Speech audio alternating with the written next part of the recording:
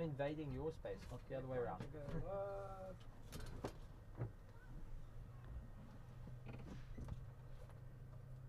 Dennis, what time are we going on there?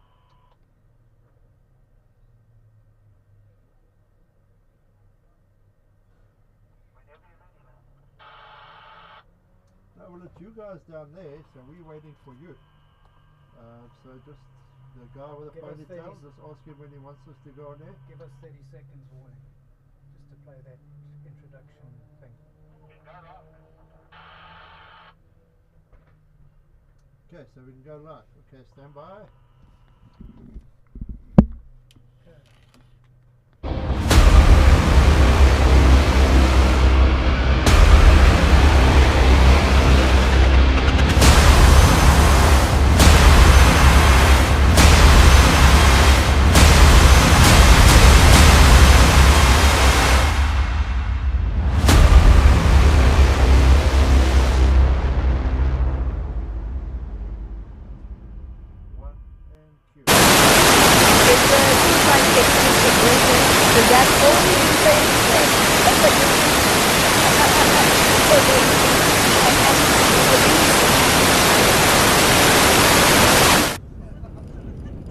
Check your marks on, please. Check that.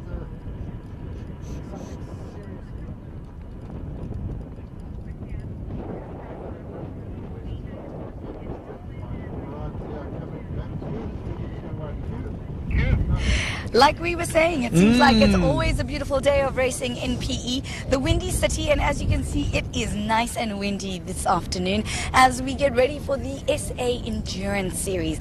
Now, this is a little bit different in terms of format from the last two races that we've been watching. This one is 4 hours, and it consists of different classes, so different cars that would essentially be racing against each other, but they're all in one race. Exactly, and now you've got the likes of the Backdraft Cobras over there. You've got Sun Moodley's incredible GT3 car and a GT4 car heading us off, as well as single-seater type sports cars here as well. So you've got this mix of cars that really is what endurance racing is about. That's the lure of endurance racing, is that anybody can win it. And speaking of anybody, or not just anybody, Botma is starting off back there in the Ligier. They fixed that car overnight.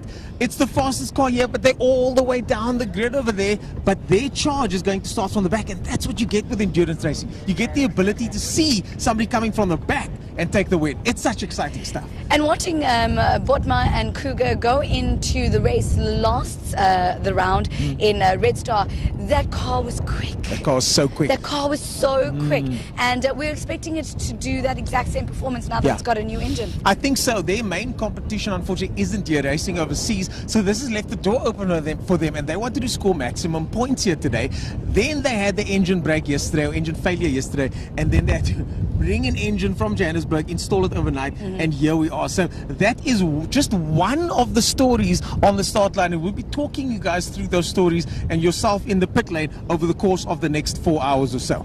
So what's quite interesting about the next 4 hours is that, like Ernest kind of alluded to, is that pit lane. So 4 hours means that we're going to be seeing a hell of a lot more pitting than we did in the first two races. Obviously, the cars are going to be coming in a lot more regularly. We'll see them really refuel, do some tire changes, and of course just the car. And the big thing that's going to take up a lot of time is that driver change. Now I see that Ernest is sitting there with Sun Moodley. Let's get in for a quick chat. I've got the man himself, Sun Moodley. Son, you're only doing an hour of the race, but you've got clear track in front of you, and I mean, this car is just incredible. How's it been? You've got some seat time with the car now. What's it been like? Just a shout out to all the competitors. It seems to be getting better all the time, but I need to come and spend a day when there's no racing happening and try to master this track. Well, this is the kind of car that it takes a while to master, I would imagine. Front engine, that was the big conversation we had earlier on today. How's it feeling now that you've driven the front engine car a little bit? Well, the car's going much better. I'm understanding it better. It seems to be beautiful, and I'll keep unleashing more out of it. Unleash the beast indeed, Mr. Moodley. Good luck with the race. Okay, let's see Kriya. We've got Kriya standing by over here. Danny van Niekerk and his team. Kriya, over to you. Yes, so I'm standing by with our first driver in this car, and that is Franco. Franco, tell me a little bit more about this race. It's a great first drive for you guys coming out to PE. Yeah, certainly. So obviously our first time on the track, my father and I, Rob, and obviously first time joining the series. So really looking forward. It's been an awesome couple of days getting into it, but yeah, looking forward. It's going to be really exciting, and we're going to do our best. So first time on the track, have you had enough time to kind of put in that practice and get used to what this car can do on this track? Yeah, I would say we've had a good stint. We've had enough time to kind of find our feet, but obviously you can never get enough track time. But yeah, I think we're in a comfortable position. So we've seen a lot of father-son teams this weekend. How is your relationship with your dad when it comes to driving? Is it? I see he's laughing behind me because he knows it's a loaded question. So yeah, I think I'll let him answer the question later from his side as well. Well, he's coming right next to me, so he can answer. He's better all the time. That's what I can say. I'm very proud of him. Very proud of him, and he's taking up the first drive for you today. Then I'm after him, and then Tony. Okay, so getting into the car first means that he's got a lot of pressure on him to kind of get that first lap time out. But he's got it. He's got the medal, and we're very sure that he's going to make us proud in the first sector. Thank you. Well, Franco Senior, thank you very much. All right, I see Ernest is standing by with a Pretorius.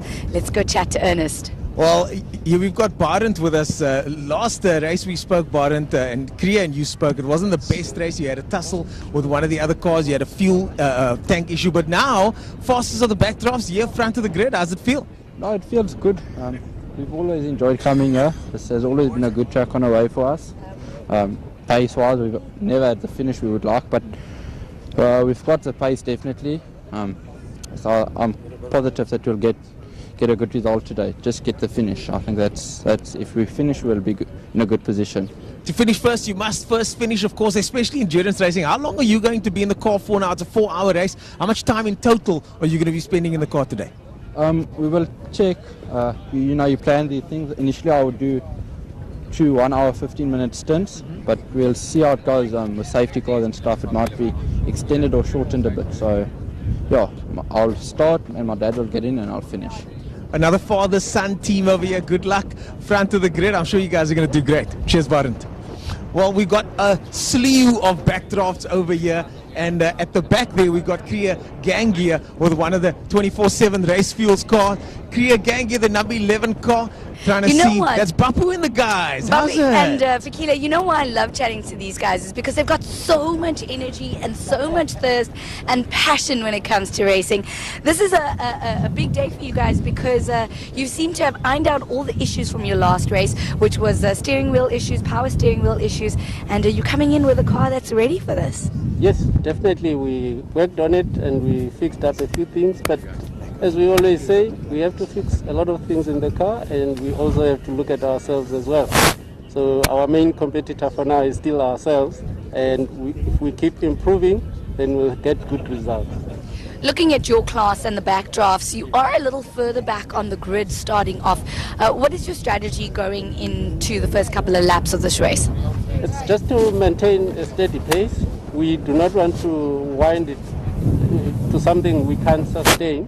So if we keep it at a steady pace, steady but competitive. So that's where we want to be. At the end of the day, it is 4 hours, right? Thank you. Yes, definitely. All the best, Papi. And then let's see where Mr. Ernest is. He's chatting to Travares, and you guys didn't compete in the last little stint of the SAGT because you were preparing for the endurance. Yeah, Verissimo Tavares. You got to say it right, and the name is as exotic as the car. Thank you very much. What's the car like to drive? It's a GT3 Cup car, and now you finally get to stretch its legs.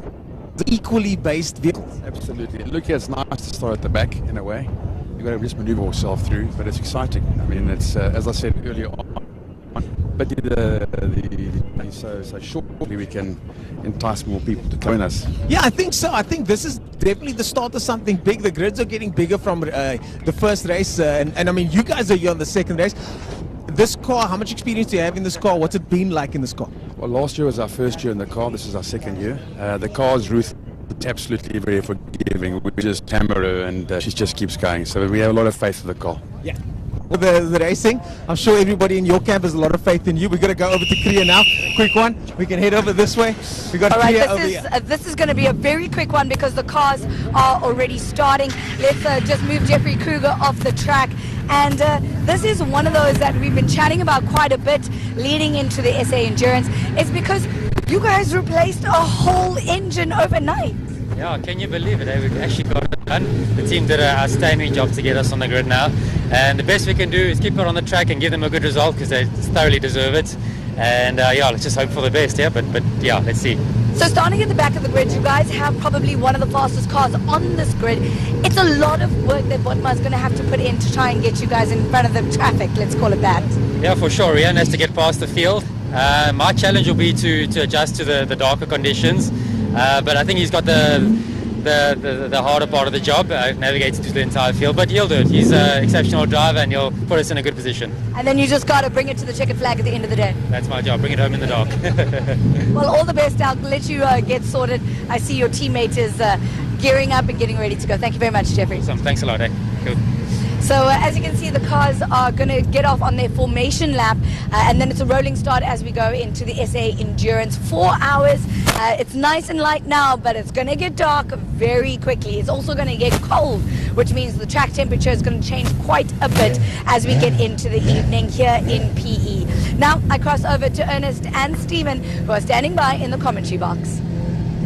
Well, it is time for the SA Endurance. 4 hours right here at Aldo Scribante, 2.4 kilometers long, and it is going to be absolutely incredible. Kwanda McKenna starting out in first place with Momia. Second is Sun Mudley, followed by Mike McLaughlin and Clark, followed by David Frasco in fourth place. Fifth is Ham Pretorius of Pesty Racing, Philip Mayer of PP Group and Adept, Colin Ellison, Titan Historic F1 Racing, Brian Martin also teaming up with Tony Martin, who helped create the spec roadsters with the backdraft roadsters that are currently out there.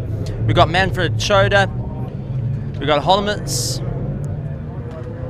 Rian Berthma and Jeffrey Kruger, Heinrich Lachterhan, which we saw in the GT3 Cup Porsche, and Ben Morgenrud racing with the family as well. So good to see that great father-son teams lining up, and this is going to be fantastic. It is still bright, but as you heard, it's going to get a little bit darker. We're expecting it to get a little bit darker towards the last hour to hour and a half, and Ernest just rejoining me up in the booth. Ernest, how is it feeling down there at the bottom, being there by the grid, seeing all the cars, chatting to all the drivers? I'm sure nerves are on end because 4 hours around the circuit is not going to be an easy feat. I think the nerves aren't as bad as we saw in the SAGT. The drivers know they got 4 hours to do the deed, so they got 4 hours to make sure that they stay ahead. Kwanda Mokoena is going to be happy right in the front of the pack there, leading us off in the slightly less spectacular looking pace car, I gotta say. But what is spectacular is Sun Mudley. Sun Mudley's car will only be doing an hour though, so he's going to be racing for an hour. And there we see the Titan Historic car. I mean, just look at that. It's one of my favorite liveries over there, the 007.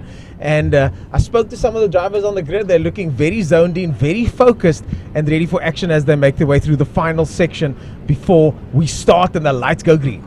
Absolutely, and we got to also think about Kwanda McKenna has done the SAGT and now doing the SAES. So he's done a lot of racing today. Sun Mudley as well has done quite a bit of racing. So they're going to be feeling a little bit more tired compared to the rest of the field. And then you've got the likes of Mike McLaughlin, who's just sitting there in the backdraft roadster that's been modified. It's got a new front end, it's got a new rear end, it's ready to go. It's got so much horsepower, and it is ready to charge its way to the top. Then you got the likes of Bertha, who's starting way at the back, who's one of the contenders for the the championship. I was just going to say, watch out for Rian Botma over there, as he's going to make his way through. I promise you, him in that car is going to be insane. Ladies and gentlemen, the cars are lining up. They are about to go racing. We wait for the flag to drop. We wait for the lights to go green. Ladies and gentlemen, this is the start of the Aldo Scribante 4-hour. This is the South African Endurance Series, and off they go. Gwanda gets a big start. Sun Moodley slots in behind him in the backdraft car there in third position over there. The other backdraft Cobras slotting in as well. That's Bardent over there, and as we see Franco. Oh no, Sun Moodley spun. Sun Moodley spun out, and they all need to go around you now. Sun Moodley only doing the 1 hour race, so that is absolute disaster for Sun Moodley over there. The first spin out on the first corner over there, as we see Martin coming through there in that, the Franco at least coming through in the Polo over there, and look who's making a gap for himself. Kwanda Mokoena making a bit of a gap. We got Mike McLaughlin in the backdraft car over there, and just look at Botma carving his way past the 262 car of Harden Pretorius. That's it. Botma trying to work his way up, but you also got the likes of Colin Ellison, who's really doing everything he can, switching out his driver to having Radloff as his second driver to have a bit of fun. So that's going to be a great bit of fun. Also, just something to keep an eye on. Colin Ellison has got the bit between his teeth. When I spoke to him, he said he refuses to be the last of the backdraft cars. He wants to be first of them. So this is where the challenge comes in. We know we can handle 10 laps, but can you handle 4 hours around this circuit? 4 hours is a long time. Verissimo Tavares in the Porsche. He's driving and sharing the Porsche at the back there with Hein Lateghan. And there goes Botma. Botma in that incredibly fast Ligier over there. Just look at McLaughlin jumping over the curves there. He's now slotting into third place behind Botma. And Botma, no surprises there, is going to be the fastest out on circuit. But we know they just swapped that engine out yesterday. Are they going to be able to maintain the pace for the entire duration? And I was checking out the McLaughlin car earlier on, standing next to the other driver, Steve No Sweat, they call him. And Steve Clark from No Sweat Racing. We basically just looked at the car and both realized this car is fantastic looking in the flesh. The proportions are just spot on. It's built for one thing, and that's to get the checkered flag. And Mike McLaughlin going and powering the machine. He's no stranger to the backdraft Cobra, the Roadsters. So he's hoping to carry it all the way through. So let's see what he'll be able to. Lying in second place at the moment, but Rian Botma really chasing him down to try and make up. But then you've got Colin Ellison, who's under some serious pressure. He's got Philip Meyer all over the back of him, and David Franco as well. Yeah, David Franco just taking that position over there down the inside, and that's what we were talking about. That is the overtaking point over there down the inside into turn one, as they now go through the S's. And Dani van Niekerk, their teammate in that Polo, will be looking on at that Polo to make sure that when he gets the car, Dani's got some serious pace. So it'll be interesting to see how Dani picks up when they get that car. And that tin top is mixing it up with the big dogs here, that's for sure, as we see Tavares in the Porsche coming through as well. So one thing to consider now is the guys have to realize how much fuel they're using and how much they are hurting the tires. So they've got to really measure it out now. They're pushing incredibly hard. It's nice to have a big V8. There's no replacement for displacement. Trust me, I love the V8. But they are not the most fuel efficient things in the world, and so the guys have to be very careful of what they're going to do. So you've got Pretorius, who's leading out. He's pushing hard. He's got the likes of Colin Ellison and Philip Meyer constantly pressuring the whole time, making look at that, making the train to go. But are they using too much fuel? Yeah, and that's the thing. I mean, it's the same for everyone, though. That's the thing, that all these cars are going to be using similar amounts of fuel. The backdraft cars, of course, as you mentioned, Tony Martin, Brian Martin, with that concept, the legendary Tony Martin, Daytona 24-hour winner alongside Sarel van der Merwe and Graham Duxbury, of course. And they have put this series together, put this class together. So they've told me the cars are fairly similar, so the fuel consumption should be the same. But it's interesting to see already that tussle developing as Franco there, Franco Jr., the father-son duo plus Dani van Niekerk, holding off the charging V8s. I'm sure you can hear them in his helmet now. Well, that's it. But you say they fairly the same. But let's be honest here. If you got a heavier right foot, you're going to use a lot more fuel, which I think these guys are really pushing the boundaries of it. They are knuckling down, that's for sure. And it's so nice to see a 3-car tussle taking place here. As you mentioned, Baden Pretorius, Colin Ellison, Philip Meyer, all in the Gqeberha backdraft roadsters over there, as they call it. Oh, look at this, down the inside goes the Auto Investments. Ligier takes the position. Makwanda has to back off a little bit there, and it's so strange when you overtake a big car like that, you're sitting so low down. It looks like Makwanda must feel like he's getting overtaken by a go-kart. Well, the thing to keep an eye out for is you're going to take the dive right up that inside, and you hope they've seen you in the mirrors, because you're so low, you're below the eye line of the mirrors, and that's always the worry point. So that's what something like Rian Bothma has to be careful of, and the likes of Jeffrey Kruger, when they come rushing up onto the back of the backdraft roadsters, they're sitting lower than the eye line of those rearview mirrors. So they've got to be a bit cautious there in terms of overtaking. You've got to hope that the other driver's seen you from a bit far back, so they know, give it a little bit of room, you're coming through. Well, Rian Botma snatches the lead, folks. He's just crossed the line in first position. So the 78 car over there, that Ligier 2.4 K Series Honda, the engine they just swapped out last night, is now all of a sudden leading the race. They've got nobody on a similar pace to them. That car really is in a league of its own when it comes to outright pace. But we've seen it happen here before. We've seen it develop here before, where it's not just about who's the fastest, it's about a race of attrition across 4 very long hours. That's it. Anything can happen. And it usually does, in the words of Murray Walker. That's it. It's all about surviving at this point. They're only 6.5 minutes in. Quantum McKenna going and flashing his lights. He's busy laying no. Pretorius under some serious pressure. Look at that. There goes the 23 car. That is Philip Meyer getting past both of them. Philip Meyer getting past both of them. Just earlier on, he was quite far back, and look at that. The 262 car now has to slot behind, but the battle continues. The battle continues, and now they're taking on Franco. All of them deciding to go down the inside. Who's going to wait? Who's going to go? Oh, there goes Philip Meyer. He's not waiting at all, and just look at how close the Titan Historics car is tucked in behind that Baden Pretorius car. Baden Pretorius, I spoke to him earlier, and he was confident that they had the pace here today, but it does look like Philip Meyer's car might have a little bit extra under the bonnet of that V8. Well, 350 horsepower is a little bit difficult to answer with. I mean, it's absolutely incredible. Ellison getting by, utilizing the Super Polo to just try and get round Pretoria. So this is, Pesci is having to work out. So the Pesci team needs to try and figure out how they can get ahead of the 007 car, and also what do they need to do come the first pit a little bit later on. Yeah, exactly. And this is what we saw play out in the SAGT, the pit lane strategies coming into play. And there goes the backdraft 007 car. And both backdrafts now trying to make a move on Franco over there. David Franco currently behind the wheel, the youngest of the Franco duo, partnered by Danny van Niekerk in that Super Cup car. And I spoke to Danny about that car. He told me this thing just goes and goes and goes. You hop in, strap some lights on, as you can see on the front, and then next thing you know, you're going endurance racing, as we see Baden Pretorius there making his way through as well.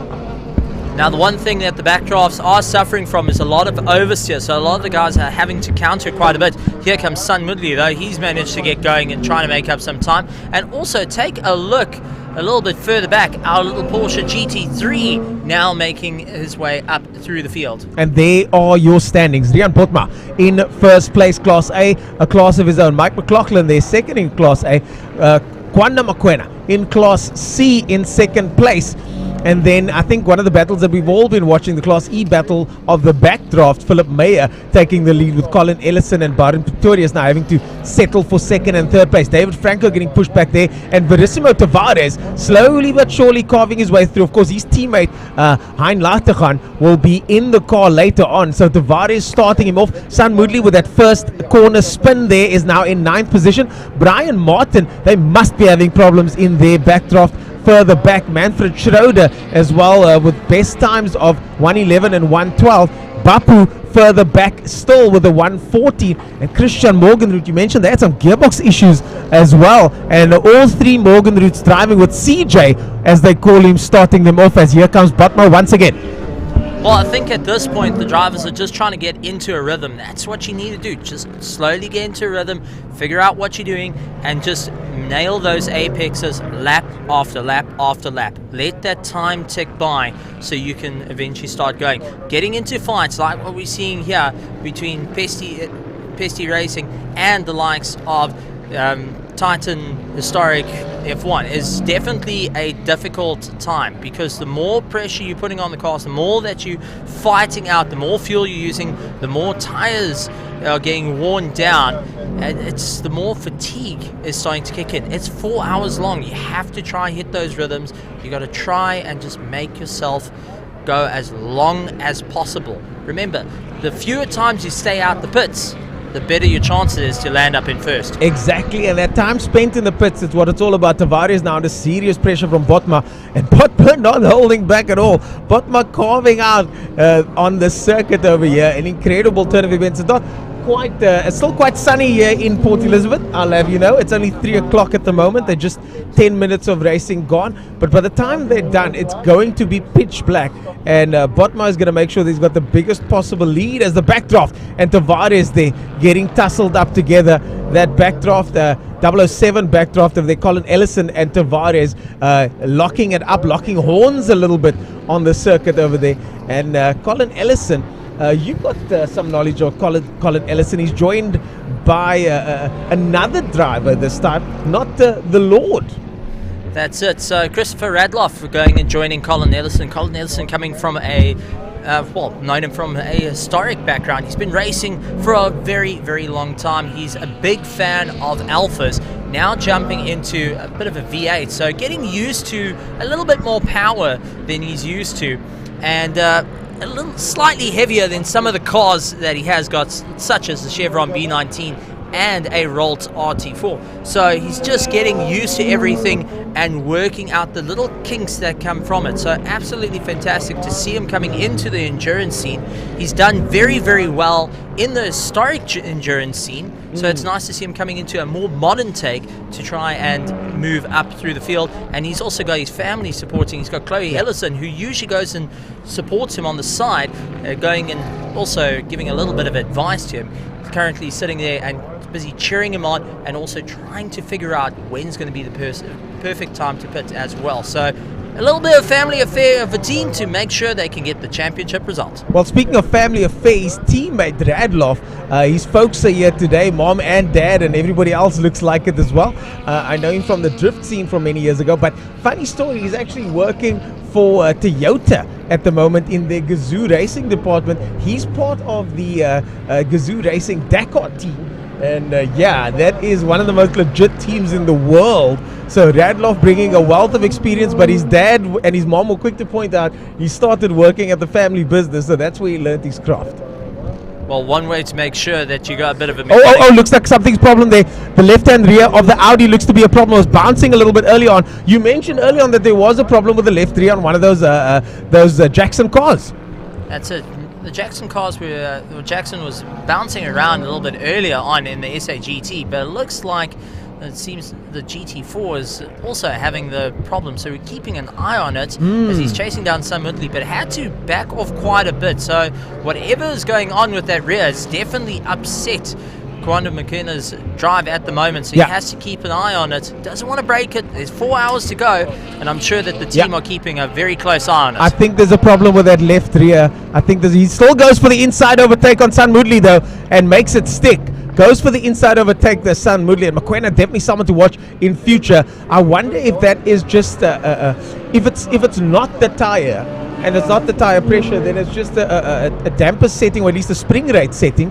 Could be a damper or spring rate setting, because it does look to be bouncing quite a bit, especially through this corner. Let's watch now, and let's see if that's anything's untoward over there. That looked a bit better this time, so maybe nothing to worry about, but I'm sure they'll be monitoring every aspect of that car. I'm just looking at the comments over here, and we've got someone named TRD Khan asking what the spec is. There we go, somebody gave the information, and that's our team over here, our producer passed the information through. That's the Ligier JS53 Evo, and that's of course K24 powered car, a Honda powered car, and they swapped the engine out on that car overnight. That Honda K series engine, usually quite reliable, but This is the second K-Series engine in the Ligier that we've seen go. In round 1, we saw the other Ligier also bombing an engine. Well, that's it. Yesterday they went and seized the motor, which hurt the camshafts, so they had to replace the motor all the way from Pretoria, as you said, from the grid. One of the pit crew definitely needed a coffee at the end of it to bring it all the way here. Well, I tell you what, this team spirit award goes to those guys, because if you went in there during the time that they were fixing the car, the AC/DC music is blaring, the guys are bobbing their heads, and they're just sticking that motor in, doing what they do. It took them about 3 hours, maybe less, to put that engine in. They transported it all the way from Johannesburg overnight. It took them 12 hours to get that engine from that side to this side. 6 till 6 they drove, got the engine here 6 o'clock in the morning, and then started working on the car. By 9 o'clock the engine was in, and then they went out for practice to shake the car down. So I mean, just what an incredible performance from this team on your screen right now. They should be very proud, and I went to them earlier and I told them, you know what, regardless of what happens, their performance as a team has been absolutely stellar.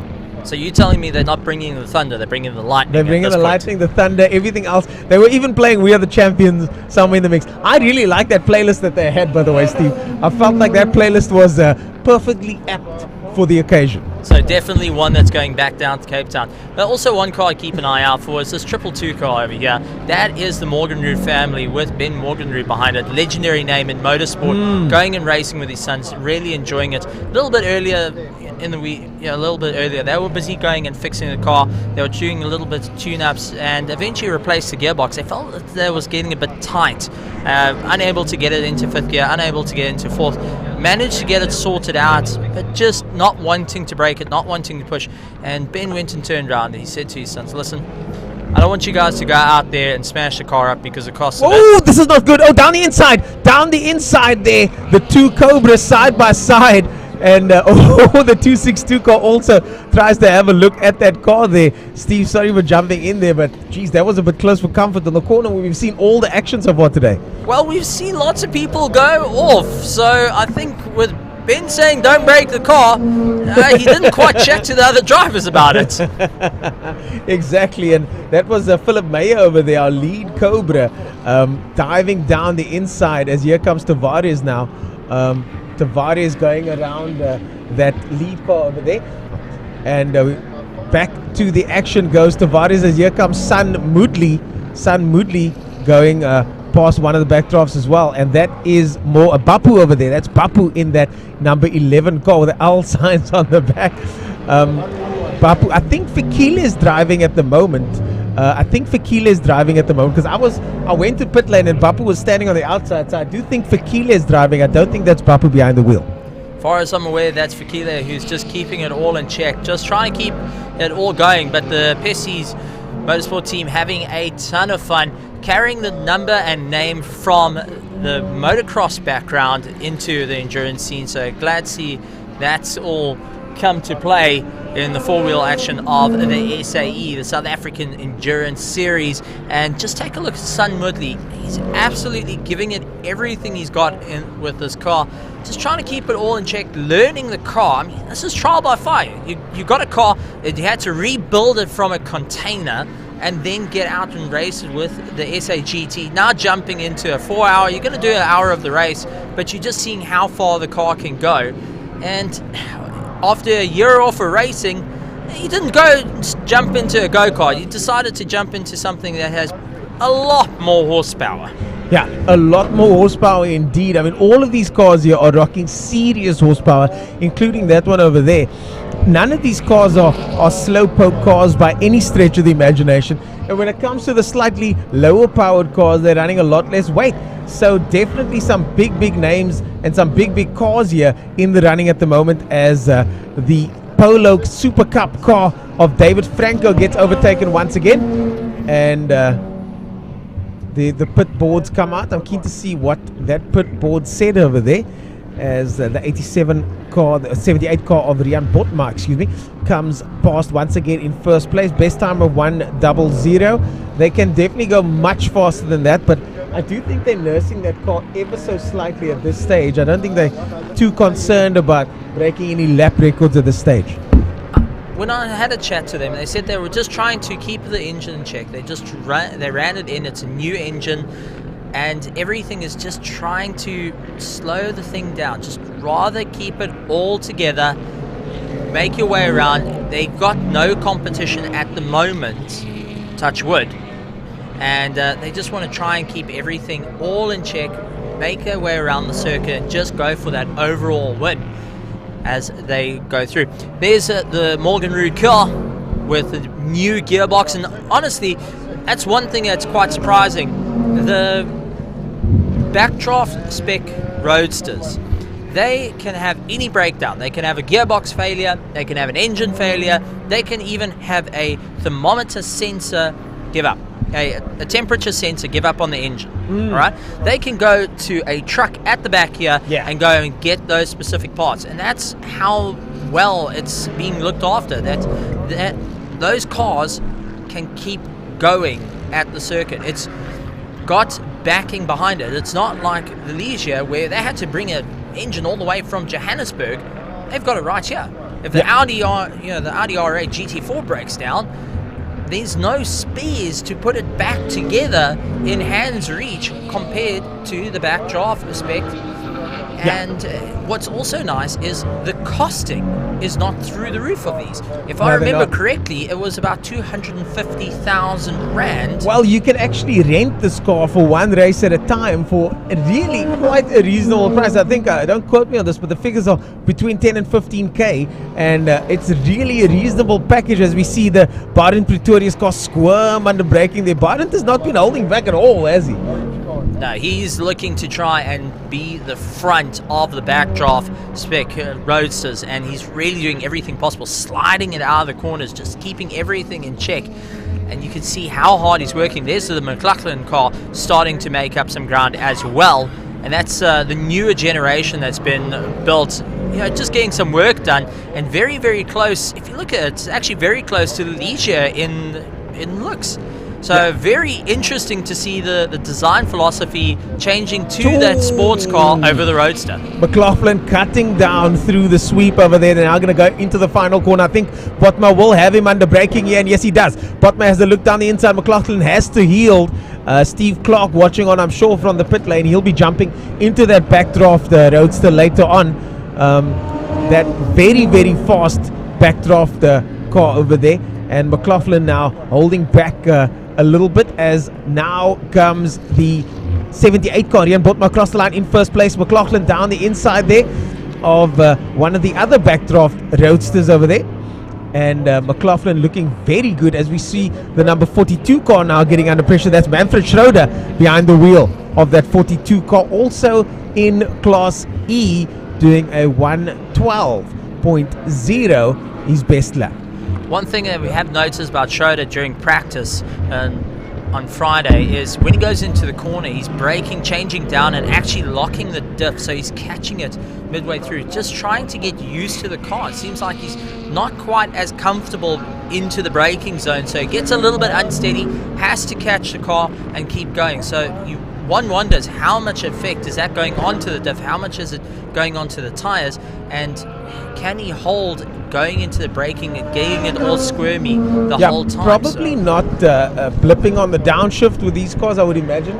So just downshifting without the blip and getting what they call snatch on the rear wheels, and that's more than likely the case as we see more backdrafts coming through. The 262 car over there, Barent Pretorius. Philip Meyer still leading the backdraft group in Class E. Verissimo Tavares in Class A, but Mike McLaughlin and Rian Botma still battling out for top spot in Class A, with Rian Botma with a comfortable lead in that Auto Investments car over there as he makes his way through. An incredible Botma-Kruger duo, and you got to admit that those two together are very, very fast. Kruger with international motorsport experience, he raced Polo Cup in India as well. So when Kruger gets in, he's going to drive the wheels of this car at least to the point of the limit, as we see the Morgenrud car coming through in blue. Two blue cars out there. The Morgenrud car, you got CJ Morgenrud behind the wheel with his brother and dad Ben Morgenrud as well. And then that looks like Bapu or Fikile at least driving over there. Bapu still in the pits. Fikile starting them off. I shook Bapu's hand on the start line, so I'm pretty sure Fikile was in the car. Fikile was at that stage strapped in with a helmet on, so I don't think they would have changed since then.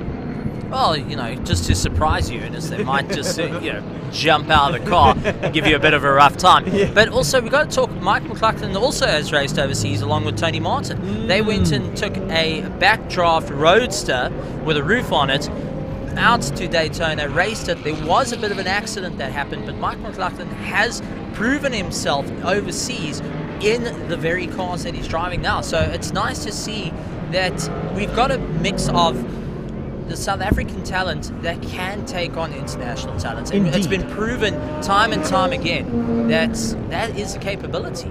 Over and over again, we've seen it. South African talent shining bright overseas. We've got the Van der Lindes. We've got obviously David Peddle as well. We've got so many Peppers overseas as well. Tasman and her brother Jordan, of course. And then, of course, the man himself, Cyril van der Merwe and Tony Martin in the early days, flying the flag very, very high.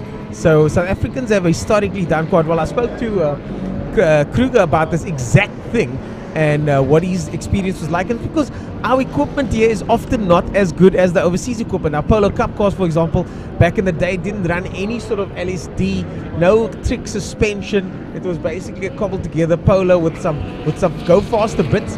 And then when the guys got overseas, it's LSDs and coilovers and all sorts of other technology. So, our drivers have historically been used to driving slightly more basic equipment, which means that once we get to that side, the circuits are bigger and wider as well.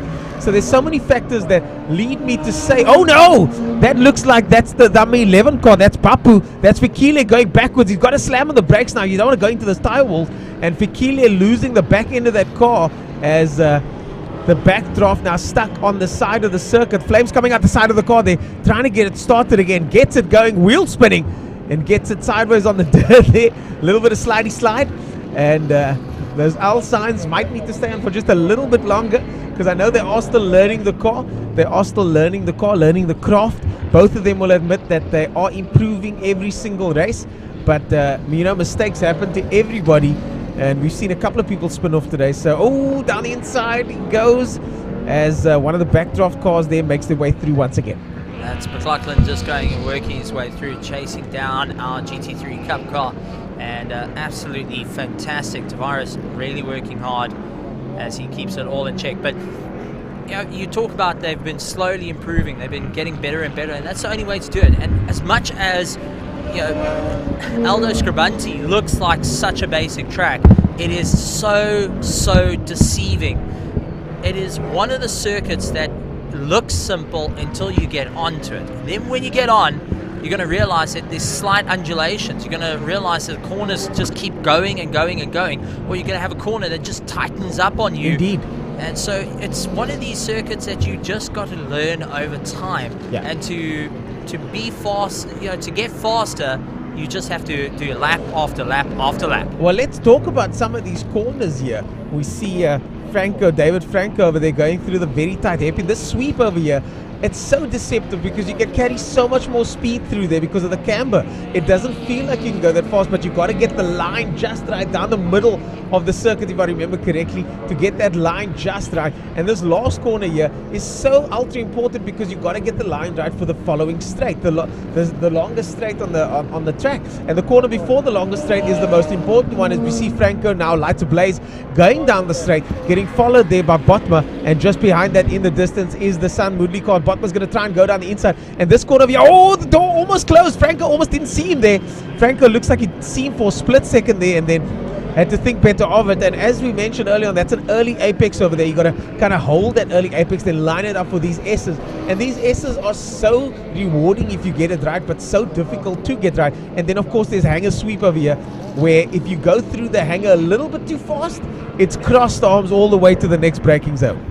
That's it. So you've got to be very, very careful of how you make your way through it. And you can see Ellison also was running very wide, turned in a little bit early and got thrown as far off the circuit as possible. So just being so careful of how to maneuver around these corners, that is the whole point of it. Now you're also getting overtaken at the same time. So it's throwing you onto you're saying you're onto the marbles, you're on the dirty line. This is not where you want to be, and now you have to also keep control of that. So that's where another aspect of the South African Endurance Series is you've got different class cars, different driver levels, different capabilities that is needed. Yeah. And they have Oh no, Bapu's out again. That's the Bapu Fikile car. And that is Fikile behind the wheel. And out again. Hopefully not a terminal problem with the car. He's going to be so disappointed with that. They've just spun out. They had power steering issues all the while at the previous race. And this time, hopefully that's not the case for them. And oh my goodness me, another spin out there for the blue backdraft. The number 11 backdraft. And here comes San Mudli now in the Bigfoot car. He's only doing 30 minutes though, Steve. So he'll be out for another 30 minutes as Fikile comes through. And that is Fikile.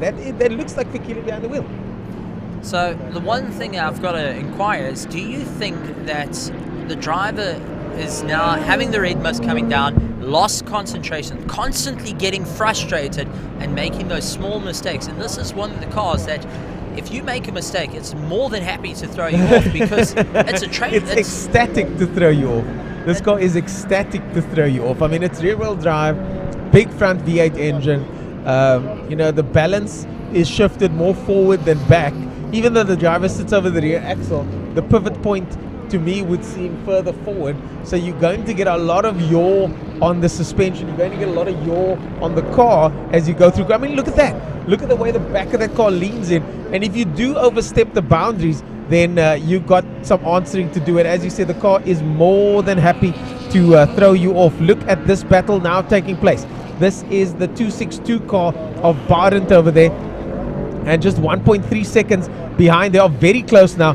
Barent and Philip Meyer. Philip Meyer in front over there leading Class E. And Barent chasing him down. And this is for position, folks. This is for position. Barent and Philip racing each other for position here. So no holds barred at this stage, Steve-O. These guys are going to be going at it for the next couple of laps. This is it. It's all about putting the power down. It's all about trying to open up a bit of a gap and also trying to outthink your opponents because they've still got those pit stops to work with.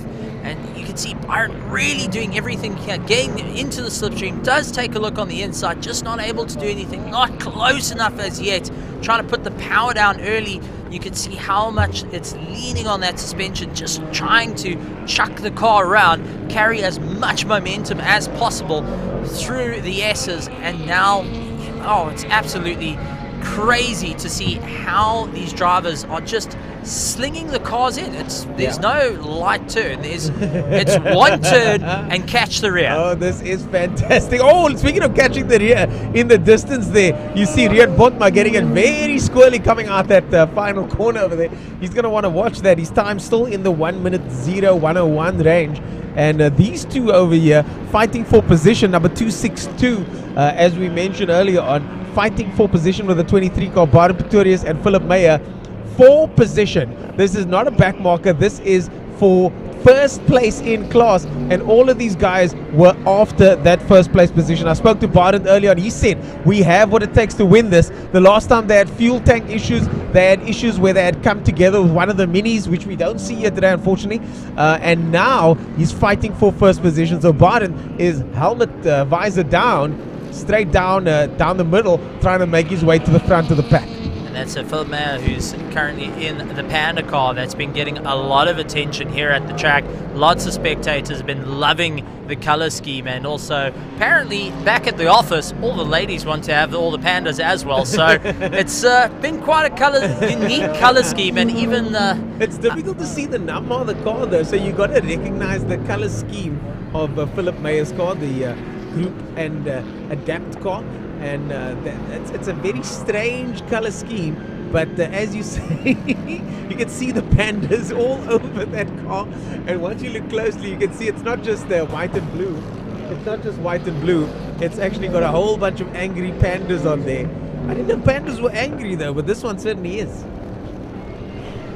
No, it's absolutely incredible to see this battle going on as the guys just keep chasing the way around. And we'll have to keep an eye on how it all goes. you can see Philip having to go on the defense, trying to hold back Byron, now getting caught up behind Fikile and Bapu. Yeah, that's the 11 car over there, and they're getting past him. He's doing circulating at current pace of 1 minute 12, the same as Morgenroot. So some problems there, I'm sure, for those two cars. And circulating now, trying to get around the circuit as quickly as possible, is the number 11 car. As these two drivers, and there up ahead is the Morgenroot car. And the Morgenroot car about to get lapped by Philip Meyer and Baden Pretorius. Baden Pretorius, of course, in the 262 car over there. And here comes the number 33 car. That is Brian Martin getting overtaken. Oh, getting overtaken by the sports car of Rian Botma. Someone on the stream earlier on asked, and I'm sure many people are wondering what that is. That is a Ligier, the Evo version. So it's been tweaked a little bit. Originally part of a series in Europe, a one-make series in Europe, and basically similar to an LMP spec car, maybe LMP3 spec car. This one running a K24 engine. So not the most powerful engine, but just, I mean, can you imagine that thing must weigh around 500 to 600 kilos? But just about 600 kilos wet. So, I mean, that is an incredibly lightweight car over there with lots and lots of power to weight ratio to play in its favor as the battle for first place in Class E continues. And I suspect it's going to continue for quite a bit longer. Only 35 minutes down of this 4-hour race so far. In the early stages of the endurance racing in South Africa, when it's all started getting restarted, there was the Ligiers that came in. There was 2 Ligiers. There was the Pilbeams that came in, and there was also a Radical that also raced with one another. Love me those Radicals, eh? So it's nice to see that they carried on. The Ligier is still staying in. I haven't seen the Radical lurking around much, and the Pilbeam's also been very quiet at this point. But it's nice to see that we're getting these international standard vehicles, and even the backdraft cars, they're being exported out of South Africa. They're being sent to America, sent to Europe.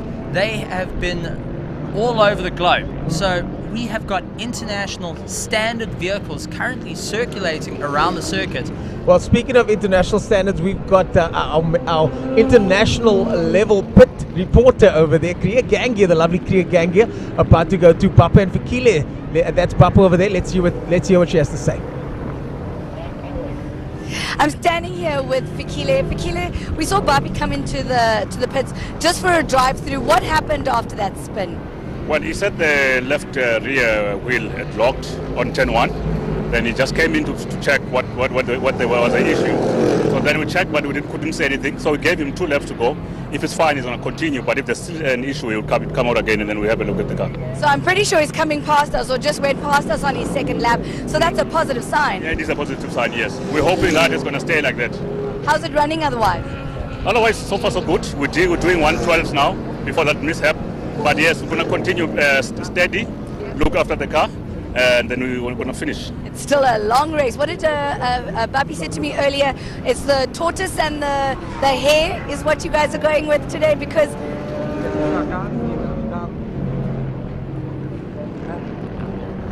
looks like we've lost Kriya over there. But as you can hear, a potential technical problem with that number 11 but if you do car. finish. But certainly they will get that sorted out, I'm pretty sure, and hopefully continue to circulate as we now watch Tavares getting pressure from Botma over there. Tavares in the Porsche, happy to be driving the Porsche. His second season in this car, says it's an absolute beast, but a forgiving one nonetheless. Well, I'm surprised. It is a GT3 Cup car, and as we know, those are the cars that you can make it or break it. That's where manufacturers send you to get used to before they chuck you into a GT4 or a GT3. So it's nice to see it out here in South Africa, and not quite the car I would have in an endurance race, because you want something forgiving. You want something that you can keep going. You want something that doesn't want to throw you off into the bushes and go and call you names afterwards. That's for certain. Look, I do think with these, he mentioned to me that the car is forgiving, and I think the setup that they have at the moment is not an out-and-out pace setup, but you're right. If you're going to be running at the front of Super Cup, then of a Porsche Cup, then you need to make sure that car is dancing around that track like nothing else. Speaking of dancing around, the Panda Bear is still dancing in the front of the Class E pack. Absolutely, and these two have been duking it out constantly. It's always fantastic to see, and even though they're of a lower class, they're giving the highest standard of driving at the moment, both just giving enough, and you can see how hard the Pretorius is pushing. Oh, just look at those lap times, 109.4 and 109.3, so they're 1/10 apart, and that is absolutely nothing. So the pace of these guys are exactly the same. So I wonder how hard they're pushing at this stage. From your perspective, what do you think is going on based on the times we've seen over the weekend? I think the rev limiter, it needs to go a little bit further. But the teams probably have a situation where they're like, you can push the car, but you can't rev it over a certain point. Well, they're revving up to about 5,800. That's what the cars can do with these 4-litre Lexus V8s. And they're putting out 350 horsepower. So they've got a massive amount of torque to try and pull themselves along. And they don't rev extremely high compared to the Ligia, which is revving right up to about 7,000. So yeah, they've got the BMW gearboxes in here as well to handle the torque, and apparently those BMW gearboxes are doing just fine. But you're right, they've got a lot of torque, short shifts. They're quickly short shifting these cars.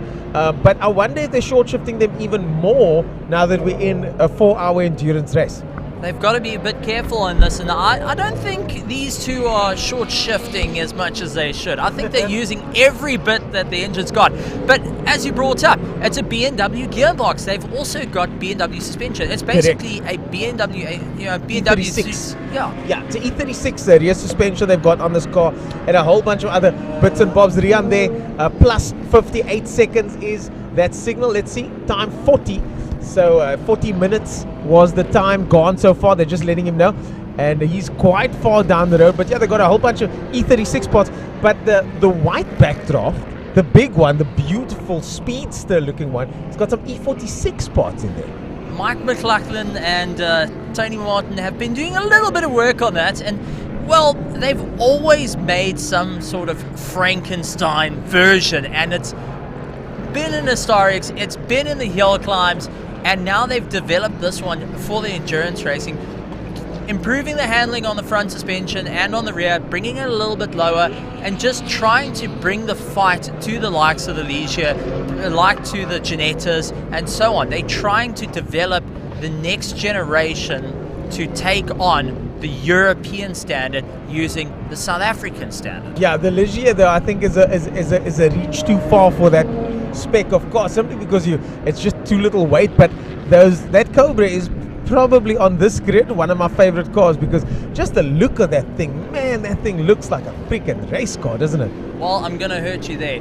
Tony Martin has told me that there is the exact same one sitting back in Durban with 600 horsepower underneath the hood. Okay then.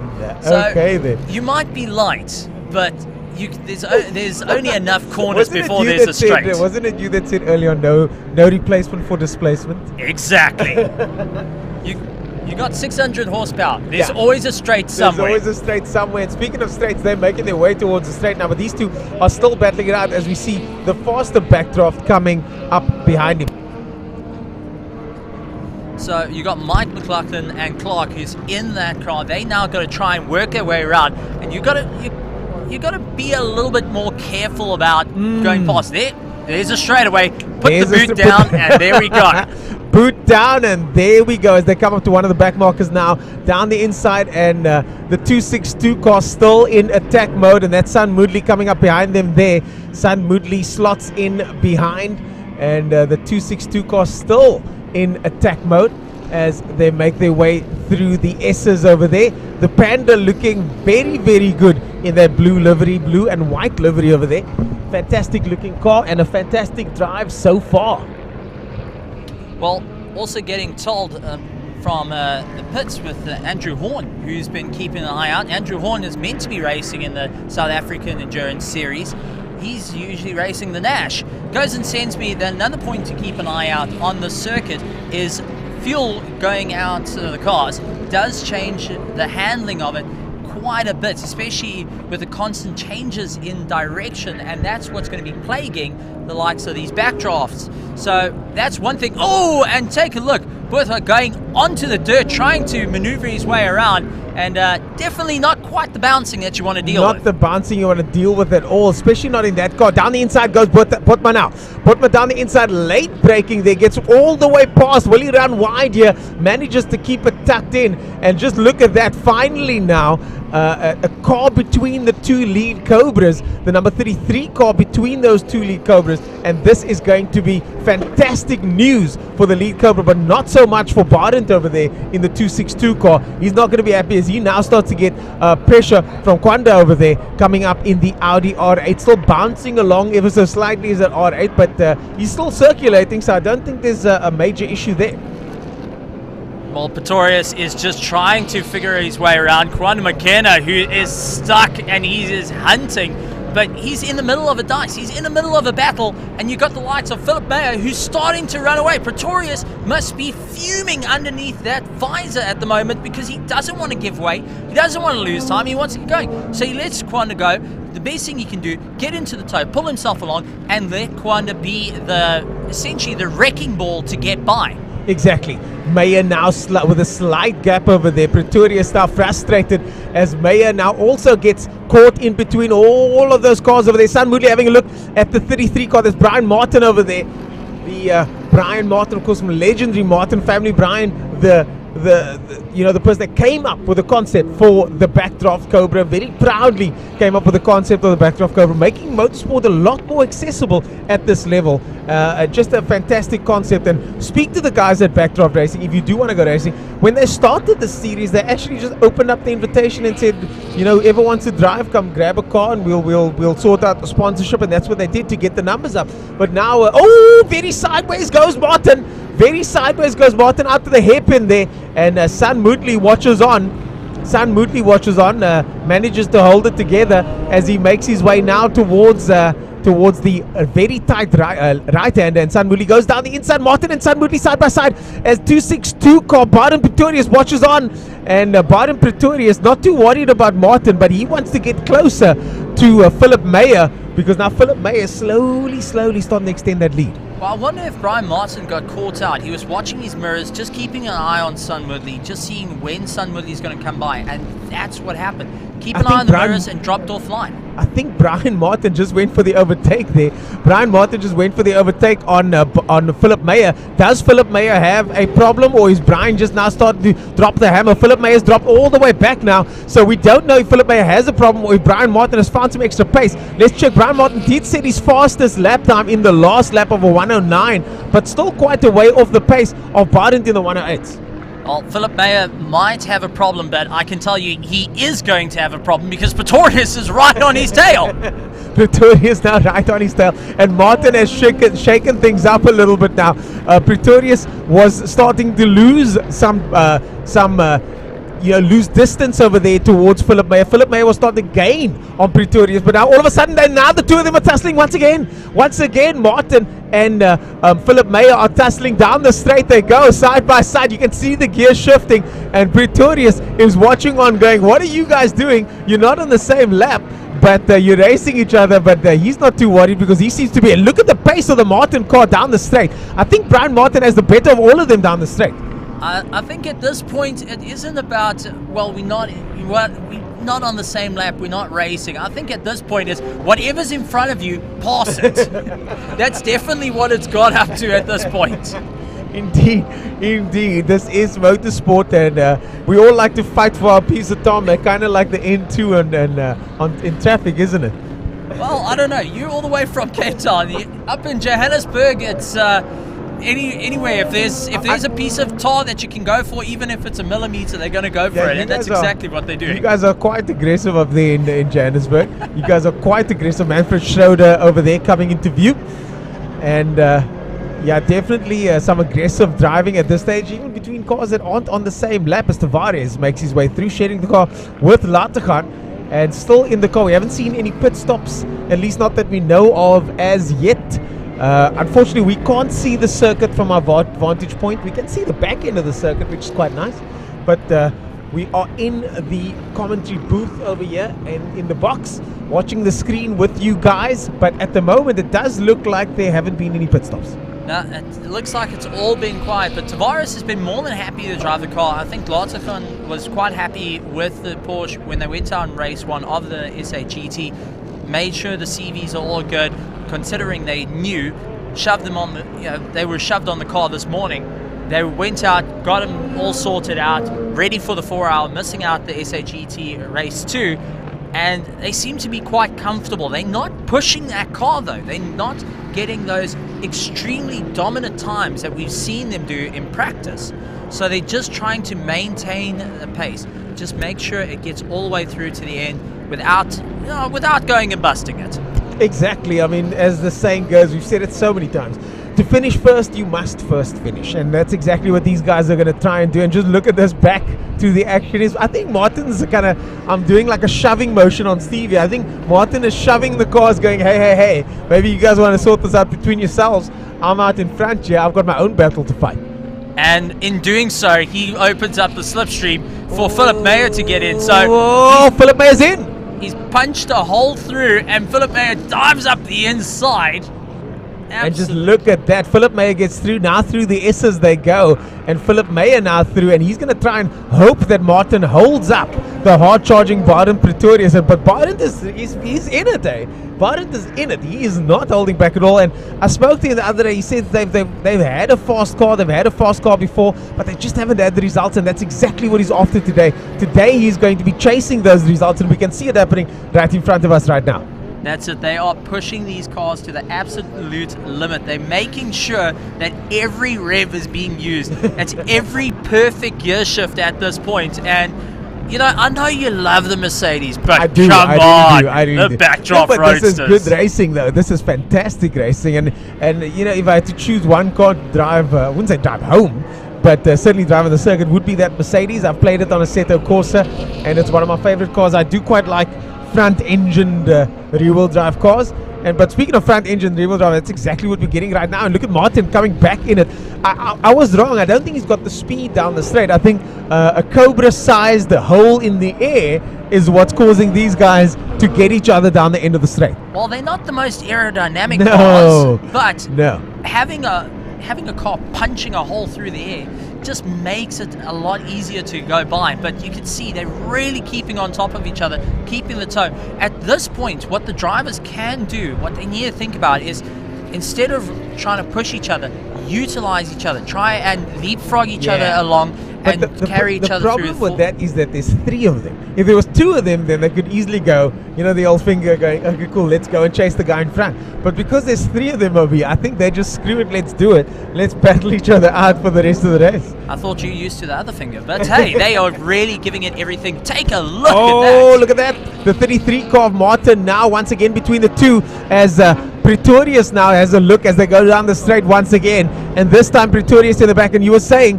that these cars aren't the most aerodynamic cars. Certainly the AC Ace that they're based on looked very svelte and very sleek, but the Gqeberha was a much more sort of bulgy looking car. And just look at all those bulges over those arches over there. Oh no! And Martin's out. Martin spun out. Martin in the 33 car, Brian Martin over there spins out, catches it immediately and continues going. But looks like it now, as you mentioned, it's now a 2-horse race. Well, catching it on the marbles, and that's unfortunately what the case is. We know turn 1. We heard Chris say that turn 1 is a very long corner. You've got to be very careful with it, and that's unfortunately what's happened. We've seen turn 1 go and chuck a few cars off, and that's exactly what happened. I think it's the outside of turn 1 that's a bit more slippy. I think the inside where you want to be, you want to tuck it in tighter. I remember the first time I raced here, I spoke to a very young Simon Moss at the time, and he was basically a child, and he was giving me tips on how to take turn 1, and it worked really well. I'm not sure if the circuit has changed much since then. Oh, somebody spun out. We just heard some tires. Somebody spun out on the back end of the circuit. But you want to tuck it in tight, and unless somebody just got it sideways. But we heard some tires screeching big time in the back of the circuit. But turn 1, I think, is an early apex, and if you are wide, you're not going to have as much grip. And if Martin was running a little bit too wide there, then maybe that could be the cause of that spin. Well, that's it. You got to keep it all together. But Franco, who's been doing absolutely fantastic, they've been really keeping it all in check as they power their way around the circuit. So stunning to see that the guys are trying to behave, if I can put it that way. You also got Schroeder, who's just trying to also keep things going. Yeah. But as it's cooling down here, I've got to mention, you take a look on the screen, there's quite a few spectators still lurking around, still hooking up braais, and we are getting some fantastic smells coming this way. Oh yeah, if anybody wants to bring a couple over this way, I wouldn't mind. Funny enough, I met the gentleman yesterday. If he's listening to the stream, I bumped into him years ago when I was working here, many years ago, and they were actually braaiing next to us, and the smell was overwhelming, so much so that they eventually brought us some boeries. So if that happens again today, you know, we can't leave our station for the next 3.5 hours or so. So I wouldn't mind as the 42 car makes its way through again, and there goes that incredible backdraft coming past Fikile over there down the inside, the blue flags waving. And I think something's happening in the pit lane over there. I see some teams getting ready in the pit. So I think we're going to start seeing the first of the pit stops in the next couple of minutes. Would make sense because we're getting closer to the hour mark. 5 minutes until we've completed our first hour. So the teams are going to start looking of who's going to pit within the hour. And that's where it's going to be interesting. Are they going to pit every hour, which would make, you know, total of 4 hours, 4 pit stops, or are they going to try and push it that little bit further? Who's been lighter on the accelerator to make sure that they're not going to run out of juice? Well, I've spoken to so many of the drivers and so many different strategies. Some of them are saying 1 hour 15, some of them are saying 1 hour, but we'll see in a couple of minutes. I think 1 hour 15, some of them are saying 1.5 hours. So there are a few strategies at play, and it depends on also how many people are driving. If it's 2 or 3, and as you pointed at the screen over there, the action is back on the main straight as these two guys circulate once more. It's such a short circuit as Aldo. I mean, you blink and the lap is done. Just 1 odd minute, and 1 minute 9 or 1 minute 8 for these backdraft cars, and the 262 pulls out of the slipstream. But I suspect as he did, he realized that there's a lot of wind in front of that backdraft in front of him. Started going the wrong direction at that point as he gets the power down, but definitely something to keep an eye out. Here comes Kwanda Mokoena now in the 91 car, and he's going to be swapping drivers. The first of our pit stops, that's Mo Mia over there. Mo Mia, what a fantastic gentleman. I spoke to Mo Mia the other day, and he encouraged me to hop in and feel what this car feels like from behind the wheel. I didn't get to drive it though, truth be told, but it does feel fantastic from behind the wheel, I'm not going to lie. Very ergonomic. They're swapping seats now. The two of them very, very well in second position over there, ahead of Class C. So another class win could be on the cards for Mokoena and Mia as they jump in. And Mia being the first to say that Mokoena is Kwanda is an incredibly talented young driver. And let's see how they go now. Circulating earlier, not pushing too hard. His last lap time, a 107 as he comes into the pits, but his best a 102. And the two of them taking their time, getting the pit stop done just right. And of course, they also looks like they're changing tires as well. Yes, they are. So they are changing tires. There are rules as to how many people can be working on the car at the same time. So very strict, and they are at a very precarious part of the circuit when it comes to pit boxes.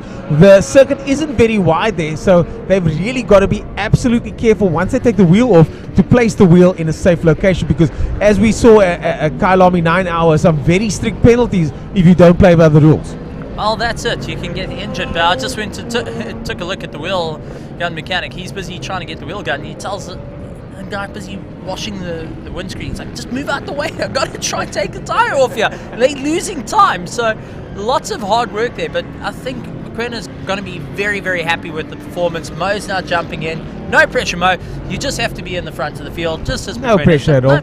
No, all that. No pressure at all. In second place at the moment. They were a minute ahead of McLaughlin, but this could all change very soon as we wait for McLaughlin to come around. That's McLaughlin in the background there. That is McLaughlin in the background there, and this could see McLaughlin leapfrog. Yes, he does. McLaughlin leapfrogs Mokoena and Mo Mia over there, and this puts him in second position overall, and there are your results on screen at the moment. With only about 1.5 minutes left of our first hour, and we still got Pretorius chasing down Philip Mayer, and they are fighting tooth and nail, still going on to an hour, and they have not given up. They unrelenting at this point. Nobody's let up. And can you imagine the mental fatigue of the 23-car driver there, Philip Meyer? I mean, he must be thinking to himself, this is not as easy as I thought it would be. And Baden Pretorius is not going to make it easy for him. An hour gone. Oh, Baden gets it sideways. And now the tires are starting to wear. You mentioned this earlier on, Steve-O.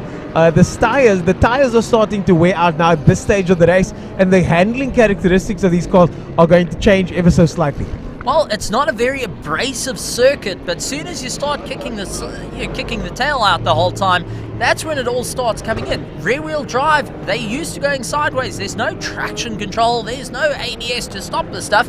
You lock it up, you're going to put some flat spots on the tires, and you're toast. Exactly, and I do think the surface used to be very abrasive before the retard a couple of years ago. Not too long ago, the surface was retard. PE was known to be the most abrasive circuit in the country, but nowadays everybody absolutely loves coming here. And I've even spoken to the drag guys. They say that this is the grippiest surface in the country. Some of them setting their fastest lap times on the drag strip over here. So the surface really has come to its own, and PE now leveling up. I've got to say, even the facilities here, the first time I came here to race was in 2005, and the facilities have improved so much since then. It really has become one of my favorite circuits to go to, especially because the management so easy to deal with. Just a fun-loving crew over here. They're serious about getting the job done, but a really family-orientated place, and we can see that by the crowds over here watching. Well, I mean, if you take a look at the history of the circuit, in the 1970s it was built. In 1975, it ran its first national race, and prior to that, it was running club races. They were having a ton of fun around it, and they really went to improve. And we're actually going to go down to our reporter to go and have a chat to Kawana McKenna.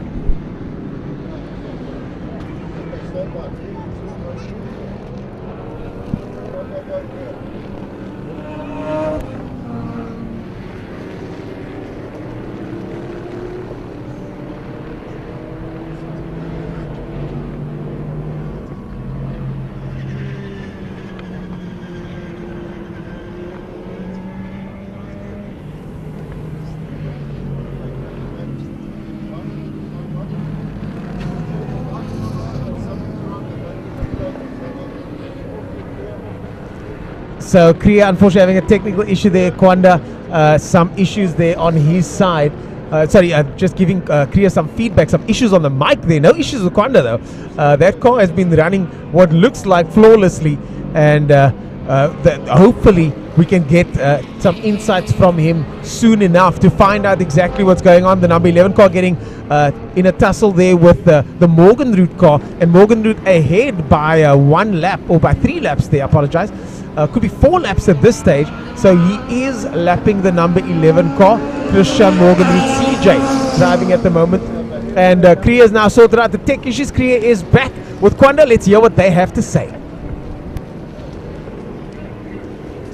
Kwanda, obviously it was quite a long drive for you, long pit stop and a change of tires. This track's quite hard on the tires. Yeah, it is quite a very abrasive surface, so it does tend to chew up the tires quite a lot, but Mo has gone out now on a new set, so hopefully he gets used to it very quick, and the car should be very fast. So very quick, and let's hope that Mo goes with a good time and then you take over to finish the race. Yeah, Mo. Hopefully, oh no, I don't know, I'm saying hopefully Mo will bring it back home in one piece, and then hopefully we can get to the checkered flag. Checkered flag is coming up for this team, definitely. Well done, Kwanda, very well done. Well, the checkered flag is technically still 3 hours away.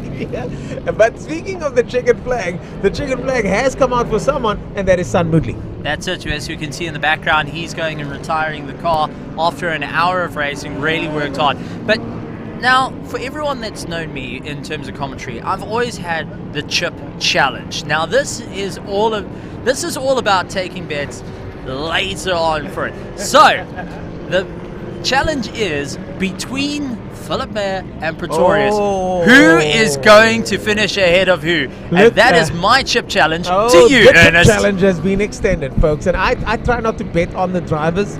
But having said that, I did speak to Baden Pretorius. I've spoken to their uncle extensively. I've kind of always popped past their pit lane to have a quick chat. In fact, Senior Pretorius gave me the inside line on red. So I've only driven around there once. I haven't raced there. I kind of did a time attack type thing there. So I didn't actually know the circuit that well, especially not the way it was going. So I got some insight. So I'm going to go with Pretorius on this one. That's my bet. I know he's currently running in second, but I'm hoping that they're going to pull something out the bag. So let's see. My money's on Pretorius for this, for the chip challenge. I'm going to go for the PPL group and adapt. It's because of the pandas there. It's because of the pandas. You can't go wrong with the pandas. And they seem to be running very, very consistent. Much like what we got Colin Ellison at the moment, who's been keeping very, very consistent. He wants to hand over to Christopher Radloff and in a good state. So he's currently relying in 8th place. Radloff will be getting into the car and Colin will be hopping out. But Colin's been racing, and you can see fighting that backdraft roadster quite a bit. So there we go. There's Pretorius. Yeah, we haven't mentioned Colin Ellison enough. He's in 3rd place in Class E at the moment. Best lap of 109.0. So he's on the pace, certainly on the pace. And we've got to mention him because of these two. You know, these two are just the pick of the bunch at the moment, providing all the entertainment on the circuit. So Colin Ellison looking really good out there for a podium position in this class. And this class has quickly become the sort of backdraft class, hasn't it? I know that you've got some experience with some other cars that fall into this class as well. Well, I've been in a couple, but we've actually done a little bit of work with the backdraft roadsters. Well, my father has, and it's definitely been one of these cars that lots of tinkering makes it perfect. Okay. And it's lots of... And each one can do their own tinkering, isn't it? Yes. To an extent. You can only go to an extent. There's only certain modifications you are allowed to do. Otherwise, you move out of Class E. So take a like of McLaughlin's car. Too much modification, moved it out of Class E. They're trying to keep these as spec as possible. Stock standard. Look, I think McLaughlin's car was more than just a little bit of a tweak and a spit polish, eh? Hold my beer, watch this. But what they've done is they've created a class that is easy to work with, that's reasonably affordable, and that it doesn't require too much. It doesn't require you to go overboard. It doesn't require you to spend days on end to find that perfection. Because it's a simple sports car formula, isn't it? Exactly, and that's what they're trying to achieve, to get more people. And that's why we've seen the Class E class getting bigger and bigger and bigger, and the racing so close to one another because they evenly match. It's down to the driver. Yeah, I'm so tempted to just hand my mic in, fork over 11,000 Rand to the backdraft guys and say, hold my my Coca-Cola, because man, this looks exciting out there. No, it's absolutely incredible, and I've got to say, it's one of the classes that been developed, and it's continuously being developed, and it's always enticing for the SA Endurance Series. Then you got Mike McLaughlin's car, which is a newer generation. They've been doing a lot more work on it. It's also just a modified roadster. That's all it is. They've taken a roadster, they hacked it, they've made it, put some new parts into it, and just made it a lot more powerful. Yeah. And honestly, very squirrely there, very squirrely goes. That's the 42 car over there, getting it very sideways. Manfred Schroeder, and coming out of a hangar. That's not a place you want to get it sideways, Manfred. That is not the place, especially not when you get one of those moments where you kind of overcorrected ever so slightly, and the car kind of pogo sticks from side to side like that. You don't want to get it sideways hangar. I've had it crossed arms in hangar. It's a very scary corner because the hairpin surprisingly actually comes up quite quickly. Well, I think at that moment was more of a lead foot that got on. You know, I've just gotten out the apex. I can go on the throttle. No, it's a little bit too early for that. Indeed. Here comes Morgenroot, getting some pressure now from looks like Martin over there. Yeah, that's Brian Martin over there getting Morgenroot some pressure. We've only had 2 pit stops that we know of at the moment. San Mutli's coming and Kwanda's coming, but I see the pit crews in the pit lane are now getting a little bit busy again. So the start of the pit stops are about to kick off. It's 1:07 gone with just 8 minutes to go till the 1:15 mark. I think that's where we're going to start seeing some pit stops. That's it. And I think that pit lane is going to get very, very busy. So our reporter on the ground is going to have to keep eyes towards the circuit, because I think we're going to have the entire field coming in at one shot. Yeah, exactly. Entire field indeed. It's going to be busy out there. I don't know. Cree's going to have to pick a favorites because there's a lot happening. Oh, look at that dive. Down the inside goes Botma. Look at that dive from all the way back. He's got such incredible pace in that car, doesn't he? Well, you also look at the power to weight ratio of the vehicle compared to compared to the backdrafts, that is incredibly light. It's weighing about 500 kilograms versus the backdrafts, which are about 700, 800 kilograms. Yes, they might have a big ton V8, but it just hasn't got the aerodynamic advantage. And also, oh yeah, look at how flat this car is. And also power to weight ratio comes into play. So a little bit lighter allows the engine to work less and get more power out of it. Yeah, power to weight ratio always comes into play with these types of cars. I mean, that's exactly the thing, especially with endurance racing. We see that with the LMP cars. Look at how light they are. This, of course, basically an LMP3 type car and incredibly lightweight. Botma really now starting to dial in with this car. Consistent lap times, but the times have slowed down ever so slightly. Now just did a 102, and the lap before that was a 103. So Botma slowing down ever so slightly as the Ultimate Raceway guys with their truck start to make their way out. These are the SAGT guys have now started to leave the building, and what an exciting SAGT race we saw earlier on today. Absolutely, it's been one of those days. It's just fantastic. Close racing all around. Now into the 4-hour endurance race, and it's also very, very close. Sun is starting to come down though, and that's what the drivers have to be wary of. Getting into turn 4, that sun's going to come down. It's going to start catching them in the eyes, and they're going to have to be very, very wary of what's around them because... Oh, Martin gets it sideways through Hanger, and that's what we were talking about, getting it crossed up in Hanger, bend over there. And that's exactly what we're talking about as Ellison over there. Everybody watching on. Tavares is also watching on, and that was a big, that's the moment I was talking about. It's that moment. It's so scary coming through there. But Martin managing to hold on and not too much price to pay at that stage. I wonder if Tavares and Ellison decided that take a deep breath and lift off the throttle at that point because it was a bit close. Now they're busy chasing down Tavares, managed to get past Ellison. Now it's all about putting the power down. Tavares should have no problem to get around in his GT3 Cup car, as doing so just absolutely flies by. And take a look at Martin looking up the inside of Morgan Root, but just really hunting down. But is it worth taking the risk? Well, the Martin car does seem to be all over the place now. We've got Steve Clark in the pits. That's McLaughlin's teammate. We're going to cut to him now with Gqeberha. Let's see what they have to say. Yes, I'm standing here with Stephen Clark. Tell me a little bit about that stint. How is the car performing? We started very well, and we just got a small problem with the fuel surging when it gets. So we were planning to do one stop, and we're going to have to do another 2 stops from here. So we'll have to see. But we can run a decent pace. So as long as we can keep the pace up, I think we will be on the podium. That was actually quite a long stop and a bit of a refuel there. Obviously, like you said, not enough fuel to take you to the end of the race. No, definitely. We could be probably do an hour. So, and what are you kind of expecting for this next little run that McLaughlin is going on? Well, we just, if he can manage the pace and keep it in the 5s, I think that's good enough. And we just if we can keep it there for the whole race, we'll end up well. All right, so there's a lot of positivity down here in the pits, Stephen and Ernest. Back to you guys. Well, that was Steve Clark there in the pit lane, McLaughlin's teammate. And Steve Clark from No Sweat Race, they call him Steve No Sweat. And such a down-to-earth, quiet, unassuming gentleman. But when you see the cars that he brings out of that workshop, I mean, geez Louise. 1,000 horsepower plus monsters, GTRs and the like, and I'm sure he's got his hand on that car as well to make sure that the car runs flawlessly. Well, one thing I just saw in the background is we saw Colin Ellison coming in, so he might be handing over to... Oh, we've got a car off. That's the dude. That's Barton. That's my guy. See, this is why I don't bet on this type of stuff, because now my guy spun out and Barton Pretorius finds himself in the kitty litter over there. That's the back end of the circuit. That looks like... Oh, where is that now? That's just outside of turn 1. So he comes through the S's now. So that was again turn 1. The guys are spinning out in turn 1, and that seems to be the par for the course at the moment. If the guys are going to spin out, it's turn 1. But it does seem to me like with this car, man, if you lose concentration just once with this car, it's over.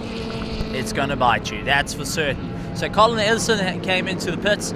Looks like he might be handing over to Christopher Radloff, but now it's all about getting the concentration back. Now, as we know, if you make a mistake, you lose that concentration, you get frustrated.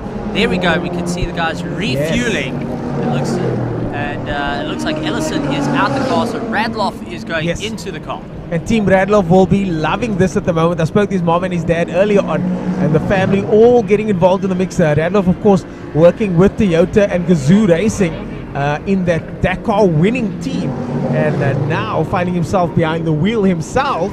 And I'm sure he's going to want to prove something here, gets the helmet going. So Radloff now in the car. Oh, stalls it, does he? Oh, let's go. There we go. Radloff goes, and it's a tough. I did the 9 hour a couple of years ago, and it's tough because when you pull away, the mechanics tell you that you should pull away as hard and as fast as possible, but the side shafts are barely holding on for dear life, so you try and nurse it off, but then you end up doing that. Well, one thing to point out, they refueled the car. They were the first of the backdrafts to come in. The others are still circulating, so how much fuel have the others got left in the tank? I've given up trying to calculate these things because, man, it's just the overlaps are so intense. So they've come in at the 1 minute 15 mark or thereabout, 1 minute 10, let's say.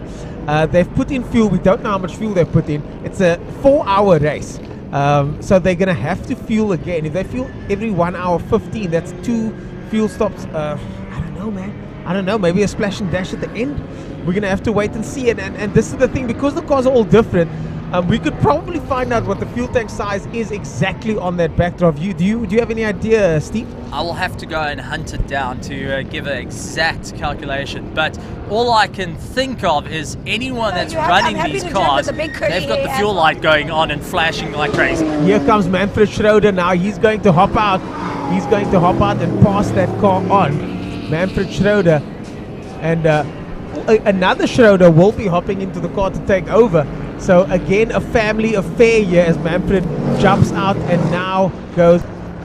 His brother hops into the car and quickly. And let's see if they're going to put fuel in as well. And yeah, looks like it. Also exchanging crash helmets by the looks of it. One off and next one on. Let's see. So they're using the same helmet. One climbs out, takes his helmet off, passes it on. I suppose if you're brothers, then it's kind of okay. But you want to make sure that at least I hope they sanitize those helmets.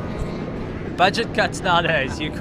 But it's absolutely fantastic to see the guys really working. But that's really taking it to a new level. You're filling up, you're changing drivers, and you're changing helmets.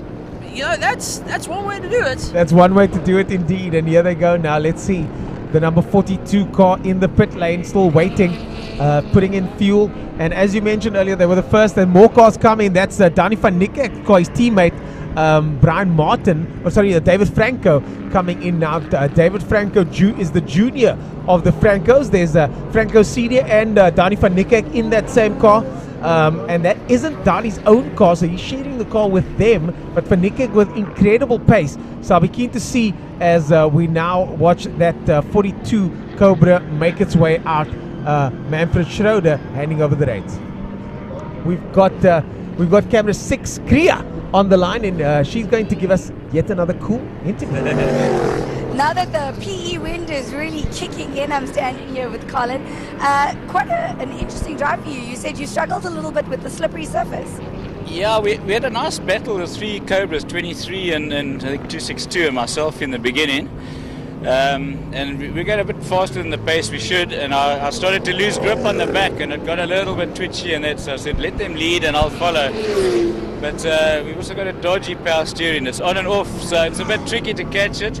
So I tried to settle into a rhythm, and I thought, hell, this back of the car's getting worse and worse. And then I got up to Morgenrud, and I could see they sliding all over the place. If I climb down now, I see all the oil on my visor. So someone's spilling around there somewhere, and the track's getting slipperier.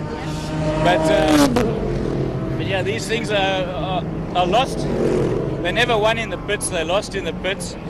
So we really got a 3-hour drive to the start of the last hour is the real race. So we'll keep it together till then. Well, hopefully, yeah.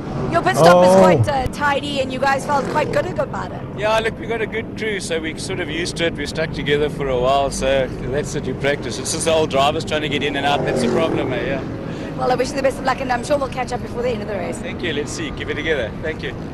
The guys seem to be struggling a little bit with the slippery surface there. Are you seeing it on the track as well, Ernest and Stephen? Indeed, we are, Kriya. We just saw the lead car there slip off the circuit, and the Auto Investments car getting a little bit squirrely there. I hope there's not oil on the circuit, because that would be an incredible turn of events. But back to Colin Ellison. What a gentleman. Spoke to him earlier on. Such good spirits. Really loving it out there, and I'm sure he's glad to not be the only one slipping and sliding out there. Colin is not afraid to let it loose once in a while. He's done it in Alphas more than once. But unfortunately, with our first place going off into the dirt, I'm sure he went and took a deep breath going through there, because it looked like a bit of a rough ride. Yeah, that was a rough ride, especially in that car. I mean, if you ever, I'm sure you know, if you've ever gone off in a single-seater, it is worse than it looks even, because the car, there's no suspension travel on that car. There's absolutely no suspension travel in the car. It is rock hard there. It's not designed to be low. And Kriya now back in the pit lane with even more interviews. I'm quite keen to hear what she has to say and what our drivers have to say as well.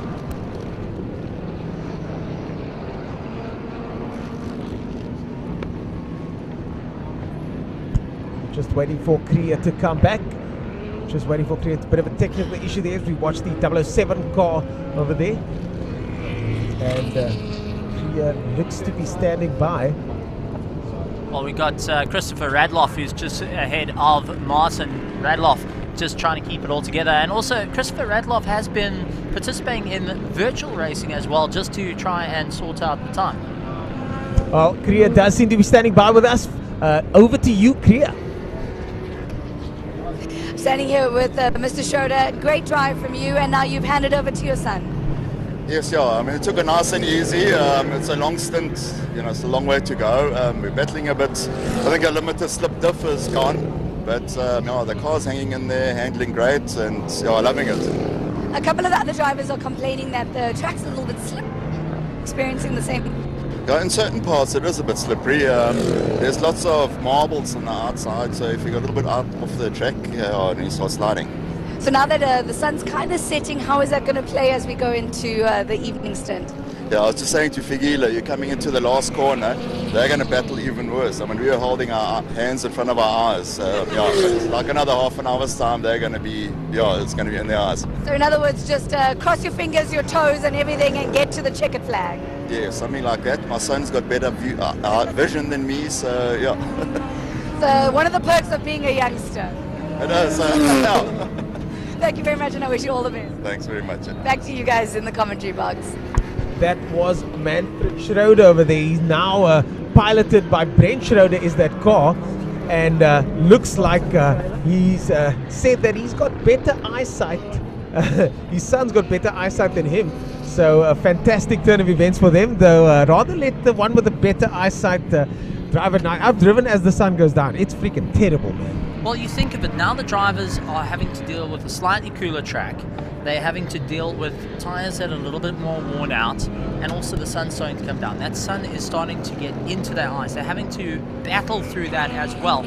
As we can take a look, Christopher Radloff making his way through, and he's getting hunted down by Martin, and there we go. We've also got the likes of McLaughlin. He's battling his way through, so McLaughlin just trying to work his way up. He's currently in second place, chasing down Ruben Bothma. He wants to try and make up some time and maximize as much points as possible. And, this is what is needed. But it's starting to get a bit chilly here. It's starting to get a little bit darker, and it's that people have to keep an eye on that. Yeah, well, there your car and your driver combination is in the pits. That's the number 23 car, Philip Meyer, and then the car and driver swap has taken place there for that team. And let's see, as Barent now still out there even after that spin, chasing down the number one car. Someone that we haven't mentioned much lately is Tavares, who now finds himself in third place in that cup car, and he's worked his way all the way up the grid to third place. So a fantastic drive from Tavares. Somebody's gone off there. And that is, once again, that's Barent. Is that Barent? Yes, it is. That is Barent. Harem Pretorius now in the car. And Harem Pretorius now finds himself in the car and immediately goes off the circuit. That is not ideal. So they've also done a driver swap, looks like it. So all those pit stops taking place. And there is the number 33 car. That's Martin. And Tony Martin, the legend himself, about to hop in as Brian Martin gets out the car. and I mean, if the man that built the car says it's okay with a thumbs up, then it's probably okay. And here comes Tony Martin. Tony still got what it takes, jumping all the way over the top. Tony, I don't know if I would even do that. Tony jumping all the way top through the jungle gym over there, and no issues there as the elder statesman hops back into the car. Well, the best way to make sure your car is built fine is just go and stand on the wheel arches, the bonnet, and also the sides. So that's what Tony's done, and you know, it's absolutely fantastic. We can go through a massive history of what Tony's done, but also, you know, one thing that he's so proud about, and he goes through, we watched him yesterday and also today, he was going through chatting to all the drivers that are driving the backdrops. Hey guys, is the car okay? Is there something wrong? Just trying to assist and just getting everyone to run, you know, make sure everyone's all good, make sure everything's okay. And you know, that's something else. You can talk about customer service, but you can also talk about a absolute petrol head that wants to make sure that every car crosses the line. I get that sense from Brian and Tony Martin. I spoke to them at Red Star, and I kind of got that sense that they are very proud of what they've created. They wish that more people knew about it, because for not that much money, you could be driving one of these cars at this very race. It's actually quite incredible. They've got cars available for hire. They've got people that they've got support. They've got a truck here with parts. You know, they'll guide you through the process as Tony Martin makes his way out. So it's actually quite incredible, the package that they put together. As I think people jump out. I thought they were jumping out the way of the car, but they're jumping out the way of the camera. Just making sure not to get too caught up. But you also mentioned you got a BMW, so there's some spare parts for you. Yeah, I've got an E36 BMW in Cape Town that I'm putting together, and that's my little track toy for the year. So maybe I can donate my rear suspension to somebody's backdrop. Maybe me and you should share a car. But I'm beginning to think the broadcast will be slightly more quiet if the two of us share a car. Well, I think that you will have a little bit more difficulty. Well, here is Brian Martin chatting to Gqeberha Gang. Here, let's hear what they have to say. Brian, we were watching that pit stop. Is it something that you and Tony practiced, that he had to climb all over the car to get into the cockpit? Not actually, we don't practice that at all. But that's just Tony's style. That's what he does. He has to do it with a little bit of flair. Yeah, no, it's easier to get in the top than slide in through the door. So tell me a little bit more about the drive. How was the car feeling out there? The car was fantastic. There was nothing wrong. I just decided to take a different approach. I let the three guys in front of me go race, and I just drove behind them. Don't stress the car. We want to get to the end. And I think the most important thing here is getting the car to the end. And is the car looking like it's going to reach that point at the moment? For sure. The car is wonderful. There's nothing wrong. A little bit of oversteer, which is lovely. We like that. Yeah, the car is wonderful. All right. Tony's obviously going onto the track now as we go into a little bit of a darker situation. What is that going to do for the drive? It'll slow it down by a little bit, but it's good for the cars. The cars will go faster in the cold at night.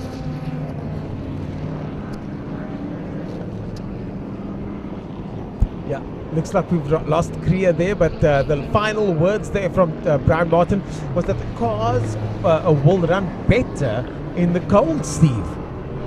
I'm glad the cars will run better. I'm sure you and I would be a little bit chillier.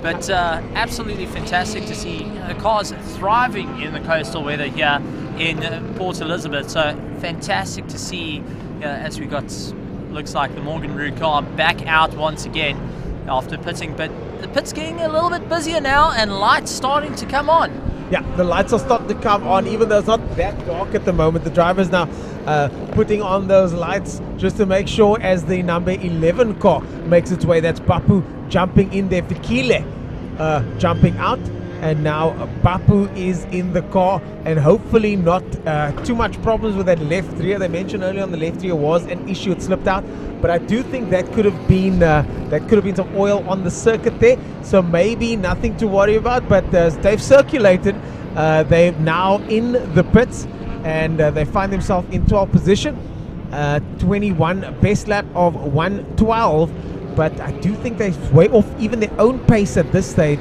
as we cut back to the leaders over there. Droplet of water now, but I think it's just somebody's beer further up. I think somebody literally cracked a beer up above me here, so I don't think that's rain coming. Early celebrations, but we're only an hour and 28 minutes in. Rian Bothma having an absolute blast at this point. He's running away, but you can be sure that he's starting to get tired. They have not pitted.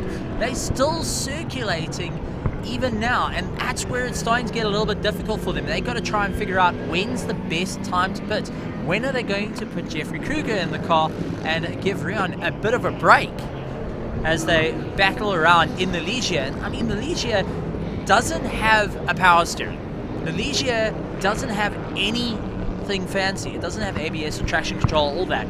They literally direct to the steering. So they've got to be very, very cautious and not to wear out the driver to the point that it goes and puts it into the dirt. Yeah, there goes Bapu now, and you're so right, Steve-o, that the drivers are going to want to make sure that they keep their wits about them. They're going to want to make sure that they stay hydrated, they stay focused, and stay in the zone, because it's a race of attrition, isn't it? It's about who stays out there the longest and who is able to stay focused for the longest, because at the end of a 4-hour race, it's always easy to say that it wasn't that long.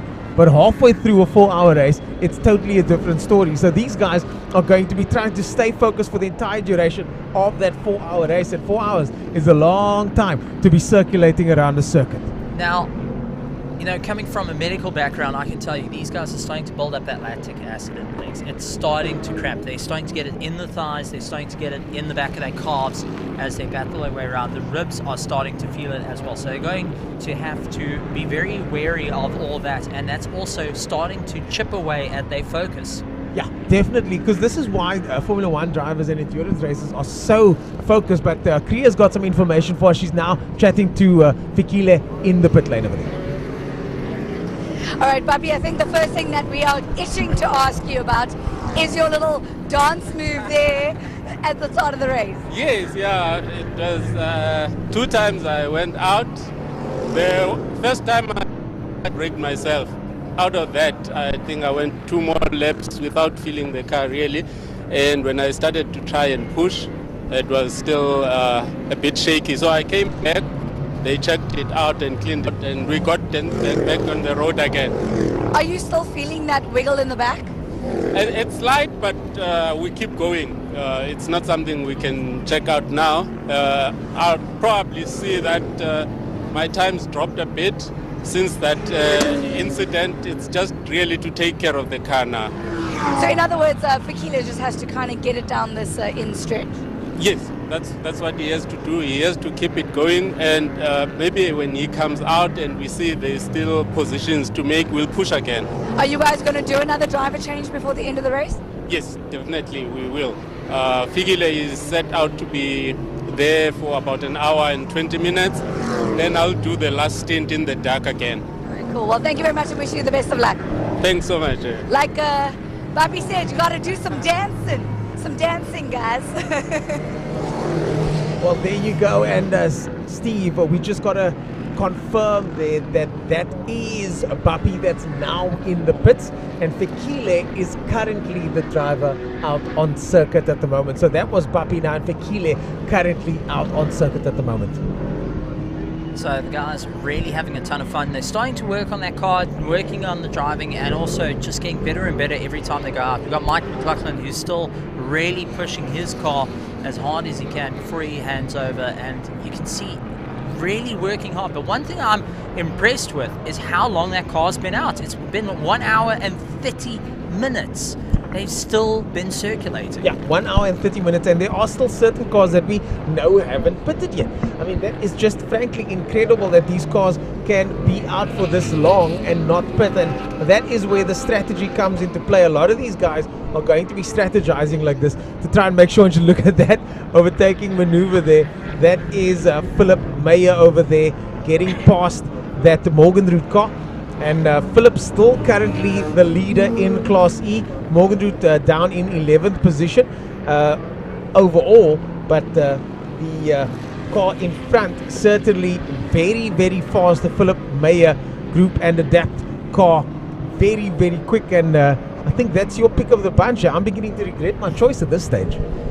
Gqeberha and Adapt have been doing very, very well. They've also, chatting to them during the course of the week, they were very happy about their car and how everything's been, and looking forward to how the race is going to turn out. They've been working on the car, been tinkering a little bit, getting used to the car, and they've also found, the entire team found, that the circuit has just been agreeing with them. They've just found that it's been smooth, it's been flowing, they're not stressing, and they're not worrying about any loss of control. They're not worried about any corners that are going to catch them out, which is great. They feel comfortable, and that's exactly what you need when you're spending 4 hours on a circuit at full tilt. Yeah, feeling comfortable. And I mean, as you mentioned early on from your background, that these things, these soft skills, these things, that these intangibles, as they say, they really do make a massive difference. The drivers need to focus on these intangibles so that they can stay ahead of the game and stay ahead of the competition as well. A lot of these drivers would have done exercises to stay focused. And we were just talking earlier, before we had to cut to the pit lane with Kriya and with Bapi over there, is that these drivers need to be focused. Top flight endurance races are all incredibly fit, so that it's not that your body necessarily gets tired. Maybe in a car the power steering fails, or you're driving a car out power steering for sure, but in a modern formula or modern endurance car, it's relatively easy work inside there. But the problem is the mental fatigue that kicks in. That takes away from your performance, and anybody that's driven for longer than an hour knows that feeling.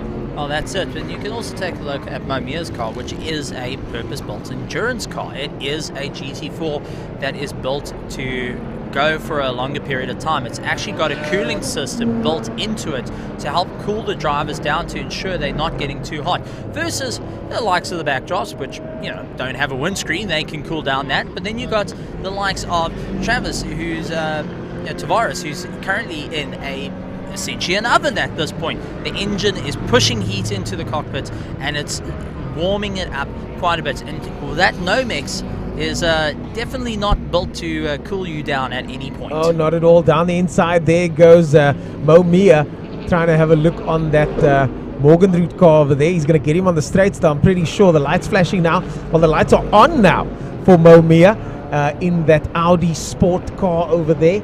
And Audi R8 GT4, sensational looking car, it really is. And the car looking very good out there. Lots of pace for Mo Mia as well. And Mo crossing the line with the 109 his last time. He's just going to be, I think his job in the team at this stage is to bring the car home, circulate the car, and let the young hotshot do the hot laps. But they are doing exceptionally well at the moment, in 4th place at this stage. But not that much of a gap between them and Tavares. Tavares not in the same car and not in the same class, but 1 lap further down the road. Tavares currently lapping at about 1:07, and he's still in the car, as you mentioned, an hour 36 into the race. He did mention to me though that he's going to race for at least 1.5 hours. Well, I think his watch is a little bit broken, or maybe the pit crew decided to go get a cool drink, because they kind of left him out a little bit longer. But I'm just keeping an eye on Christopher Radloff and Morgenroot. They're pulling each other along, just trying to keep it all going, which is absolutely fantastic. This is the thing that you want to do. You want to get into a rhythm to move your way around the circuit, just to try and keep that focus up, which is exactly what's needed. But at the same time, you don't want to tunnel vision into another car. You don't want to focus on a car that if they drop a wheel in the dirt, you're going to drop a wheel in the dirt as sympathy. Yeah, the sympathy spin. Oh, speaking of sympathy spin, I think there might be oil there. That looks like the kind of spin that you get if there's something slippery on the surface. So the marshals are going to have to want to watch that. Or it could be snatch from the downshift. But that does look like the kind of spin that you get if there's something slippery on the surface there. The marshals are going to want to watch that corner. Our cameraman certainly watching that corner over there. But look at these guys going through side by side there. Momia down the inside of the sweep towards the last corner over there. Gets down the inside of Roberto Franco, having taken over that number 69 car as Roberto Franco, the younger of the two Francos. And he's going to be driving for now. Roberto Franco out there at the moment. And let's see. Actually, that is the older of the Francos. The son started, so this is the senior Franco driving at the moment. And he gets overtaken by one of the Cobras over there. As we cut to the comments, and feel free to comment in the YouTube stream, guys. Wouldn't mind free suspension, says free suspension. Okay, cool. I can't help you with that, friend. I can't help you with that. No free suspension on my point, but he's talking about the conversation we had early on with the E36. Maybe I can actually help him, eh? If you need suspension, come speak to me. I've got lots of contacts. It won't be free though, but my contacts in Cape Town will be sure to help you out with some suspension if you've got an E36. And you've got a gearbox as well, so that also helps. Yeah, I do have a gearbox. Now, see, now this is where the problem starts. This, the money pit. This is where the problem starts. I've been avoiding racing to try and save some money and make some money. But you're now going to try and take that money out of my pocket and throw it on the racetrack.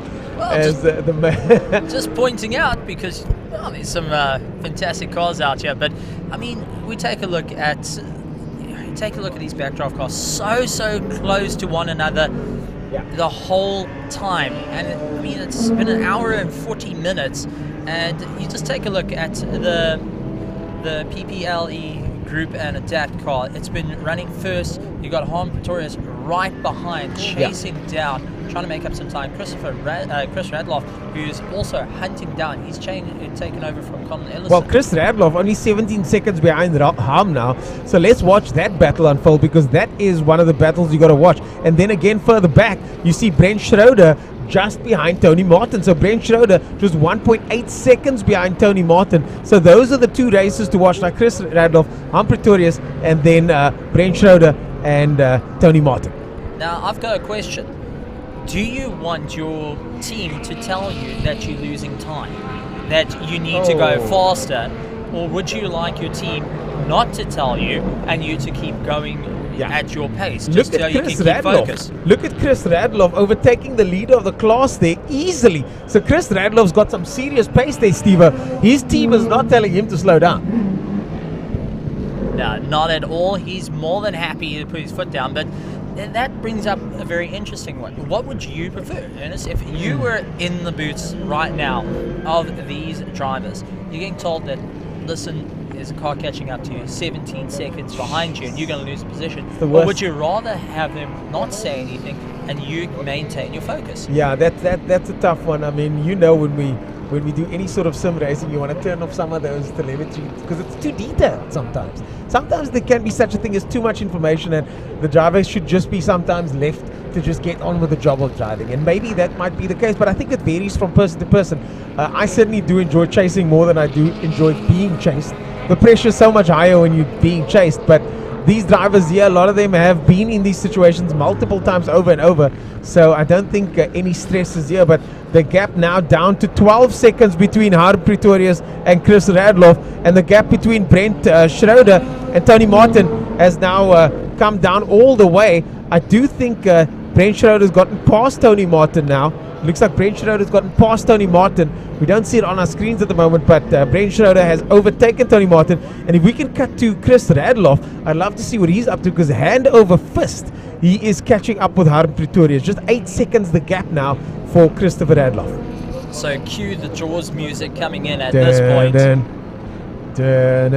Just two notes. I remember watching a show on the iconic songs, and somebody said 2 notes.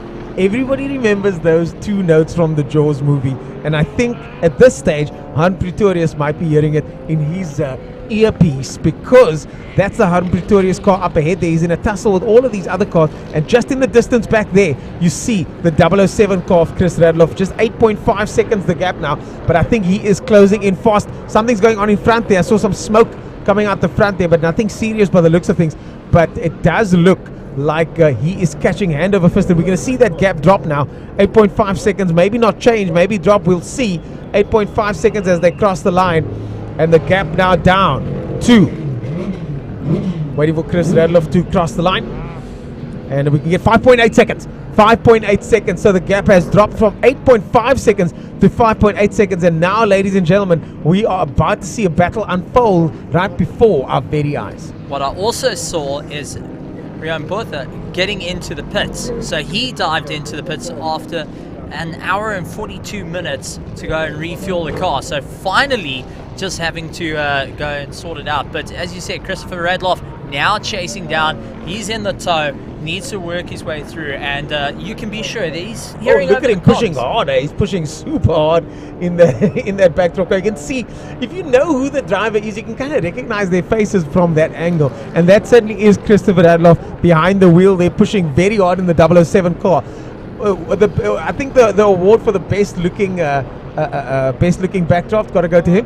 What do you think? I think at this point, it's very close. I'd still go with the Pandas, but I think. Oh yeah, I forgot. Yeah, that's like your team.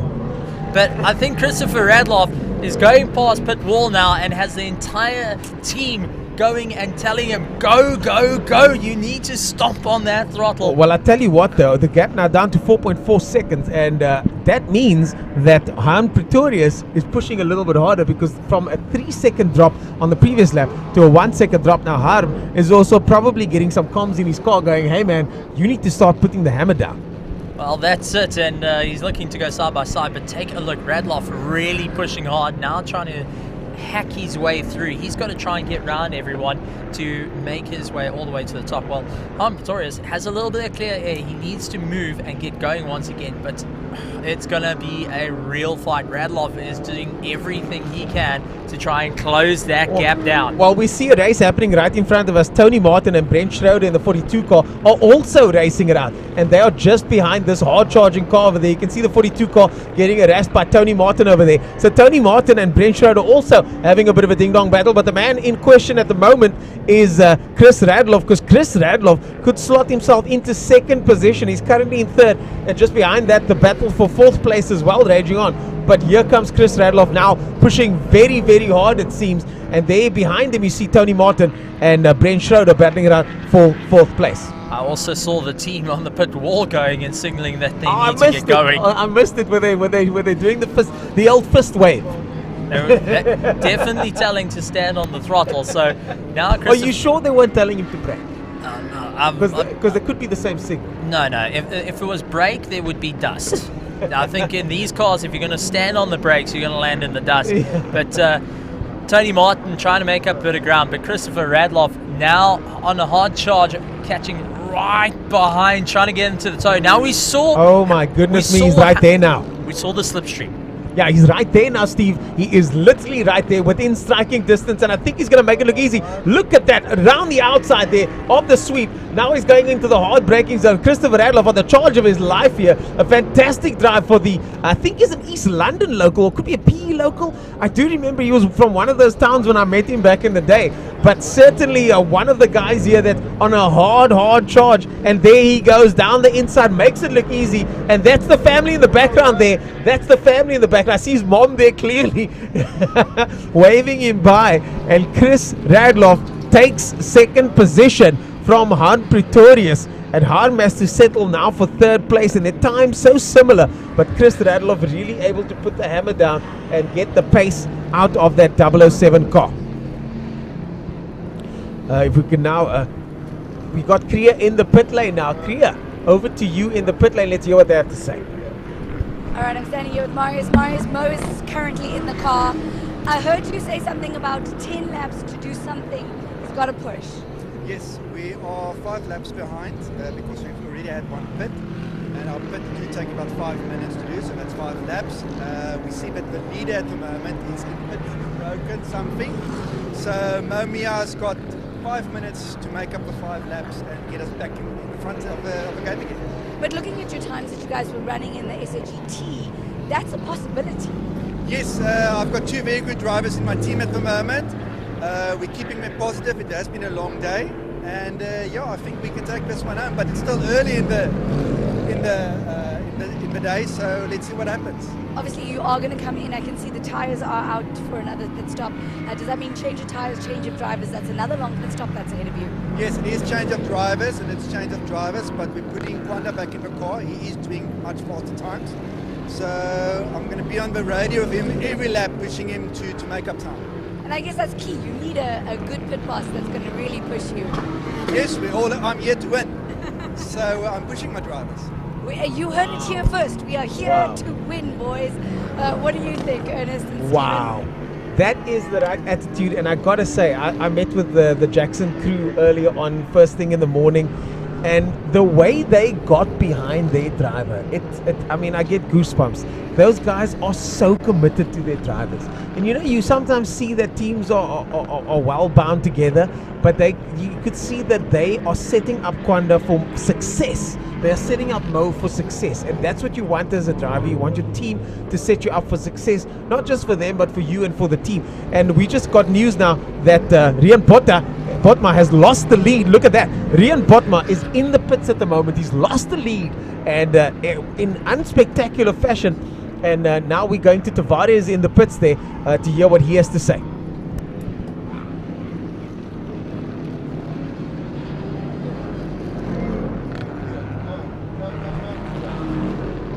All right, I'm standing here with very small. First in from you, really good push. How do you feel? I feel fantastic. It's nice to get back in BE. The track looks fantastic. It feels great. The car's going well. So now we're hoping that Nike just consolidate the position. Let's see where we go. Time to go. Are you guys doing another driver change before the end of the race? It depends on how he feels, but we might keep him in and just give him some more fuel. Otherwise, I'll finish up. So finishing up, there's a lot of kind of pressure that's on your shoulders if you do go back into that car. Well, yeah, for me it's the darkness that I'm not so used to, my eyesight, so that's why we're trying to keep high in the car, but if I have to, I have to. Hello Darkness, my old friend. Isn't that the name of the song? Absolutely. Well, the great thing about endurance racing is the track tends to change as you go. Your car changes and the track changes, and that's the great thing about endurance racing. All right, well, I wish you best of luck for the rest of the afternoon. Thank you very much. How some of these drivers are able to keep the pace in the dark is just incredible, and we'll be seeing more of that. But the story of the day at the moment, Mike McLaughlin is your leader at the moment in front. Mike McLaughlin is in front, and you were saying that the backdrop was developed to compete with the likes of the Ligier. And now we see Rian Botma in the pit lane. They've been in the pit lane for quite some time now. I hope we can get eyes on them. We can get eyes on Rian Botma and try and find out what's going on there. What's going on there in the pit lane for them. Mo Mia them now chasing up. Mo Mia's overtaken them. Mo Mia's just gotten past Rian Botma in the pit lane. So now Rian Botma is all the way down in third place. Hopefully nothing major on that car there, and hopefully nothing major broken on the car. But if you do an engine swap, if something breaks, I mean, you don't want to wish for the worst, but freaking hell, man. Well, during that interview, I happened to look in the background, and I happened to see a certain Ligier rear body that's towards the nose. That's not a very good sign. They are in the pits, and they've taken the rear body off. So they're looking at that engine. It's sitting there. Okay. So that's why they're dropping down. So hopefully our reporter on the ground can go and find out what exactly is going on. But you can be sure that pit is frantic at the moment. Well, someone that's also frantic is Hein Lategan on your screen at the moment. He just set the fastest time in that car. He's just taken over, and Hein Lategan is going to be pushing very hard. Look at that. Down the inside of the 42 car over there. Brent Schroeder has to move out of the way, and that's Martin just up ahead now. And Hein Lategan is pushing hard. A rich history in South African motorsport as the Lategan family got as well. So Hein Lategan, no stranger to going fast on circuits, but incredible. We've got cameras now on what's happening in the pits over there as we cut to camera 6, and he's still in the car. That looks like, that does look like the other driver, Kruger, sitting in the car. That looks like Jeffrey Kruger in the car. So they are trying to fix the problem, and that's Botma at the back there of the car. So Jeffrey Kruger is sitting in the car ready to go, and if he does get going, Steve, he's going to be hammered down, eye on the prize, trying to hunt down Michael McLaughlin and Mo Mia. Heinrich Lategan now also just got past. So there's not much in it though for the leaders at the moment. There's not that much of a difference for the leaders at the moment. So you know, anything can happen because they've certainly got the pace on everybody else. It looks like they were tightening the head there, just trying to do a bit of work. So I'm wondering if they had an original problem of the motor seizing. So I wonder if the second motor is starting to suffer the same fate. If there was a surge or something that started coming into play.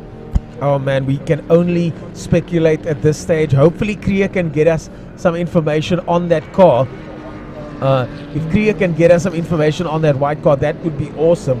Hopefully our pit lane reporter can feed back to us. Chris Radloff on an absolute flyer, just set his best lap time the previous lap before this with 108.8. So Chris Radloff absolutely flying in the 007 car, and he is chasing down very, very hard. The difference now, 1 lap between him and first place man in Class E. So Chris Radloff now finds himself all of a sudden in second position between Harm and Philip Meyer, and that means that he is literally now within striking distance. Brent Schroeder and Tony Martin still battling it out within a second of each other. That's a duking and all out, but the man that's going to be very, very happy right now on the team is Mike McLaughlin. And as they're powering their way through, they've done some work. They've got that car dialed in, now sitting in first place ahead of the GT4. And you can just see this is turning into quite a fun ride as Latikhan trying to battle his way around. He's caught behind a backdraft sandwich. Yeah, backdraft sandwich. Is that what we're calling it nowadays? A delicious backdraft sandwich. But look at Hein Latikhan with a 103.445. Once again setting his fastest time. And Hein Latikhan really giving it the full beans at this stage. Clearly a very, very quick driver from the Latikhan family of South African Motorsport. Here comes the Ligier now out to the pit lane, getting pushed out, and he's going left and then right. Okay, he's trying to get a wide berth over here. I thought he was going the wrong way down the pits for a second, and here comes the Ligier now. And now it is chase down the leader time for our man. Well, Rian Botma just took the car in, but that is Jeffrey Kruger behind the wheel. So, yeah, that's Jeff Kruger, who's absolutely going to do everything he can to... He's going to try and make up as much ground as possible as he fights his way through the field. Mike is having to just keep the power on. He has not changed drivers as yet, so that's where it's going to be a little bit more difficult. He's starting to wear down. Jeffrey Kruger is fresh. He has been out the car and he can keep himself going as fast as possible now for the remaining, going on 2 hours. There's 5 minutes before they hit the 2 hour mark. 5 minutes before the 2 hour mark. 5 minutes before the 2 hour mark, and we are halfway through. We are halfway through the racing, and what a day's racing! And now someone that has to put his hammer down is our man over there. And we've got Botma in the pits now with Kriya Gangia, and he's going to be able to give us all that inside info. Rian Botman, a little bit of an oopsie there. What happened? Yeah, it all went so well, and I think we were leading by 5 laps. And as I came through Hanger, I felt something starting to move in the car. And then as I came into the main straight, something broke the bolt. Came into the pit, and luckily we could fix it, but we're now 6 laps behind. Let's see what we can do. So obviously 6 laps behind, but we still have a lot of time in this race. Is this something that you guys are not stressed about all that much? No, we're stressed. 6 is gonna be tight. Jeffrey is quick, so it's going to be tight at the end. I think we can do it, but it's going to be tight. Are you guys expecting another driver change, or is this it for the rest of the race? Not a driver change, but we're going to do a splash and dash. So we're going to need another, I'd say 40 laps need to come into fuel again. Definitely, we need to keep an eye on this car. We need to keep an eye on Jeffrey Kruger and see what exactly they can do out on the track for the remainder of this race. Thank you so much. Well, Jeffrey Kruger definitely the man to keep an eye on. A 1 minute dead over there. His fastest lap time, the team's fastest lap time for the race so far. So Jeffrey Kruger not holding back at this stage. And Hein Latikhan with a 103. So only a 3-second gap between those two cars, Steve. I wonder if Jeffrey Kruger was told, go out, go as fast as you can. If it blows up, then it's meant to be. I think that might be the case. 103.4. Just to go through those lap times, Mike McLaughlin currently leading. His last time was a 106. Mo Mia, his last time was a 112. And they're going to be bringing Kwanda out soon. And here we go. That's the moment happening right now in front of us. Kwanda Mokoena in the car next. And they're going to want to do a 5-minute pit stop. They said it's going to take them 5 minutes to stop. So they're going to be losing some time in this pit stop as Kwanda now gets ready to go out again. He will be getting fresh rubber by the looks of things, and hopefully Momi has done enough for Kwanda to maintain some sort of lead. They're currently in second position, but Hein Latikhan 1 lap down is going to be chasing them. Philip Meyer 1 lap behind that, Chris Radloff 1 lap behind that, and all the way down in currently in 6th position is Jeffrey Kruger, but I don't think that's going to last because he is very much catching Chris Radloff, but he would though, the car's much faster. That's it. It's built to last, and it's built to go as fast as possible. And let's see if Jeffrey Kruger will be, will be able to make it. So he's got roughly 2 hours to make it up. So it's going to be hard work to maintain it. I just feel for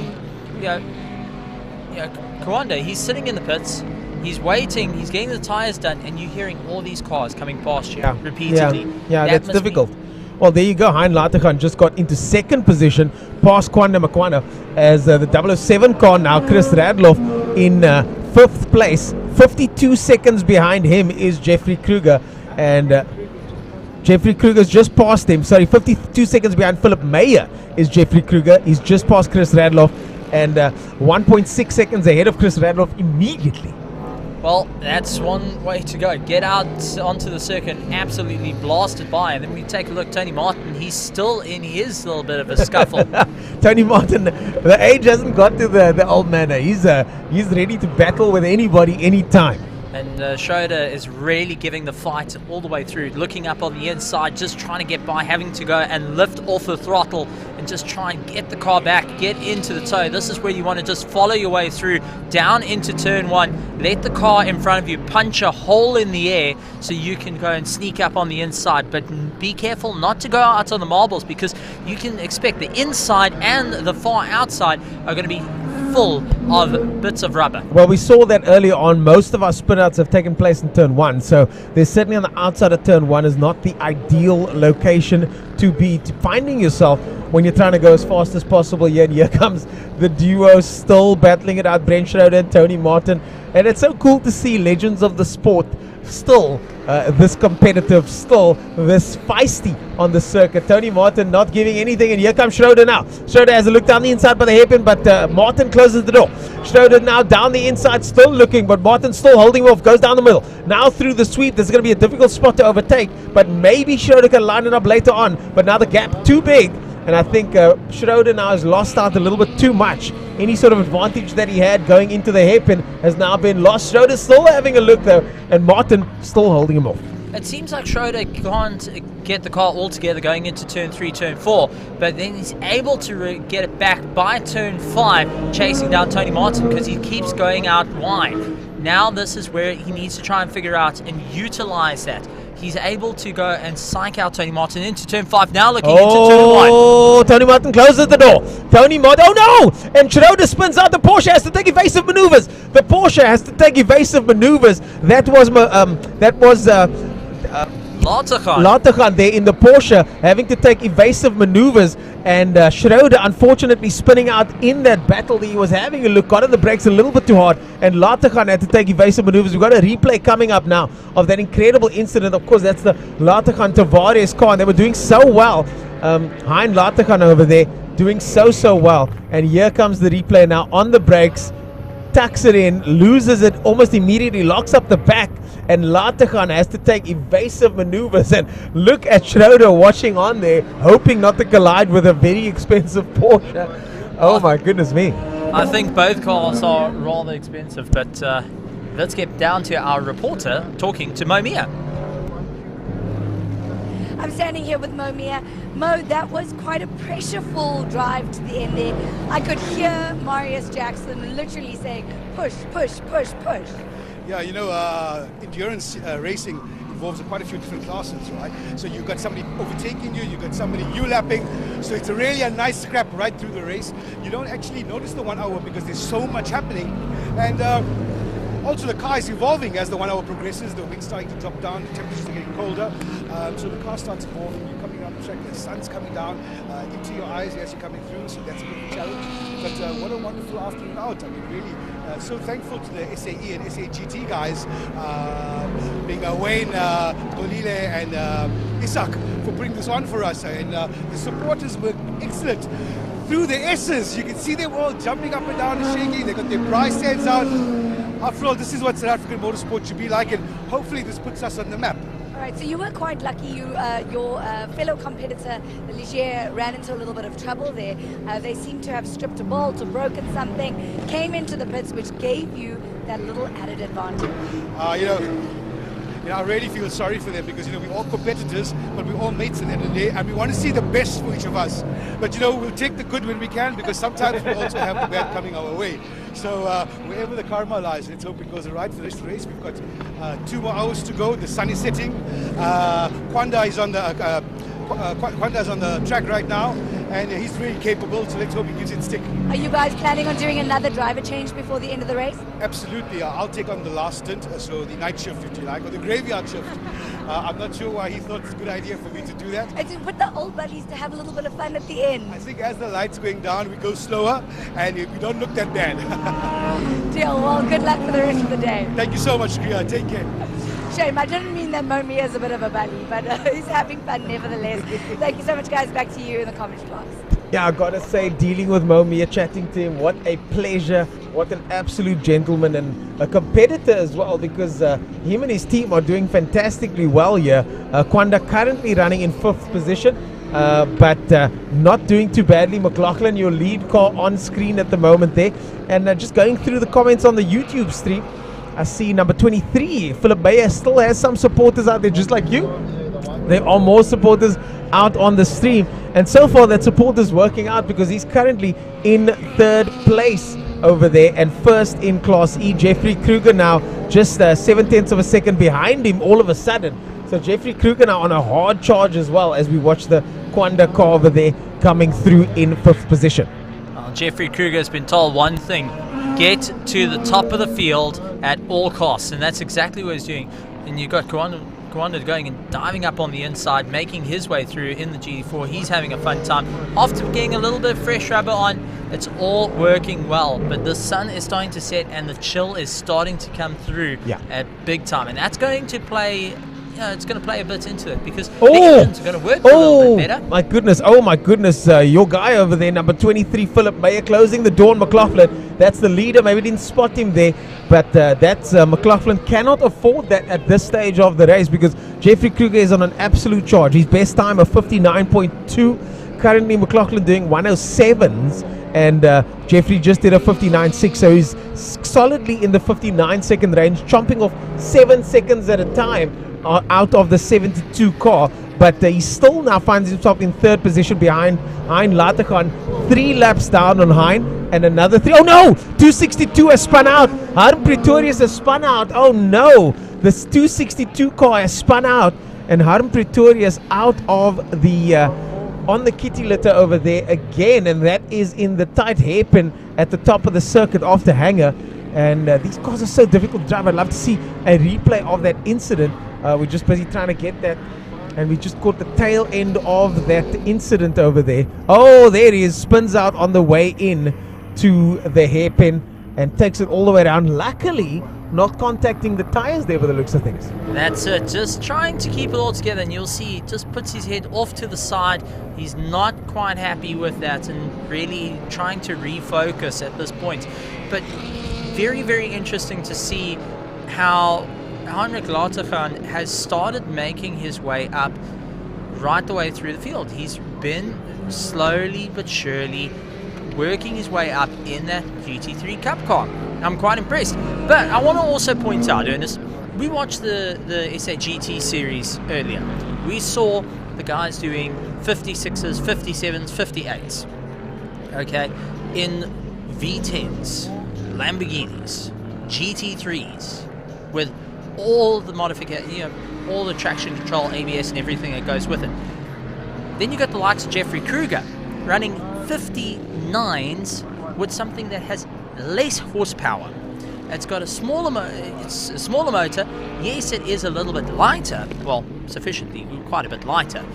But how much work goes in to get those quicker times? And that's a testament to the driver as well as the machinery. Yeah, it's but the thing is with these type of cars, you definitely have an advantage based on just the sheer pace that these cars are able to deliver.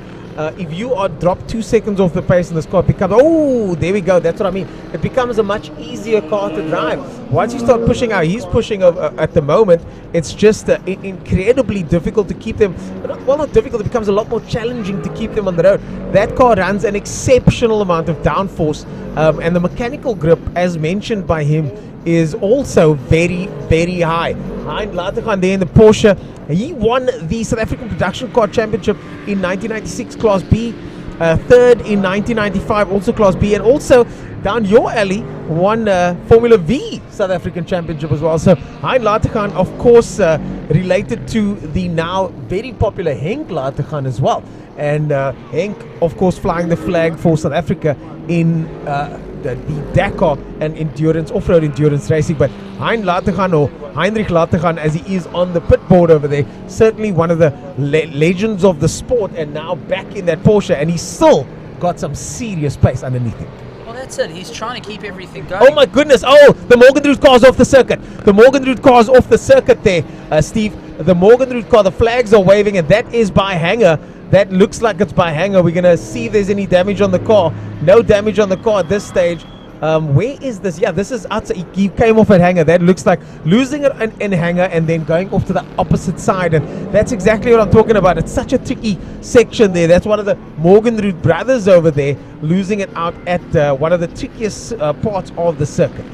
Well, definitely changing the color of the seat, because that's quite a fast section to come off, and he went quite far in. So definitely not the place that you want to fall off. That looks like that's Ben Morgenrud now currently behind the wheel. So they've made a pit stop, and that's the legend himself, Ben Morgenrud, losing it on a corner that I'm sure he's taken many times. So that car hasn't been working properly this weekend by the looks of things. It hasn't been playing in their favour, and I'm sure he's also lost it more than once through that corner. But take a look at Tony Martin. He's trying to make his way through. But then you've got the likes of Christopher Radloff, who's absolutely pacing it around the circuit. I'm very surprised. Since he came in that car, he's always been on top of his game the whole way through. He hasn't given up. His times are looking fantastic as well. Best time of 108.5 and his previous time of 108.7, just 0.2 of a second off his best. He's one lap now behind Philip Meyer. So Philip Meyer, I think that once they go across the line, we'll be able to see exactly what the distance is. But what's interesting now is Jeffrey Kruger has overtaken Kwanda, and there we go, 37 seconds the gap between him and Philip Meyer. But Jeffrey Kruger and Kwanda are now tussling it out, and it does seem like Kwanda's now suddenly got back in the pits. I think Jeffrey Kruger's in the pits again. And there he is. Kruger's in the pits once more, and this is not looking good for them. The back of the car is off, and that's the cover that you were talking about. So that means Kwanda now takes second place, and Jeffrey Kruger, after all that work, is now back down to third position. Now in fourth position. So Kruger has now gone down to fourth position, and that's what happens when the cars start flying past. Chris Radloff also now going to put him in fifth position as the cars go flying past, and that's exactly what happens when you're stuck in the pits. It feels like the seconds count down a lot faster if you're stuck in the pits waiting. And it looks like we got somebody off on the circuit again there. That was 42 car over there. That is Brent Schroeder off the circuit there as well. So Brent Schroeder having lost it on the circuit there as well. No. And unfortunately he's fortunately back circulating again. And luckily in touch wood, we've only seen guys spin off and just spin off. So no serious incidents. Lots of runoff here at Aldo, which is quite nice. Lots of runoff here at Aldo, which is quite nice. But unfortunately I was hoping to see a hard charge from Kruger, but I don't think we're going to get that, Steve. What I was looking at is they were busy on the left side of the car where the battery is, and they're busy trying to work on the car. I wonder, they were battling with the wiring harness on Friday. Yeah. They were battling with it. On Saturday they had this motor Caesar. Now they back to the left side working on the battery. I wonder if there's a cable or something that's jumping off that's causing the car to lose spark. It's causing the car just to not function as well as it is. So it gets at pace, it gets going, and then it loses connection off that battery, and that's where the problem lies, because they're working on that left side frantically. So I wonder, it's something I think I would love to know what's going on, because they weren't looking at the engine bay there.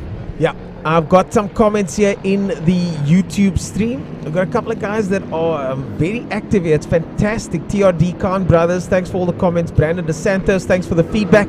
And then King Killer Slayer giving us a ha there. So obviously our E36 joke earlier, so he's in on the joke. Kwanda Makwana commenting on his own streamer saying go Mo. That is, I don't think that's fair. I don't think he should be doing that. He's taking time from the go back to the pit wall. Kwanda jumping onto his live stream and supporting his teammate here, but not under an alias though, so it is his name. Oh, look at that sunset over there. Gorgeous sunset over Port Elizabeth happening right now as the flags fly and the teammates watch on. Well, you could say that he's using foresight at this point because he's looking into it. He's trying to see where the car is actively around the circuit, considering they can only see the straight. Exactly. So maybe he's watching our broadcast over here. Liesel McGee says, go car number 23. Well done, Gerald Wright. That car is running fantastic. Hashtag Wright Motorsport. And lots and lots of interesting feedback here. Killer X Slayer, I think it is, says, one little push can cause you to lose the whole race. Rather play it safe. And as Michael Schumacher said, the race is only over once you cross the finish line. That's it, once you get back to the pit, that's for certain. Tony Martin in the pits now, trying to get his car all sorted. Probably going to do a bit of refueling there. But Lata Khan in second place, he's trying to get going. But one car we haven't spoken too much about is this little Super Polo here. Yeah, the Super Polo over here, currently with Roberto Franco behind the wheel. That is the senior of the two Francos behind the wheel. And of course, Dani van Niekerk watching on, waiting patiently for his turn. And I bet Van Niekerk's going to be putting in some fantastic lap times over there. They are in Class D and leading Class D at the moment, so they're going to be quite happy with that. But I'm sure they want to mix it up. And there is the number 33 car, Tony Martin at the moment. And he's staying in the car. That is Tony in the car, and that's Brian Martin watching on over there. So Tony Martin's going to stay in the car, and it looks like they're just with a fueling at the moment as Brian Martin watches on. They waited quite a bit before they went and put the helmet on to start refueling. So I wonder if they were just making sure everything was okay before, just shutting everything down, let everything cool down, and just make sure it's all set before they started refueling. So going and putting a fuel in, looks like they are done, and Tony's going to be heading out once again. So they did hang on a little bit, and I think that's cost them a little bit of time, actually. They're going to have to keep an eye on that. Don't want to do it too often. Oh, that was quite a long pit stop there. And no driver change as well, as the Martin car makes it out of the pit with Tony Martin behind the wheel. And Ben Morgenroot now also behind the wheel. So we've got a couple of legends on the circuit at the moment. Philip Meyer in 4th position. Kwanda Makwana in 3rd place. Hein Lategan in a solid 2nd position. And Steve Clark in 1st place. Now Steve Clark's taken over that roadster. And there we see Steve Clark in the backdraft car. Steve Clark having taken over that lead backdraft car in Class A. And he's last time a 107, and hopefully he can start pushing the pace. Oh, big sideways moment there from the Morgenroot car once again. That is Ben Morgenroot behind the wheel of that car there, and I do think they might be struggling a little bit with that car. But fantastic action so far on the circuit. That's it. Just trying to keep it all together. Sliding a little bit too much. I wonder if those rear tires are starting to feel it now. Christopher Radloff on the back of Pretorius, as you can see, trying to fight his way through as they make their way through the hangar. Absolutely incredible. You can see how they are pushing every little boundary possible. And with the sun starting to set, it's starting to get a little bit more tricky. You're going to start missing those apexes. You're definitely going to start missing those apexes. And also when the guys are trying to overtake the 262 car, now battling it out with Chris Radloff over there. Chris Radloff, they're not on the same lap.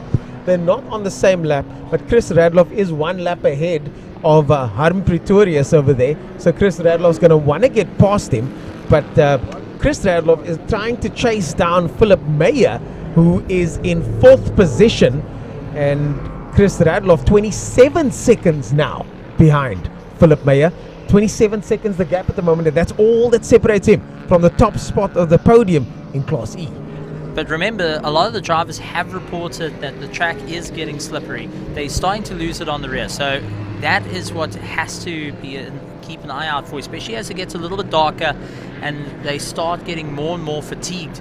You're going to have less response time to catch those cars. You're going to catch it, the slide might go a little bit further than what's expected. And we've seen a lot of cars starting to head into the dust as the fatigue starts to kick in. Fatigue certainly is one of the main factors that takes place here in a 4-hour race. 2 hours and 15 minutes out on circuit at the moment. And I mean, just look at these drivers still going at it. And Chris Radloff, definitely one of the guys to watch. His pace hasn't suffered that much. And look at him. Chris Radloff going down the inside of the 262 car. The 262 car closes the door on him. Chris has to take evasive action, touches the curb. And unfortunately, that could have been very bad for both of them. They're not on the same lap. And Harm Pretorius and Chris Radloff still battling it out as Chris Radloff now takes the inside line. Well, they might not be on the same lap, but we did say it earlier, they can go absolutely nose to tail as much as they want at this point. But then we also take a look at the PPL group and Adapt. They are absolutely going and flying around the circuit. They currently lying 4th overall, chasing down Kwame McKenna and having a ton of fun. First in their class though, and that's nothing to scoff at. Nothing to scoff at all. And these drivers are all chasing that class win. They're also chasing overall win. They're chasing any sort of honors that they can get within this category. And right now the main honor at stake for that man on your screen at the moment, Chris Radloff, is the top of Class E. He's now going to be making his way across the finish line. Hein Latergan on the chase now as well, only 41 seconds behind. And we spoke to Kwanda Makwana's team boss earlier on, Kriya in the pit lane, and he also said that they are chasing the win. So the top 3 drivers chasing the win, and then positions 4, 5, and 6 chasing the Class E win. So we're seeing some interesting battles unfold as the full moon starts to rise above Aldo Scribante Circuit and the sun sets as we head into the night. We also got a change of drivers. We got Steve Clark currently in the Backdraft Roadster. That's been driven by Mike McLaughlin a little bit earlier. Heinrich Latergan in second place. He's now chasing down to make up bit of ground. Kwame McKenna just having a fun time in third place. And he's really trying to close down that gap. Yeah, really trying to close down that gap. And this is one of those situations where certain cars and certain tires will probably perform better. Certain cars will start to breathe better. Certain cars will start to not perform better. And drivers that are out in the cold like this, they will get physically affected by the cold weather as well. Because look at it, if you in an open top car, when it gets cold, you feel it. Just a tad, but you kind of got a big 4-liter V8 breathing down your legs. So I think they're fairly warm at this point. I wonder, I think maybe me and you should just commentate from the cars next inside and just do a couple of laps and see what it's like. Because I really do wonder what these backdrop cars are like to drive. I've driven behind them in Cape Town at Killarney at an endurance race there, and they move around a lot. They move when you're sat in a car. I was in a sports car quite low down. Oh, Tony Martin closes the door there, and that's dirt. Oh no! Morgenroth off again. This is a big one. Morgenroth off again. This is a big one. Sideways into the dirt there, and he just misses the tires. Frustration creeping in there, and Ben Morgenroth, unfortunately, the legend himself, going off the circuit there, and there was already dirt in the front of that car, and that car not performing as it should, not by a long shot, and unfortunately, Mr. Morgenroth now goes off at high speed there, going through the left-hander. Oh, that was a fast one. That could have ended badly. But note what he did. He turned the car, trying to slide it, creating more surface area to slow the car down. He's not letting it go nose first. He's not letting it go rear. He's trying to put the side on just to create as much surface area to slow the car down and then try and rotate it so he can get back onto the circuit. Yeah. So just to slow the car down enough to get control over it, but definitely not the way you want to go farming. No, it's not the way you want to go farming at all if you can help it. And there is Steve No Sweat in the backdraft car over there, the fastest of the backdraft cars, and there's dirt on the circuit. Oh, as wide goes Christopher Radloff, thanks to Steve over there. No love lost as he waves him the peace sign and heads off into the distance. Radloff now still chasing down with the gap now down to 19 seconds. That's it, slowly closing down, and you can be sure the team is radioing in saying, listen, it's now 19 seconds, keep going, you're keeping that pace, and that's what's going. Steve getting a little bit wobbly going into a turn, final corner. He's getting very twitchy. Looks like Steve is not very comfortable in the car as much as Mike McLaughlin. So this is very interesting to see. Steve's got to really start toning it back now. They were talking about the track getting slippery. Now it's starting to come into play. They are starting to feel it as it's getting cooler and cooler. That track temperature is dropping down by 1 degree or 2 degrees at this point. Shoo, track temperature. I'd love to get some input on the track temperature to find out what the conditions are like over there. We see Tony Martin making his way around this time once again. Tony Martin, of course, the man, the legend, the Daytona winner from many, many years ago. And see comments still coming through, guys. Bruno Cadile, how are you doing? He's one of our sim racing drivers, sending a shout out to Christopher Radloff. Send it, Christopher, flat out. So Bruno Cadile showing some love on the stream there. Feel free to comment, guys, and let us know your thoughts on the racing. So when you've got someone you want to support, send your shout outs, then we'll be sure to push that out over the live stream. That's it. I'm sure Ernest is also looking for a shout out as well. But you could just give it to me, so that's fine. Oh, there we go. But absolutely fantastic. Guys are really working hard to keep it going. I know that our reports on the ground trying to get an idea of what's happening to the Ligier at this point. Oh, there comes the Ligier now. There comes the Ligier now in going into way down the order. I'm trying to scroll down. 11th position is Jeffrey Kruger. He's going to carve his way through, but will there be enough time? We've already spoken for 2.5 hours, Steve. Well, now it's so far 2 hours and 24 minutes into the race, so it's going to be a hard fight, and whatever the problem is, they're really digging deep for it. So let's go down to our reporter in the pit lane.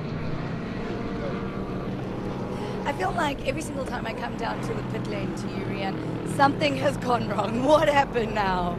Well, I feel the same. So, what can I say? That we had a brand new alternator fitted there before the race. The alternator is giving us problems. I don't know if something from the wishbone maybe touched the wires and shorted out the alternator.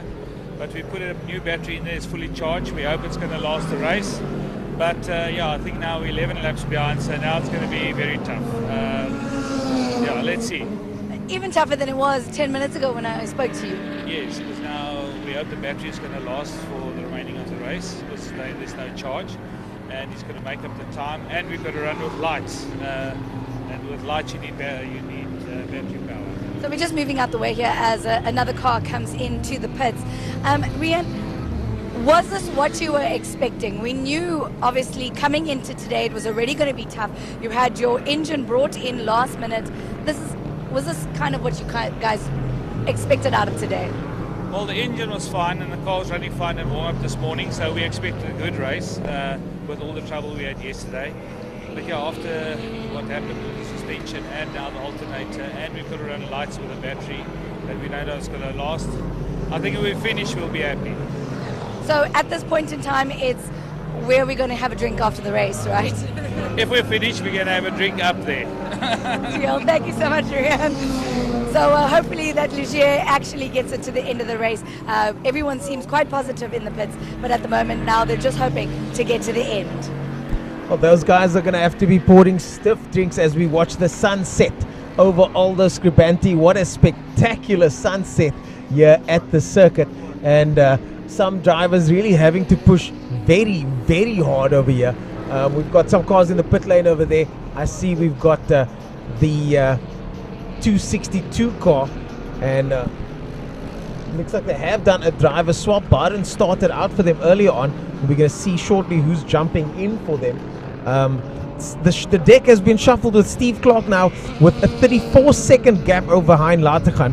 Further back, Kwanda Mokoena in third position. Philip Meyer still in fourth place. Christopher Radloff still in fifth place, but now only 12 seconds down. Harm Pretorius in the 262 car, who was driving now in 6th position currently in the pit lane. Brent Schroeder 2 laps further back. Roberto Franco 1 lap behind that, and Tony Martin having slipped down quite a bit now. But Chris Radloff is now well within striking distance. I think we should cut to the Chris Radloff car as we now look at our leader over there, overtaking the number 11 car, Fikile Olamisa, as Steve Clark makes his way through. And we've got a lot more shout outs on the live stream over there. Armin Bucas says go MJR. Natasha Neuberger says go GSW team. And Bruno Cadile says shout out to the, I'll take this one, shout out to the commentary team, fantastic coverage and commentary. Gaynor Matham from Cape Town says go team for Nikek and Franco. And Armin Bucas once again saying go MJR. I think they really like team MJR. Well, it's absolutely fantastic to see that guys are really getting behind the sport and also getting behind the drivers. Despite us being all the way in Port Elizabeth with all the sights and sounds, we saw that beautiful sunset. And I mean, that was a stunning sunset. We're right by the coast. It's absolutely amazing. We've got some of the best machinery in South Africa going around, and now we've got amazing spectators that are sticking it out through a little bit of chilly weather, and they're also showing the support from around the world, not just around the country, around the world, for the South African Endurance Series. The 262 car with a little bit of a herky-jerk motion out of the pits there, and see more teams getting ready for their pit stops. But yeah, it is fantastic to have this kind of support, and I think, going into round 2 now, it feels like, we figured out a couple of things. The systems are getting better. The drivers know the rules of the sport. We certainly have sort of found our feet as a broadcast team, much more so today. So I'm confident that as the year goes by, things are going to improve. We're going to do so much better. And here comes, I think, this looks like Dani is jumping in now. Dani Feneke, that looks like Dani jumping in. And Gaynor Matham's going to be loving this. She's a big supporter of Dani van Niekerk and his teams down in Cape Town, being one of the team managers at one stage, Gaynor was. So Dani van Niekerk has got some serious pace. And let's see what he can do with that car. The best time in that car at the moment, it looks like it's a 108. So Dani is going to try and beat that 108. Let's see what he can do behind the wheel as more cars come in. And Christopher Radloff still chasing down hard, but I think that might have been him that popped into the pits. We're going to have a closer look as the lights are blazing. It's going to be difficult to see these cars now as they come through. Yes, that is Chris Radloff pulling into the pits, but let's see if they do a driver change. I hope we can get cameras' eyes on Chris Radloff to see if he does a driver change, because that is definitely one of the cars to watch. Chris has got the pace. Maybe they should leave him out. Well, the one thing that the guys have to do when they're refueling is they have to put a blanket or a dog mat underneath the car just to soak up any fuel that drops down, so it doesn't cause any problems. It doesn't set fire to the ground. It's something that they can quickly move away and get away from all the fuel sources. They have got a fire extinguisher that's there, so they've got multiple people on the team all doing different jobs, from fueling to changing tires to even just cleaning the windscreen or sorting out the lights. That's the main thing. So you would check, they got a little bit of fuel coming off the back there, they would put a mat underneath.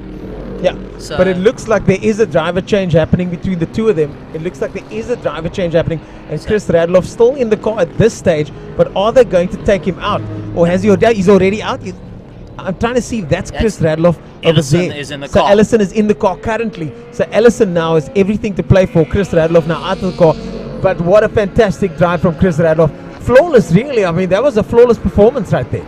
I think at this point he's going to be quite tired, and he's definitely got an Energade waiting for him when he takes that helmet off. He's definitely deserved it. Now it's up to Ellison to keep it all on track, to keep going and push as hard as he can. Maybe they're putting Ellison in to maintain at this point and then giving Radloff a break before they put him back in. That's something that's also to be considered. We're only 2 hours and 31 minutes into the race. There's still so much time before the end. Yeah, still so much racing to go. I mean, an hour and a half still to go. Can you believe it? And I mean, it's only now sunset.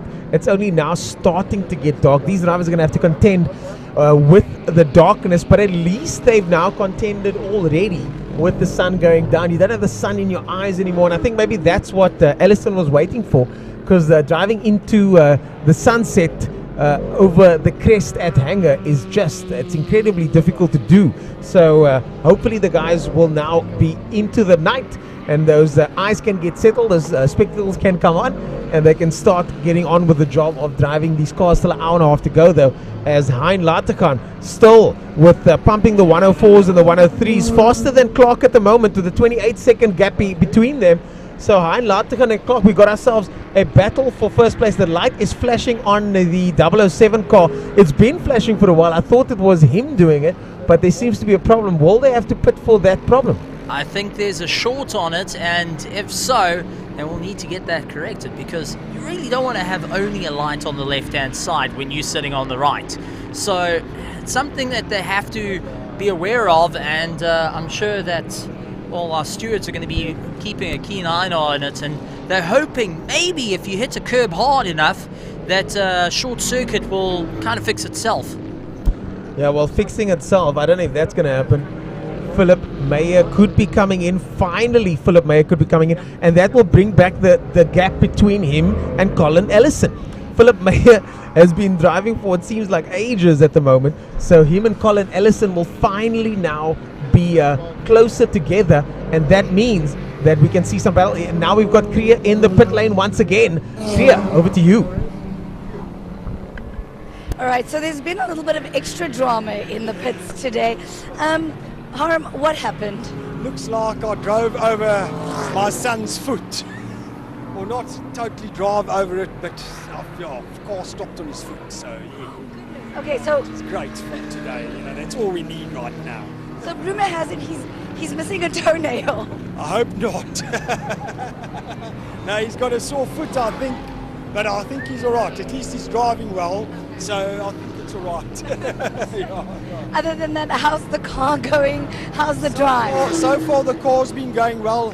It's been a bit rough. I had 1 or 2 spins, which is a bit stupid, but for the rest we're going all right. Yeah, just hope we can hang in there. Yeah. A lot of the drivers have been complaining that the track's getting a little slippery out there and they're losing the back. Have you experienced the same thing? It is slippery, and with the sun going down, one of the corners, it's very difficult to see where you're going because you can't see. You've got the sun in your eyes all the time. So I've been driving like that for about the last 20 minutes, half an hour. So that's been difficult. But for the rest, it's been a lot of fun. Yeah, we've had a lot of fun on the track. Yeah. So now all we have to do is make sure that Barend gets home safely. Yep, that's all we got to do. Just got to get the car home. So let's. And then you have to explain to the family what happened.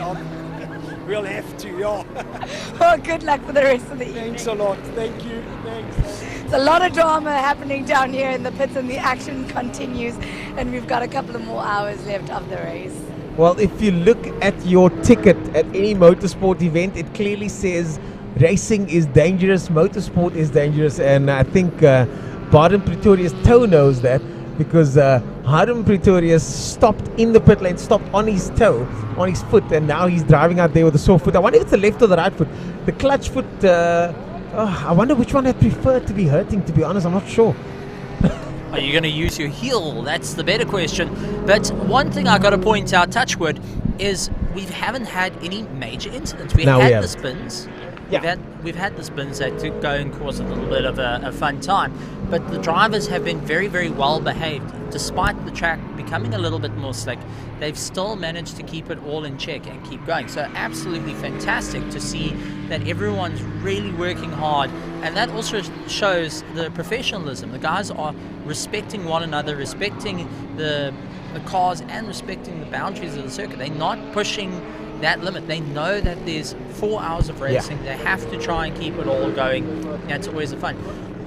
And we'll look at Dani van Niekerk setting the fastest time in the car at the moment, the 106.7. They were doing 108s early on as their fastest, and here he comes now. Dani van Niekerk on an absolute charge and overtakes the Morgenroot car and tussling it out there. There is your lead car, Steve Clark, currently doing about 105, so he should get past, goes past the Morgenroot car. Is that door open on that Morgenroot car? I'm trying to have a look there. Yes. Oh no! And he's off again. There's something seriously wrong with that car. I thought I saw something loose on that car, but he's gone off on the same corner this time. So there must be a problem on that car there. I thought I saw the door open or something along those lines. Maybe just an optical illusion, but he is back on the circuit now. but losing it on that same corner over there, that is not ideal. And just look at how fast our man over there, Dani van Niekerk, is going. Ben Morgenroth unfortunately off the circuit there, and there someone's off. Oh my goodness, that's your leader. That is Steve Clark getting it sideways. Oh no, he should have done that. He tries to get on the power too soon on the grass, and the rule of when you're on the dirt is keep the power constant, don't floor it. And this is going to look very good for Hein Latergan. Hein Latergan, oh no, bumps it on the curb there. Hein Latergan, 23 seconds behind. We will now see an on-track battle, ladies and gentlemen. We will now see an on-track battle between Steve Clark and Hein Latergan as we head into the final hour and a bit of this fantastic endurance race. Well, something that's definitely not expected. I think he went a little bit late on the brakes, and now he is getting chased down by the GT3 Cup car. Now it's all about putting the power on. He needs to refocus. He needs to try and put it out of his mind that something went wrong, and now needs to find that rhythm once again. That's a difficult move. Very difficult move. And just look at the lights on that Porsche in the background there, but also further back, there's so much action happening here at the moment. We've got Philip Meyer getting overtaken by Colin Ellison, and now we've got an interview in the pits with Kriya. Let's hear more about it. I'm standing here with Dean. Dean, how's that race been so far? You guys are currently sitting around 4th? Oh, it's been great. We've tried to be as consistent as possible, look after the tyres, look after the car, just make sure we're doing everything right, and so far it's kind of panned out. Panned out. Panned out. Yeah, I came in 5 minutes early because we had a puncture, so we thought, okay, let's come in, fix the wheel, get Mark to go back out again, and beat the last thing. So it's been good so far. I was chatting to Mark a little bit earlier today, and he was saying to me that the car's really there. You guys are feeling comfortable with it. Oh, it's fantastic. It's well balanced. It's easy to drive. It's great fun as well. So it's been good. Your driver changes must be a little bit of a challenge though, because Mark's a lot smaller. You got to give him a little bit of padding as he gets into the car. Mark's not the problem, it's Philip and I. But what we decided to do is we kind of, as we get bigger, we start earlier in the race. So by the time we finish with Mark, we can move the whole seat forward and strap him in, and he's good to go. Well, Dean, thank you so much, and I wish you best of luck for the rest of the evening. Thank you so much. Panda, pandy. So funny. Well, it turns out that our timing system over here is not showing any driver changes in the number 23 car. So that was Dean hopping out of the car, and Mark currently in the car, with Philip also in the pit lane waiting at the moment. Mark currently behind the wheel, and there goes the Morgenroth car once again. There comes the hard-charging Porsche of Heinrich Latergan, and Heinrich now has got the pace on Steve Clark. Steve Clark, no doubt, feeling the pressure in that lead backdraft car, doing times of 105 with Hein Latergan consistently in the 103s and the 104s. And there is your leader, and the battle for first position now turns onto our screens, ladies and gentlemen. We will now see the battle for first position on our screens. Further down the field, Tony Martin and Ben Morgenroth are close, but so far this is the battle for first position. Steve, can you believe it? After 2 hours and 40 minutes, we are witnessing the battle for first place on the circuit right now. I think Steve Clark at this moment is getting told, go buddy, go.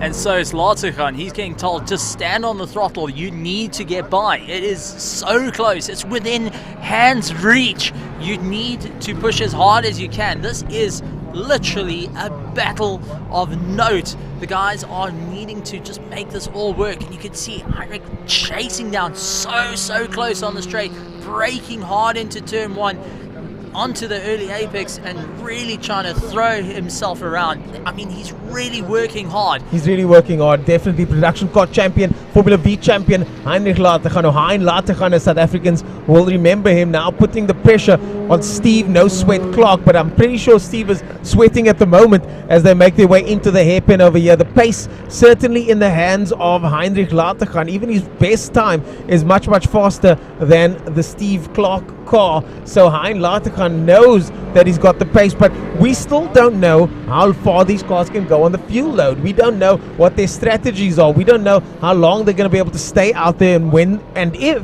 any sort of overlap will take place. I think at this point they're hoping that the engines will survive on literally the fumes that may be left in the tank, because they're duking out side by side. Though it looks like Latergan has got the inside line and a little bit more pace. Yeah, Latergan's got the inside line, a little bit more pace, takes it and overtakes the 33 car, which now holds up.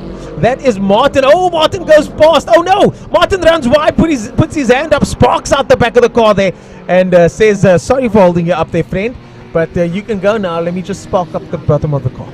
Well, you know, Tony was working on that car, trying to get it all sorted, and now he's gone and held it up a little bit. So. Well, Tony and Steve shared the car at the last race, if I'm not mistaken, and also now, I mean, yeah, easily Tony, I'd love to see a replay of that. Tony with his hand up as the car goes off the circuit, hand up over the bumps. No problem, just saying, hey man, sorry about that. I didn't know it was you that I was holding up there ever so slightly.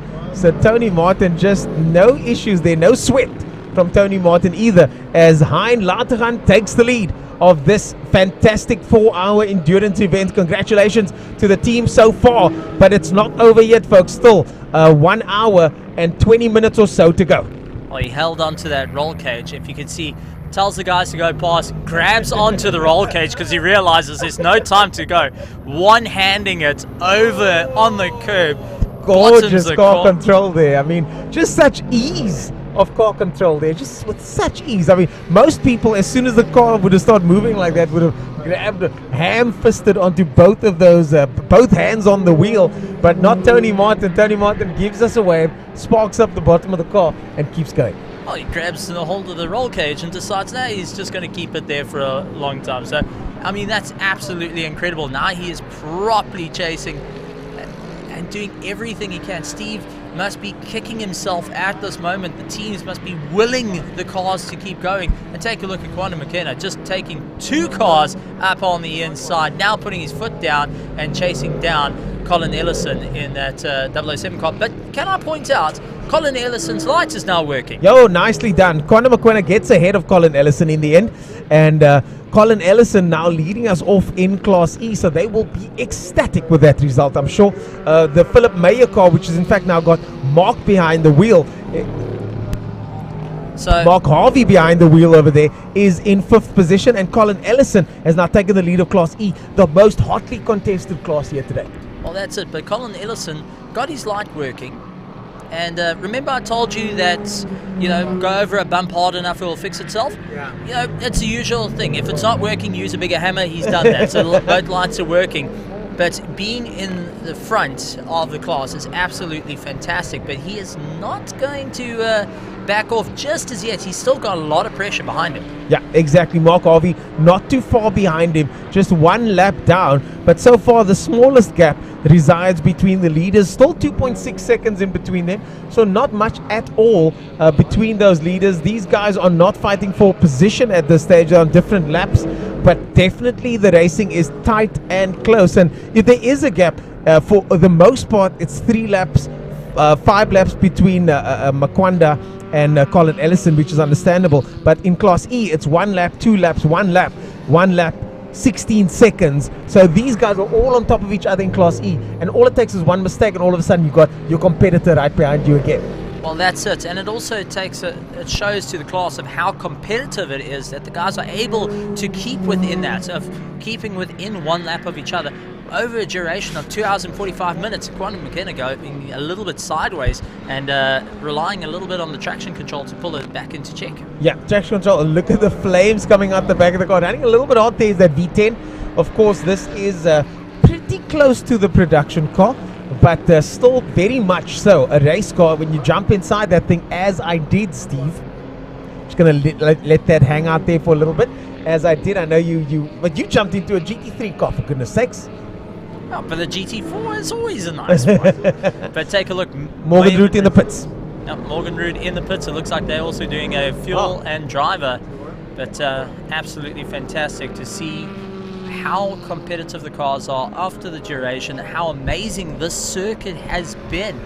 You know, we've seen very few tire changes. We haven't seen these cars start doing lots of tire changes. I think there are certain teams that are always going to do tire changes. We've got certain teams that are running a little bit wide. They're tad wide at the S's.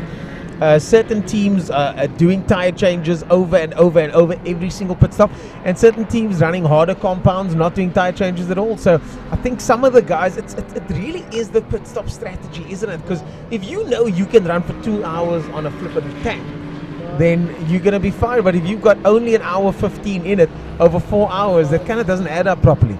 I think when you talk about different compounds, you do have that.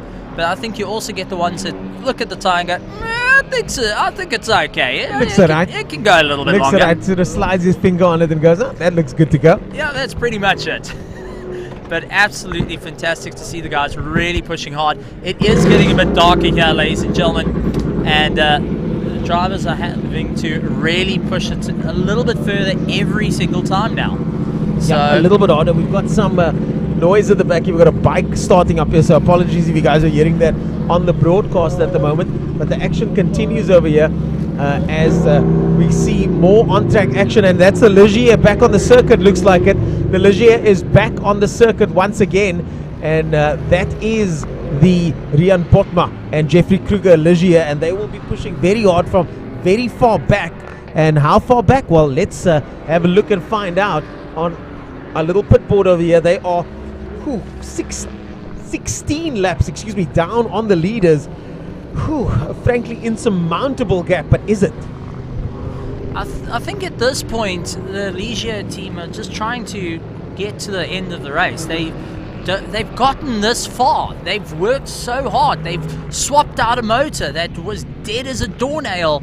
They've brought it all the way. So at this point they're just trying to carry it across the line. They want to make sure that they can at least finish. And that's absolutely fantastic.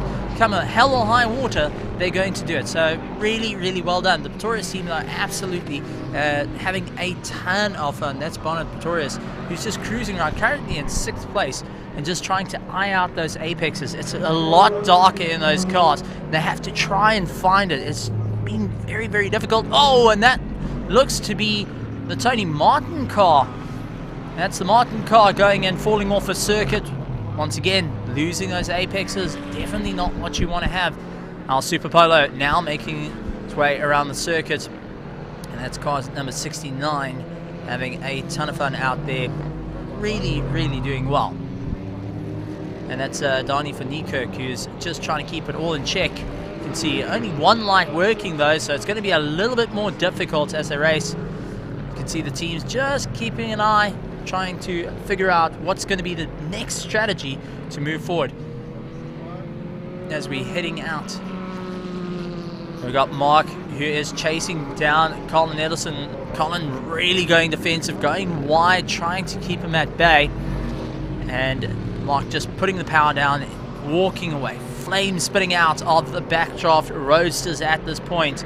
And Rian being told to box at this point. So Rian getting told to box. Something is not happy on that car. And the Ligier once again getting told, come back to the pits. We need to fix something. It's unfortunate to see that. The guys are really struggling with that car, no matter what. Colin Ellison back in front of Mark, doing everything he can, sliding out a little bit wide, going and utilizing as much of the circuit as possible as he throws it around into the tight hairpin.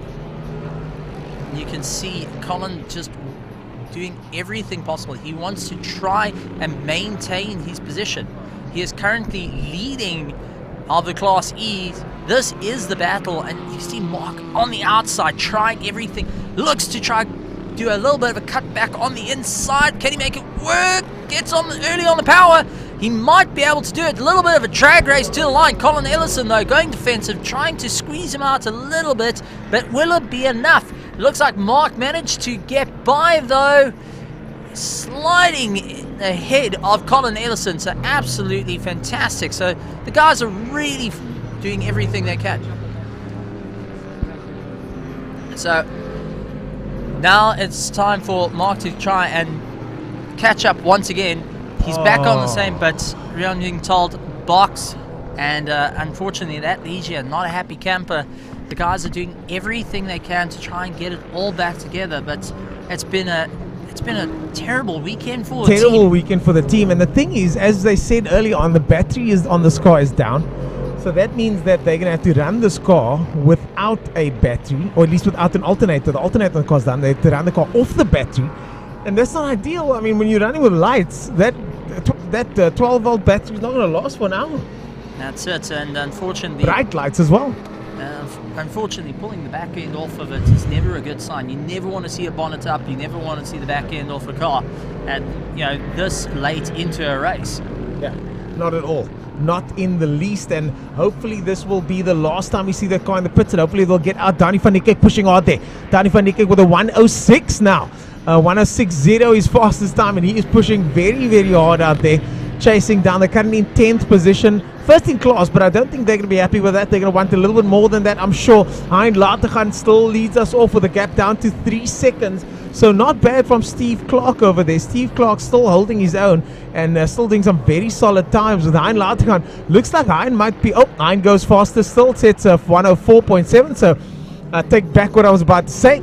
But it looks like both of them are pushing pretty hard. Steve Clark having slipped down there a little bit to a 108 on his last lap. Do you think that maybe going faster because it's getting darker and those apexes are starting to disappear into the darkness? They're starting to disappear a little bit in the darkness, that's for sure, as the teams watch on over the pit wall. What a fantastic shot. These cameras really do capture the moment and the essence of the moment quite nicely. These drivers all watching patiently to see these drivers, and support teams watching patiently to see their drivers go. And there it goes, one of the cars. Look how fast they go past that pit wall over there. Incredibly quick over there. Fikile Olamise down there as the mouse pointer jumps onto the screen, points him out in 11th position. Jeffrey Kruger in, Fikile in 12th, number 11 car. Jeffrey Kruger in 11th place. But the battle up front still rages as number 1 man, Hein Lategan, takes over the lead eventually. And Steve Clark finds himself in 2nd position. Kwanda Makwena in 3rd place. In 4th place, Colin Ellison with a fantastic drive so far. Got a couple more comments here in the YouTube chat. Go Team Kubani, says that's Naledi over there. Go Fix Go. And then Colin Hasty at the bottom. Lategan from last to first. Unbelievable stuff for Lategan. I mean, can you believe? And it's not the fastest car on the grid. It's a car that you wouldn't necessarily think would be good at endurance racing either. It's a GT3 Cup car, and yet we see it here, last to first on the grid. Colin Hasty, thanks for the feedback and input there. Unbelievable performance there from Lategan. I mean, he's going to love putting this trophy in the cabinet. All they're going to do now is take it over the line. And what an incredible performance from them. What an incredible car. And what an incredible drive from that team. Tavares and Lategan, of course, teammates in that Porsche. Now we look onto the main straight over there. The yellow lights are ablaze, and the lighting on the straight really pretty good, I gotta say. So far it's looking really bright out here. Most circuits in South Africa aren't that well lit, but this one does seem to be pretty good, I gotta say. And now more cars making their way through.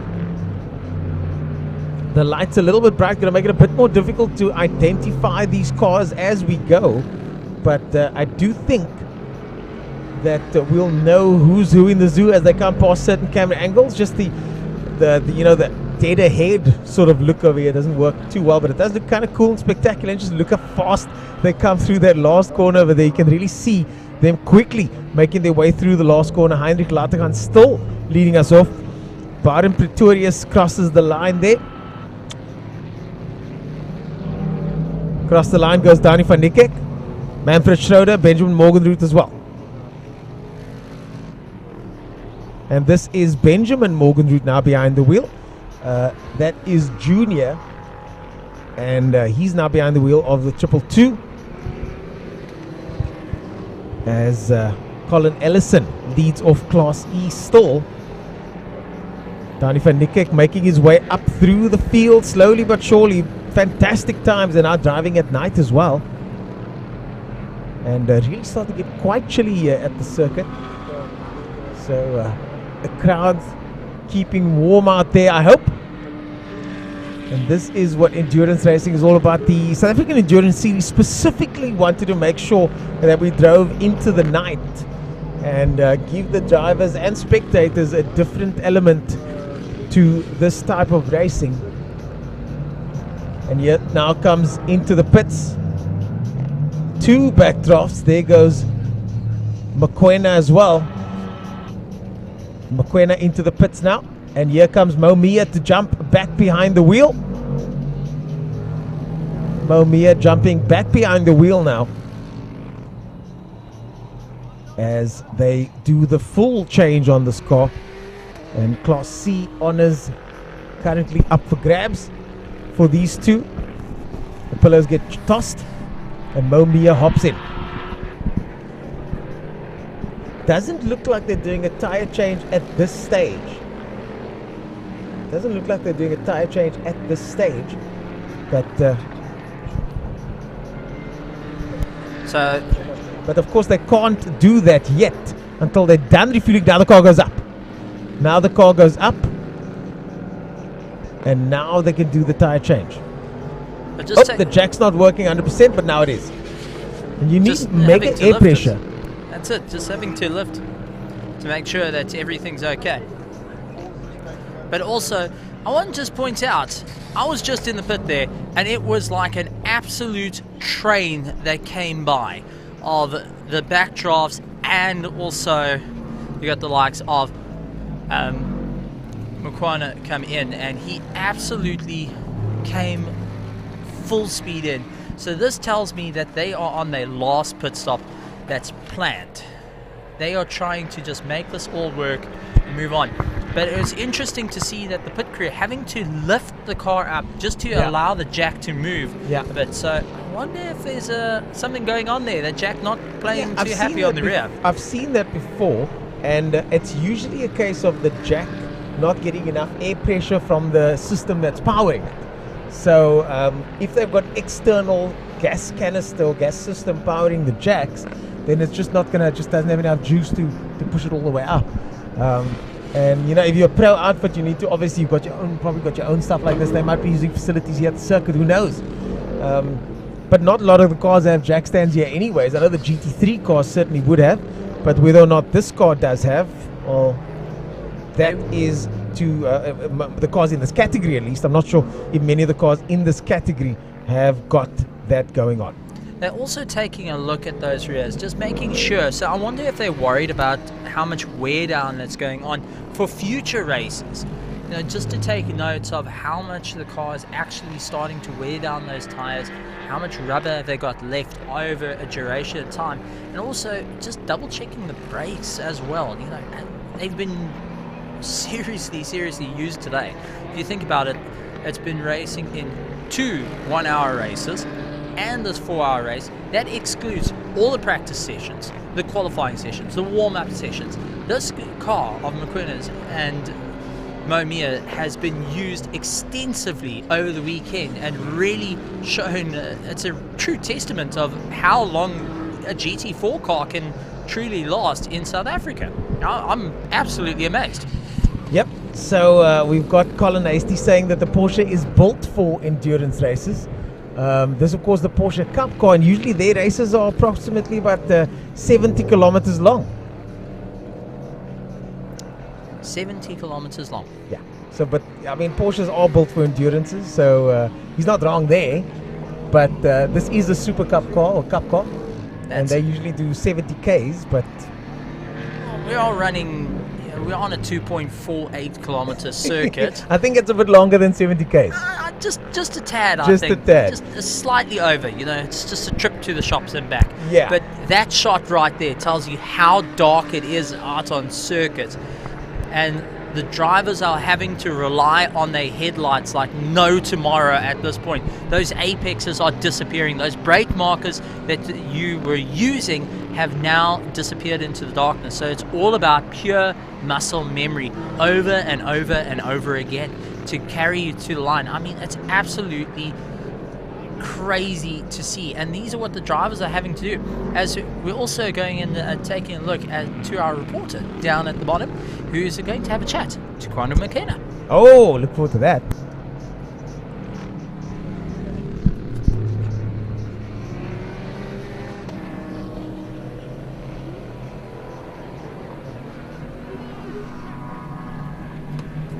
Kwanda, it's been a long day for you. I'm standing here looking at your eyes. They're red. How does the body feel? It's been a long day of racing. Just only a little bit tired. It's probably the adrenaline that's keeping me going at this point. Just finished my last race of the day. I was super happy. Unfortunately, I lost all radio communication on the second lap, so I just had to guess when to come in when I saw the team in the pit lane. But tried to overtake as many cars as I could, get ourselves as close to the lead lap as possible. But right now, it's all in both hands to just bring us to the finish line. You guys really have been pushing hard, took advantage of the fact that the Ligier was in the garage and really pushed it.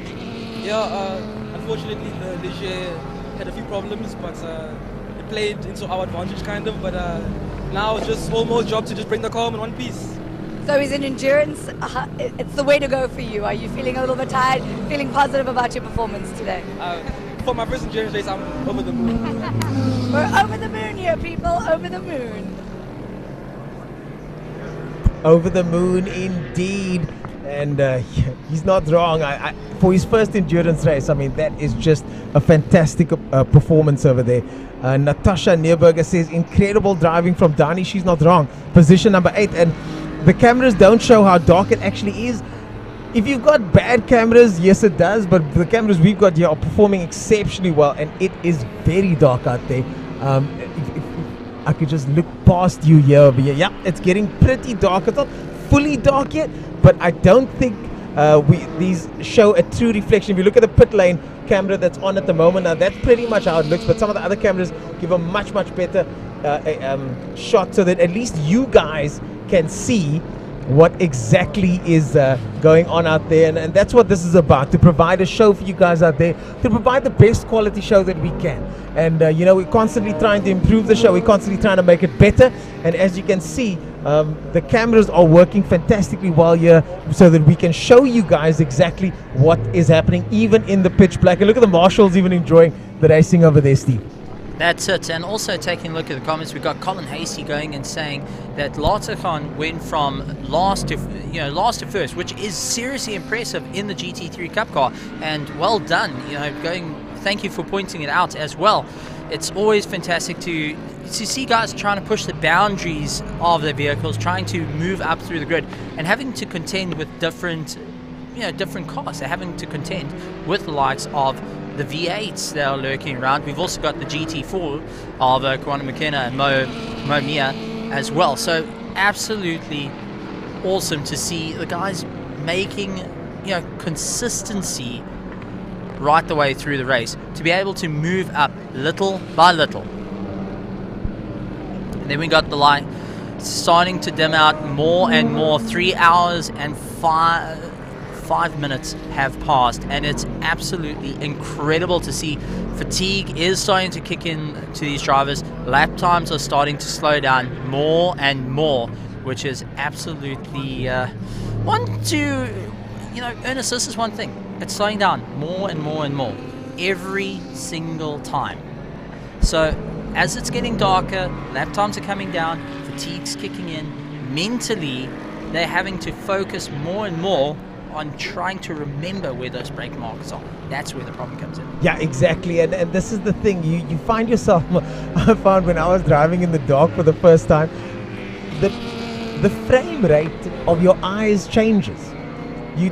You look and you expect the next frame to be what's happening next, but in fact you're now 5 meters further forward than you thought you would be. So it's so difficult. It's so difficult to try and drive at night, especially if you're not used to driving at night. I'm sure some of these drivers will be spending their first time at night as well.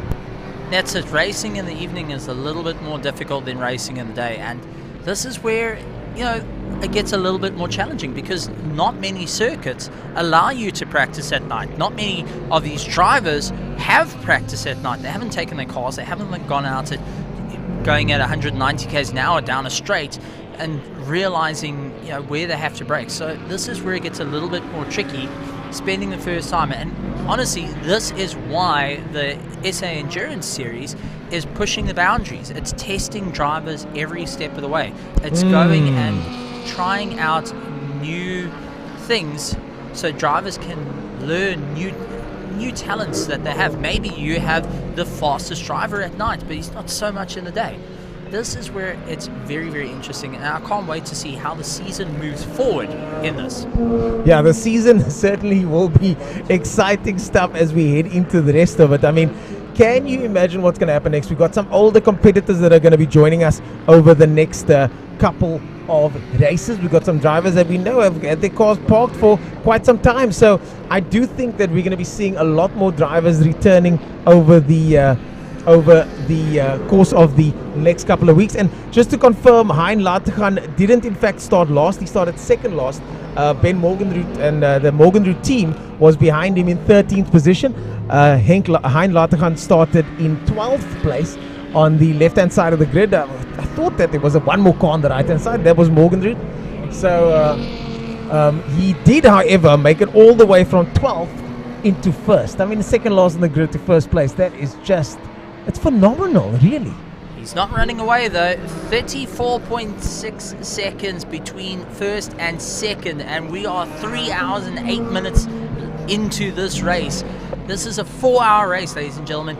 Anything can still happen before first can change. Oh, anything can happen, and it usually does, in the words of Murray Walker. One of my favorite quotes when it comes to motorsport. One of my favorite quotes when it comes to watching motorsport.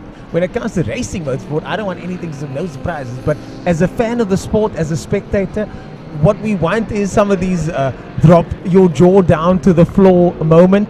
Bappy getting many more comments in the feed there. Bappy getting lots of love in the feed there. Him and Fikile. Bappy at the moment out on circuit. But, you know, this is one of those situations. We've seen it happen. We've seen things happen on the last lap. We saw in the previous race at Red Star, we saw the BMW go off minutes before the end. Minutes before the end of the race, the BMW from Cape Town went off the circuit, the turbocharged BMW near the toy racing car. I mean, can you believe it? I spoke to them. He told me all they wanted to do was finish. The entire race, they said all they want to do is finish. Minutes before the end, it ended in tears. And that can happen at any point. We saw the lead changing before. We've seen the lead change today. We've seen the guys that were tipped to be the best and the fastest here today lose out. And now currently running in second last position. So it's just frankly incredible. Well, keep an eye on Manfred Schroeder. He's chasing down Ben Morgenroot. And he's only 20.3 seconds behind, so that's a battle for 9th and 8th at the moment. They're still chasing each other down in the dark, so Ben Morgenroot's got to keep the pace up at this point, because Schroeder's coming after him and doing everything possible. As on shot now, we have got the Porsche E3 of Heinrich Lateghan, who's keeping it all together. Also, got to give it up for the guys trying out something incredibly new, going and moving the LED bars and just trying to make their cars stand out a little bit more to the pit crew and to the cameras. So absolutely one awesome thing to see as they battle their way around here at Aldo Scribante. And it is getting very chilly, ladies and gentlemen, here at Aldo Scribante, as the wind is starting to blow off the coastal waters and it's coming over the circuit.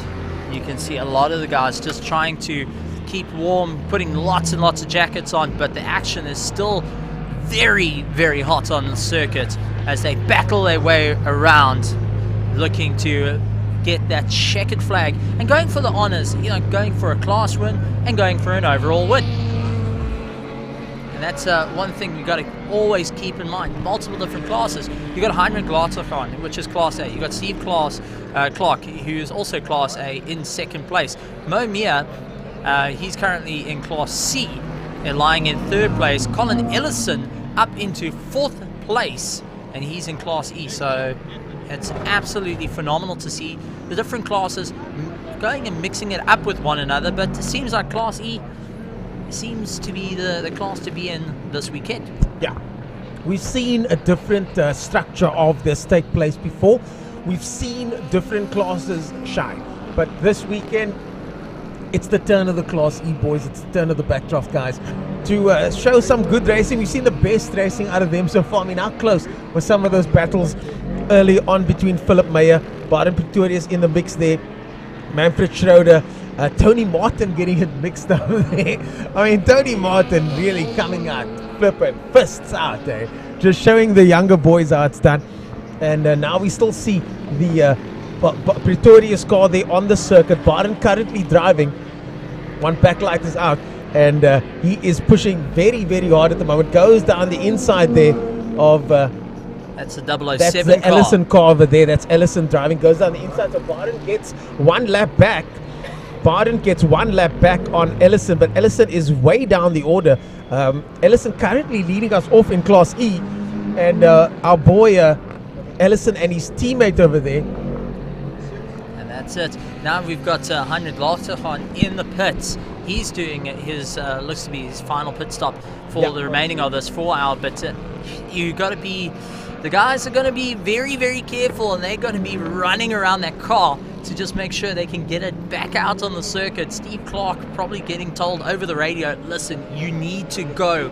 Yeah. Give it everything she's got right until the end. Use every bit of horsepower possible. You need to try and retake this first place.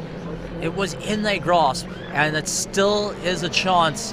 And it's going to be a battle. I don't think it's over just yet between Heinrich Lauterhahn and Steve Clark. Well, it ain't over till it's over, is what they say. Heinrich Lauterhahn at the moment in the lead at the moment. Steve Clark is still very much in this race. They are on the same lap, currently 35 seconds down according to the timing sheet. But on the circuit, we're going to have to wait and see after that pit stop how Steve Clark and Heinrich Lauterhahn are doing. Mo Mia in the mix there as well, just 7 laps down, but still out of reach at this stage. Colin Ellison 2 laps further back, leading us off in Class E. Dani van Niekerk with one of the hardest charges we've seen so far today. His best time 106, but still doing 107, and that is looks like 42 car over there. The 42 car, that is Manfred Schroeder, and still big gaps in between them. All of them with relatively big 1 lap leads at this stage. Manfred Schroeder 1 lap behind Benjamin de Morgenroot. And there comes the Ligier. There comes the Ligier now of Jeffrey Kruger. Jeffrey Kruger 9 laps down with 45 minutes to go. His current lap time is a 1:01, so he's not doing too shabby at the moment. And I mean, I gotta say, I feel like everybody's cheering on that car. I think at this moment they just want to get that car across the line, and the team have worked night and day to get that car back onto the circuit.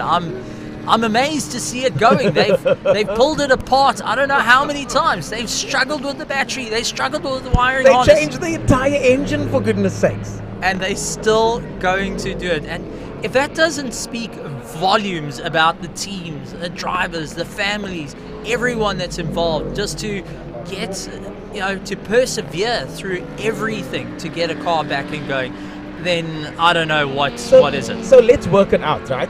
They are currently 9 laps behind. Oh, Steve Clark has taken the lead. Steve Clark has taken the lead on the timing boards. Steve Clark has taken the lead, and he's 1 lap ahead of Heinrich Lauterhahn, who did just pit though. So this could be an under overcut. Maybe one more pit stop left for either of them. But we're going to have to wait and see. Jeffrey Kruger is currently 24 laps down on the leaders. He is 9 laps down on the car in front of him, but is doing 12 seconds a lap faster than the leaders, and 12 seconds a lap faster than the car in front of him. Manfred Schroeder and Steve Clark now currently on the same lap times of 1 minute 12. So if he does 12 seconds per lap, every 10 laps, and it's a minute a lap basically, it is a minute a lap, so every 15 minutes he will have, every 10 minutes he'll have 120 seconds. That's 2 minutes. So he can pull back 2 laps. Am I right here? Every 10 minutes? Is that possible? I mean, I need to whip out the Excel spreadsheet over here because my maths I barely made it through matric maths. But I'm basically saying that if he can continue at this rate of knots and be 10 seconds a lap faster than the competition, then we might see ourselves him jumping way up the order. But the problem is, will the car last? Well, the thing is, there we go. Steve Clark losing out to Heinrich Lauterhahn once again. So Steve Clark just not having the pace compared to Heinrich in the Porsche. So this is where it comes in. Tried doing a little bit of an undercut move, but we know that Steve Clark's car, that backdraft roadster, can actually go about an hour 15 minutes, hour 30 minutes before it needs to pit. Unfortunately, it's not having the pace. You've got Heinrich Lartachan, who's more than happy to put 103s and low 104s versus the like of Steve Clark, who's doing what, mid 104s, high 104s. It depends on the car, because sometimes, the lights on the car don't work as well. And we've got eyes on the Steve Clark car. He's circulating at the moment, but it depends on the lights of the car, the setup of the car, and the type of car. Maybe the car's really tricky to drive at this stage, but certainly the times speak for themselves here. And he just pitted. He did a 2-minute 32. So 2-minute 32 was his last lap time. Unfortunately, that's going to take him out of first place contention at this stage. But Jeffrey Kruger still the man to watch doing 103s. Heinrich Lartachan clear out in front doing consistent 104s at night. So he's more than happy to keep up the pace, and that's all that needs to be done. Heinrich Lartachan has worked hard along with Tavares. They've battled right the way through the grid to climb up to the top, and it's all about keeping that consistency. They went and ruined the CV joint on Friday. They got a CV joint back to this morning, dumped it in the car, did one race just to make sure it's okay. Missed the second race because they didn't want to break it. Now into the 4 hour, and it looks like they're going to win it. So I'm sure they're going to be quite happy with that, and I'm sure the mechanics might get a pat on the back and maybe a can of Coke. Heinrich Lartachan, a legend of the sport, multiple South African champion, now finds himself leading the South African Endurance Series 4 hours of Aldo Scribante here in Port Elizabeth. A fantastic performance from him and his team so far, but can they hold it out? Just 58 minutes, 42 minutes to go. My math's a little bit off here. 42 minutes to go of this race. Can you believe it, Steve? We're already 3 hours and 20 minutes in, and look, I'm not gonna lie, it feels like my butt has been sat on this chair for quite long. I know you've been standing over there, so thank you for that, but I do feel like my body's taken a bit of a pounding sitting down like this, so it does feel like it's been a while, but it doesn't feel like we should have 40 minutes left of this race. I feel like there's still a lot more racing to do. Honestly, it's been so exciting that I didn't even realize that time's been going by so quickly. It's been such an amazing day, and to end it off with the South African Endurance Series, my favorite thing is endurance, because it is not a tell of how fast you go in 10 laps. It's how long you can go, how consistent you can be, and it's all about man, machine, and also team. Your strategy comes in, and this is what we've seen. We've seen some undercuts. We've seen some guys pushing the boundaries of how far they can go, and we've also seen guys really doing everything they can to get cars together so they can keep it going out. And this is why, endurance racing right across the world is loved by drivers and teams. It is the thing to go to. If you go and think about endurance racing, you're going to think about the Le Mans 24. You're going to think of the Daytona 1000, the Indy 500, the Daytona 500, the Indy 500, the Bathurst 1000. You can look at all those and you can say, wow, it's amazing. And right now we are seeing the 4 hours of Aldo Scribante, which is amazing. And it's also, being a national series, which is something that's mind-boggling. Yeah, our local boys get to take home a massive trophy, might I add. Have you seen the size of these trophies? Jeez, they get to take home a giant trophy for their trouble, and these drivers are really going to be aiming for that. Andrew Horn asked, is the Ligier out? And our producer so rightly answered, yes, he is back on track, but battling with a dead alternator. So that's a problem. Do they have to come in every time to change a battery? Is that what they're going to have to do? Well, they're going to have to work it out, and the easiest way to answer that, Andrew, is they cobbled it together, and by hope and a prayer, it's going to keep on going.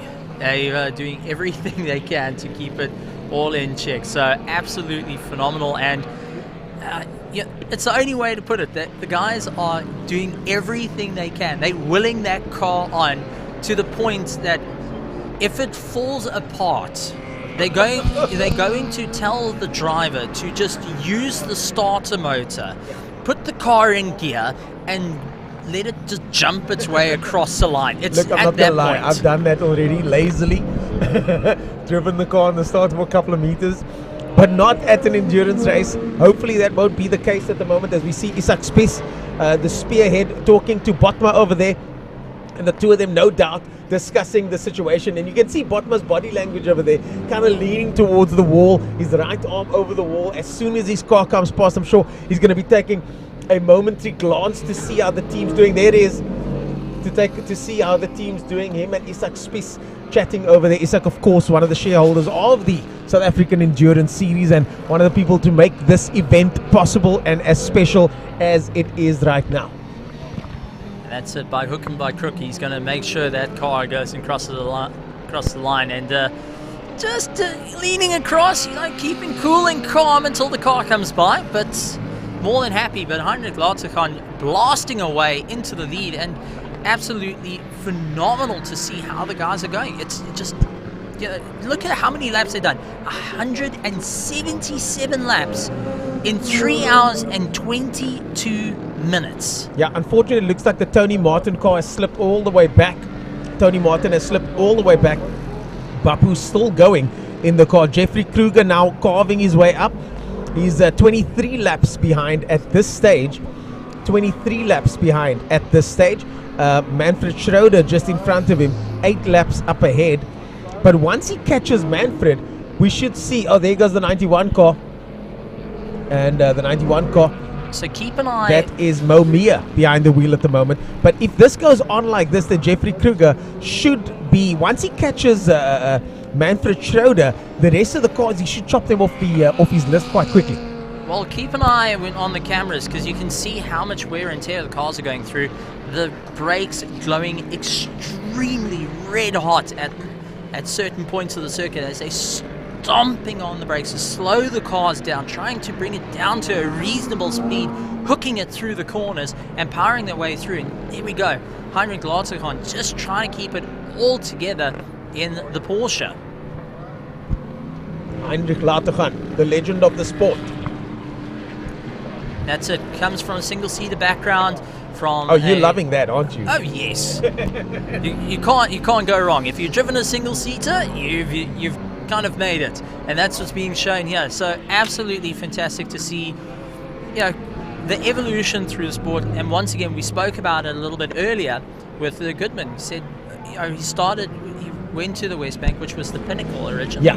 Then it's moved into the GT3s. Now Heinrich's also done the same thing. He's moved up into the GT3 Cup car. Once again, moving into a different stage of the pinnacle through the different eras. So it's absolutely fantastic to see drivers going in, embracing a change that's coming through, and also challenging themselves in new ways. Yeah, challenging themselves in new ways. Speaking of challenging, there goes Dani van Niekerk down the inside over there.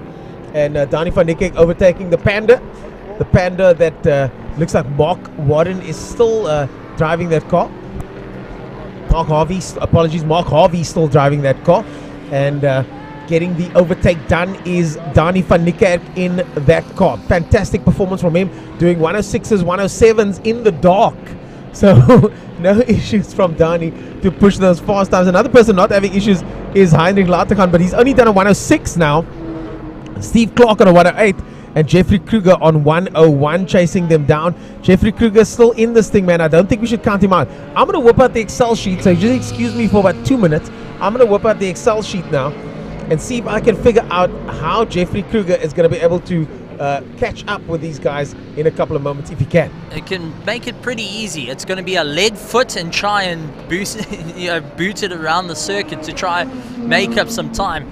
And at this point, the team is just saying, just go, make sure it finishes, cross the line. He's got to do everything he can. And this is where it gets a little bit tricky for him. You can see Heinrich slowly cutting his way through the groups, trying to just keep on going as time ticks over. 3 hours and 25 minutes have gone by in this 4-hour endurance race. It has been a race with all the thrills and spills, from great racing, from an hour, to an hour and a half, going into the 2-hour mark of guys that are nose to tail with one another, to all the guys diving off into turn 1, sliding. You have Ben Morgenrud having a completely big off at one point, landing into the dirt and picking up quite a bit of grass onto the front grille. Now I wonder if that didn't affect the cooling of the vehicle and they had to try and pull it all apart, and that's maybe why he started dropping a little bit further down the order So at least they were able to get him back and going. He's currently lying in 8th. You also got Manfred Schroeder, who's been having a great time out, and the whole team has really been working hard, slowly getting used to the vehicle, getting used to the circuit, and moving their way up.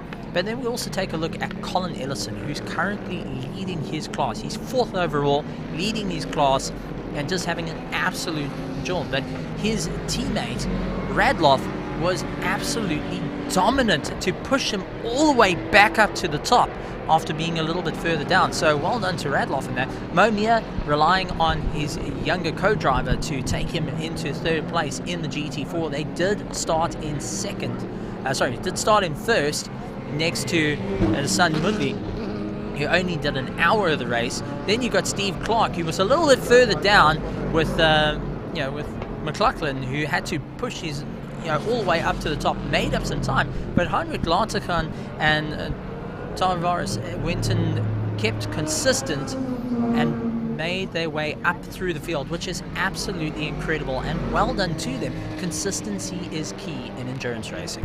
Consistency is indeed key, and I've done a little bit of rough calculations here. At 5 seconds a lap, and now he's lost that a little bit, he's done a 103 now. It would mean that Jeffrey Kruger, to try and catch up with the lead guys, he could potentially pull out about 5 seconds a lap. At this current rate, he's probably got about 30 laps or so left. 30 laps at 5 seconds a lap equals to about 150 seconds, I think it was. 150 seconds, so that's about 2 odd minutes over there over the course of that time, and that's not going to be enough. My calculations might be way off, but basically, I'm trying to multitask here, and what I'm seeing is that it's too little too late at this stage to try, and if it was 2 hours to go, it would have been possible. If it was 1 hour to go, he might have stood a chance to get in the top 3, top 5 potentially, but at this stage, top 5, it could be a bit too much of a stretch. The gap is still looking good. I mean, 7 laps now behind Manfred Schroeder, 6 laps. If he catches Manfred Schroeder, then I think he's going to be able to chop off the next couple of guys quite quickly, but those lead guys, they're gone now. Well, the thing is, you go and take a look. Jeffrey Kruger and the team were earmarked to be right at the front of the field at the beginning of this weekend. They were told, you guys haven't got much competition due to the other leisure not being around. Now, it just, everything turned on the head from being confident and saying like, oh, well, we haven't got much competition. It's all gone backwards, but the guys are just trying to recover as much points as possible. And that's the main thing that they've got to focus on, is trying to make up as much time that is, to move up. And you've got like Nick Adcock, who's usually in the other leisure, duking it out. And this is where it gets a little bit interesting of going into the next race. Oh, and take a look. We got Steve, that's Clark, all off into the weeds, and he's trying to get going once again. Clark off into the weeds, and we're talking about the Rico Barlow car, and they also did a change on that engine at the last race. They also did an overnight engine swap, so the tail of the tape, much the same for these guys now, because they've got to do exactly the same move that those guys had to do back then. This time they managed to find success by finishing the race as well. Hopefully, we're just holding thumbs here with just 30 minutes of racing left to go. We saw Nick Adcock and the guys were in it to win it at the last race, but unfortunately at the end went off the circuit, and it cost them big time. Hopefully not the same fate will befall these guys. They just got to keep that car on the circuit now and try and gather as many points as they can, because it's now about the championship. A lot of these guys are now looking at the big picture. The little picture's off the table, and it's big picture racing at this stage. Well, that's it. It's all about trying to keep it together and focus on, surviving until the line. And you've got to play it safe. You've got to know, all right, listen, I've got to slow it down a little bit. I've got to maintain a solid pace and look at trying to maximize the points for the team, for the championship, because there is a prize at the end. There is a very big prize at the end. Let's just say that. But the guys are trying to do everything they can. But does this now put the Rico Barlow team and the leisure that we currently see on circuit on the same page? Oh, wow. That's a very interesting question. I think the Rico Barlow boys, if they're watching the stream, shout out to them. I know there might be, and they are overseas racing at the moment. So shout out to the Gqeberha team and all the guys from Nick Adcock's team as well. A fantastic group of gentlemen, and they're racing in Europe at the moment. I think it's the Asia Le Mans series, if I'm not mistaken. Then it's not Europe, then is it? Then it's in Asia. But I think he competes in the Asia Le Mans series, if I'm not mistaken. And I'm sure they would have loved to have been here. But having said that, that's a very good question. What does the championship table look like? And look, I've got to go work that out after this. I'm actually doing the post-race video, so I'll have to figure out what the championship standings look like. But that's a very interesting question you posed there, Steve, because this is the big game we're talking about. We've got 7 rounds in total. It's only round 2. They get one throwaway round, and Nick Adcock and the guys will be probably throwing away this round. So maybe these guys do the same, you know what I'm saying? Maybe they do the same and throw away one of these rounds, but certainly it's going to excite things up a little bit. It's going to spice things up a little bit, and that's why we come to watch this kind of racing as we see the Super Cup Polo with Danny van der Kerk behind the wheel going through once again. Well, one thing I'm just taking a look in shots is we've still got some vehicles lurking around the racetrack. You know, spectators still braving it out in the cold, in the dark, watching the cars, supporting their drivers and teams, which is absolutely fantastic. And thank you to you guys on YouTube. Thank you to you guys all over the social media, Facebook and more. And also to be here at the circuit at Aldo Scribante. It's always fantastic to have you guys around and interacting, being around, supporting the guys, which is what we absolutely love. Also, we have to give a massive shout out to all our officials and marshals that are currently out there. They've been there since the early hours of the morning. 5 o'clock, 5 o'clock in the morning. And when I spoke to the marshals, they've been out on the posts. I mean, well, let's be honest, we were still in bed by that time. So, well done to the guys, and a big thank you. Without them, we wouldn't be doing this. Yeah, I must be honest, we've been ignoring the Facebook live stream, and I've just gone to check it out. Quentin Schwartz says it's a very physical circuit. Rode it a couple of times, works the driver and the car. The circuit certainly has its ups and downs. There are lots of tight sections and the dips over there. You feel the G as you go through the sweep section over there. Belinda Stoter says, let's bring it home, Rian Botma and Jeffrey Kruger. We can do it. ART Racing. Nathan Kutsia says hi. Chops unfortunately isn't racing in this one. See, our producer did get back to him on that one. He should be on the next one. Benjamin Morgenroot doing an amazing job, says Nicole. And Byron saying, let's go Backdraft. Boys, I'm going to read this one out. Paul Richter says, great footage and commentating. Thanks, Paul. We appreciate those kind of comments. And Mike Verrier says, hi, Stephen. What's up? Oh, we got someone from the USA watching. Stephen Craig Harper, Backdraft USA watching live. So we got some USA love happening as well. Thanks, guys. I'll be liking those posts. Thank you very much. Mike Verrier, I hope you're good. Fantastic car. He's got one of the Can-Ams. He's got the Shelby Can-Am, and he races in the sports and GTs down in Cape Town, your neck of the woods. Yes, we drove against each other briefly at the 9 Hour a couple of years ago. His car was exceptionally fast.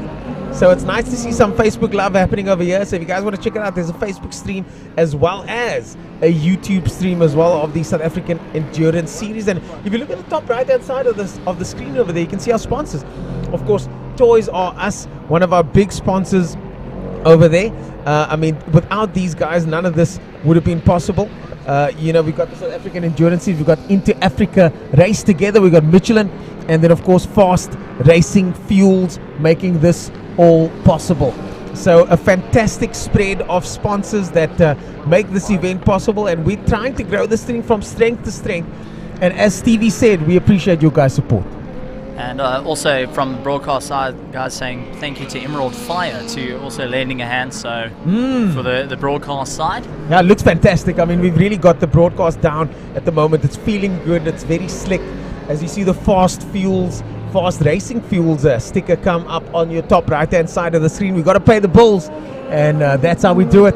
With the sponsors making sure that these things, motorsport can't happen. It's not the race on Sunday, sell on Monday anymore. So a lot of these companies come on board hoping to strengthen the relationship over time. And over time, we can make it worth their while for being here. And with all these eyes watching, we certainly do that. Well, that's it. And you know what I gotta say, we talk about Toys R Us. boys love their toys. Oh, and yes, they we've do. got the bigger toys here. That's for certain. The only thing that changes is the toys get more expensive. Exactly. But absolutely phenomenal that, you know, getting such support for the series, you know, for SA GT and for the SA Endurance series. The guys coming in, supporting the drivers, supporting the idea and moving it forward, trying to, you know, make the local motorsport a little bit more accessible, and also moving it up to a international standard that it carries through, and also to try and get the youngsters involved further up in Africa as well, just to also get involved with racing, which is, it's always fantastic to see more cars on the circuit, the happier I can be. Exactly. Exactly. And if you've just joined us, to give you an update on what's happening, that is Dani van Niekerk over there leading Class D and in 7th position. Heinrich Lateghan is your leader at the moment. He's just crossed the finish line and he's done 191 laps. He is your overall leader and the leader of Class A. In 2nd position is Steve Clark.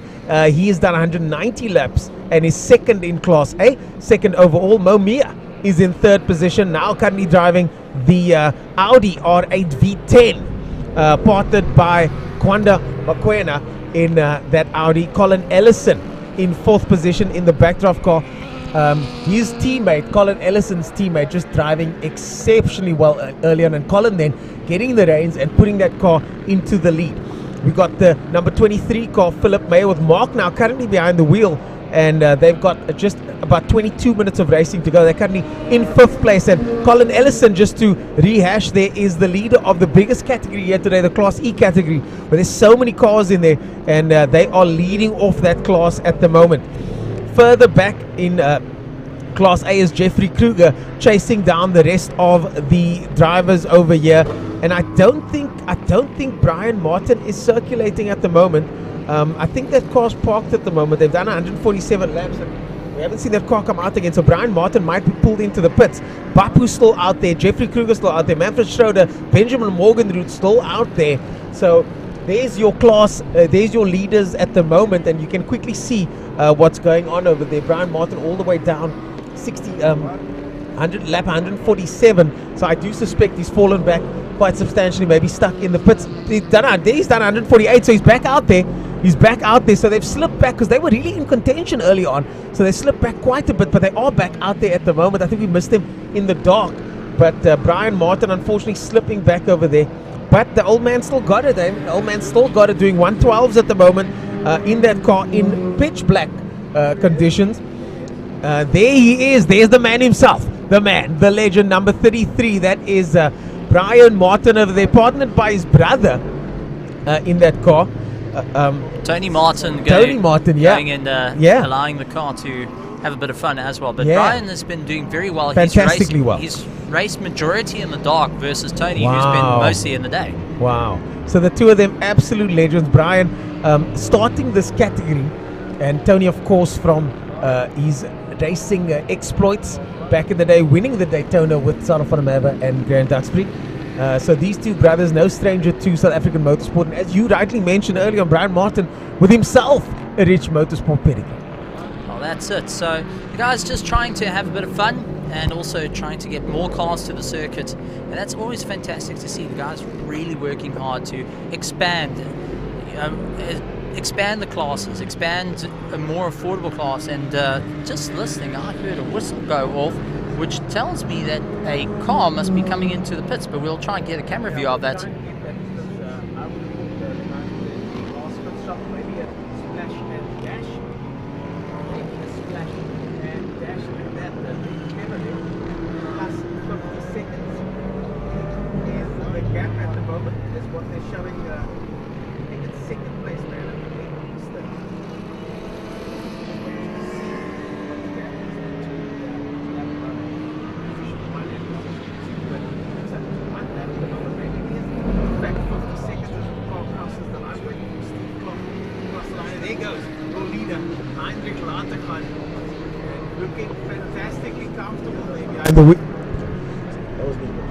There goes your leader, Heinrich Lateghan, looking fantastically comfortable behind the wheel. That gap we saw earlier on 50 seconds, it looks like that's the gap that he has over his team, or at least over Steve Clark.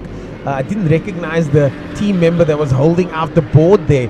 We've tried to mingle with everybody as much as possible over the last couple of days. 53 seconds a gap, so that was his team, Heinrich Lautgard, letting him know that he's 50 seconds ahead of Steve Clark. And yeah, there's lots of people in the pit lane, lots of interesting characters, but I gotta say that the spirits have been very high, and the numbers on the live stream also now picking up. We got somebody watching from Germany over there. It's Mikael Patemba, the winner from the last race, watching from Germany. How do you feel, Mikael? Watching the guys race, you're probably thinking to yourself, I should have been there. Would have been interesting to see another Cup car racing. And we said earlier on that the Cup cars aren't necessarily built and designed with the thought of doing this from the get-go. The GT3 cars are. But Mikael Patemba proved that a Cup car can win the endurance. And now, oh my goodness, back in the pits they go. Heinrich Lautgard proving the same, but back to the Ligier JS53 Evo 2. You see it on the back cover there. They've got to change that battery probably once again. They maybe couldn't fix the alternator, and unfortunately it looks like there's another problem over there. And Mikael Patemba, our previous winner of this event, watching all the way from Germany. That's interesting. He's racing in the DTM that side, getting ready for his DTM debut, junior DTM debut, and waving the flag proudly. Mikael Patemba, we look forward to seeing you perform on that side, and good luck with the race, good luck with the preparations. I wonder if they get to this point, they keep changing the battery, that the car that they hired, sitting there in the parking lot, I wonder how tempting it is to just go and undo the battery. Whether it's a Bucky or whether it's a Golf, undo the battery and put it in the Ligier at this point. It must be very tempting. As you can see, they're frantically trying to pull it all apart and just change it out. But it must be so frustrating as a team. You've done everything you can, and it's all coming down to just a little battery that's causing trouble. My heart goes out to them. Honestly, it's sad to see. But they are. One thing I'm proud is they're not giving up. They're not putting their hands up in the air and saying, "I'm done." They're not giving up. Fighting it out right until the end. I was looking through my newsletter today, and I get these motivational newsletters, and one of them is the worst trait a man could possess is quitting. And that is definitely what's happening now. We are not quitters as South Africans. We don't quit, and neither does this team. And these guys have proven that they certainly are not that. They are not going to quit. They are going to push through till the end. And that's the spirit of endurance racing, is exactly that. You drive it till the wheels come off, and then you drive it some more. And that's exactly what these guys are doing. And there goes Kruger once again. Well, we've seen Michael Stephen go and drive it on the rim, and now we've got Jeffrey Kruger is driving it with next to no battery left, and he's just going to try and force it across the line. So absolutely fantastic. The guys just really doing everything they can to just get that car right to the end. So absolutely phenomenal to see the Ligier just able to go out despite all the problems. It's one of the little cars that you just willing it to keep going. You want it to finish. It doesn't look like it's going to come anywhere. It doesn't look like it's going to come in first, but it's one of these cars that you just want it to finish. Yeah. And we go back to where the South African endurance started, way back. It started. There was a Toyota Corolla, exactly the same. Ran out of oil, ran out of water, ran out of everything. They went and powered it on the battery. They broke down 50 meters before the line. Mr. Pretorius told them, put it in gear, run it on the starter motor. It jumped until it crossed the line. That engine, the pistons were melted into the block. That is literally what we see here. The guys not quitting, and this is what SA Endurance is from past to present, and it's absolutely phenomenal. 100%, Steve. Couldn't have said it better myself, my friend. That's exactly what this is about. The spirit of endurance racing lives through these gentlemen, and I promise you, as the brakes glow on Dani van Niekerk's car over there, they are going to be ecstatic when the flag drops. And I would imagine a lot of relief after all of the drama that's taken place. But everybody's done their part. Botman's done his part. Kruger's done his part. The team have done their part to put the car together, and it does seem like a fantastic team effort, because Kruger has, every time he's asked to do so, put the hammer down and perform. Well, then you got like Heinrich Lartigan running consistently with his teammate Steve Clark up into second place. You got Mo Mia, who's really worked well with his teammates. Colin Ellison in fourth place. You've got Mark, who's up into fifth place. So it's absolutely fantastic to see right through the field. The guys have not given up. They've worked their way through. They're not going to give up until that checkered flag waves. And only when they can park that car on the trailer is that the time that they can rest. Yeah, exactly. And that's exactly it. No rest for the wicked then, as the very wicked looking backdraft Cobra goes past Steve Clark, driving that car at the moment. The final 15 minutes is upon us, 13 minutes or so. The 262 car in for a splash and dash. And that's Baden Pretorius that just came in now. It doesn't look like they're changing drivers at this stage. Gets a wipe of the visor there, so Baden is going to be staying out there in the 262 car. And Pretorius looking very well at the moment for a podium position. Dani van Niekerk is 3 laps further back, and Morgan who 2 laps further still. So as Mr. Pretorius Senior over there watches on and gives them the wave, off they go, the 262 car back onto the circuit. And I do suspect that they're going to be now fully ready to complete the rest of the coming laps. Only 13 minutes to go. That's a real splash and dash there. Quickly in the pits, just get enough fuel in to cross the finish line. The last thing you want to do is run out of fuel and bin and tank it for the entire crew. So they want to make sure they've got enough fuel in that car. Now that last 13 liters sort of, try to get it in so the engine just able to survive. Their fuel gauge was shining a little bit too bright here at Aldo Scribante, so just needed to put a little bit more juice in. Look at that. Heinrich Lartigan, his best lap in lap 100, and currently 200 laps completed. So Heinrich Lartigan has been in there for a substantial period of time. Tavares brought him, gave him the car earlier on, doing really well as well. So both of them performing exceptionally well. Tavares is going to be very happy with this performance, I'm sure. I mean, he mentioned that's the second season they're driving that car, starting to figure the car out, and clearly they've done exactly that. They know the car had potential, they know they had potential, and just look at the pace of Heinrich Lartigan. He's definitely still got it. Steve Clark is going to be happy with that. Unfortunately, when the night came, I think that car suffered a little bit. They weren't as fast as they were during the day, so the nighttime definitely had something to do with that.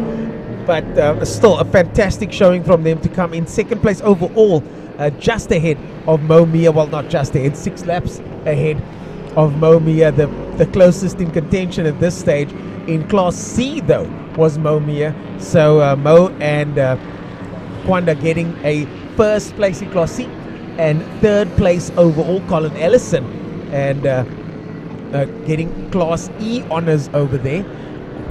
So far, Colin Ellison is so far with Christopher Radloff. Christopher Radloff, there we go. So far, it's not done yet. There's still time. Yeah. There's still time. The commentator should never count those chickens. Yeah. I'm already going, there's a chicken, there's a chicken, there's a chicken. No chickens need to be counted, people. You're starting working on the farm already. No need to go there. When the farmer throws the grain, that's what I'm doing right now. But yeah, Onus, I've got to ask you, we've been through the day. We've seen the SA GT, we've seen the SA Endurance Series. Yeah, we've been talking to each other for like 6 hours straight now.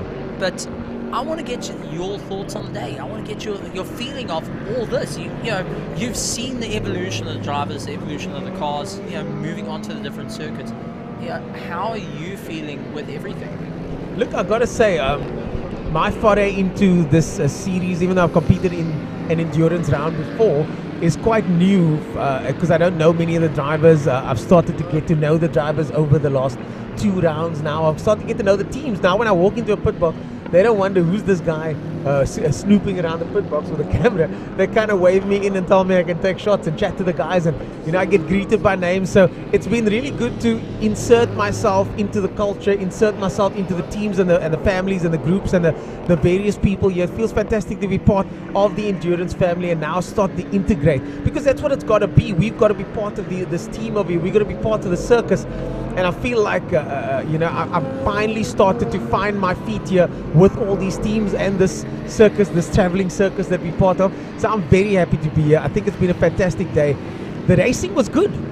And that's the main thing, isn't it? The racing was good. We, as a production team, we tried to display that racing to the audience, but the racing delivered. And that's the big thing, isn't it? Nobody wants to be part of a processional sort of event.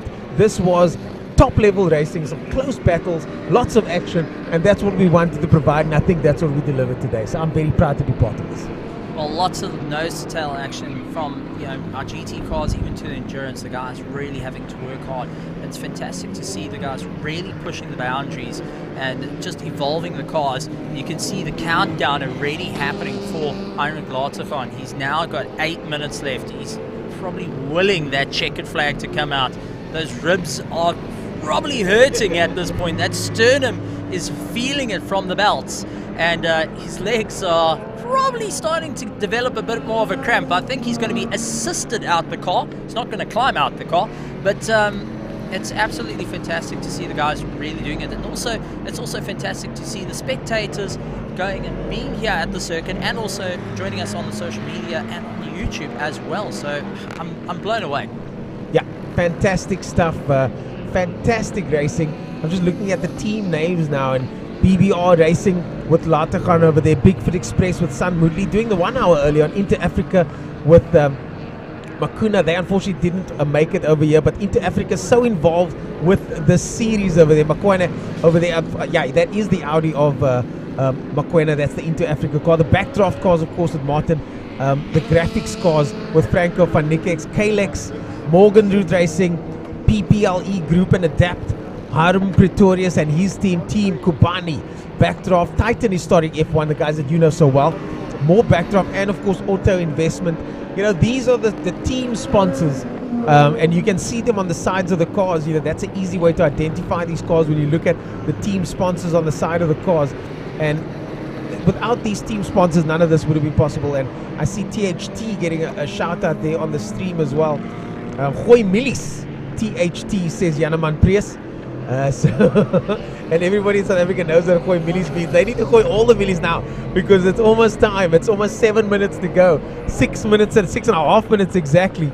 So I've been trying to calculate the time to go since the start of this race. If you look below the timing, you can see time to go right there. Oh, somebody's off. Somebody's off. The 91 car is off. That looks like the Audi.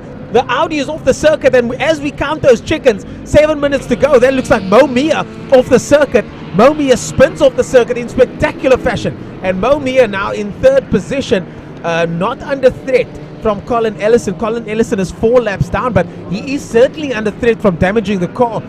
And Mo Mia now in Class C in the lead, starts to go again, but it does look like the car is okay. Hopefully we can get a replay of that incident.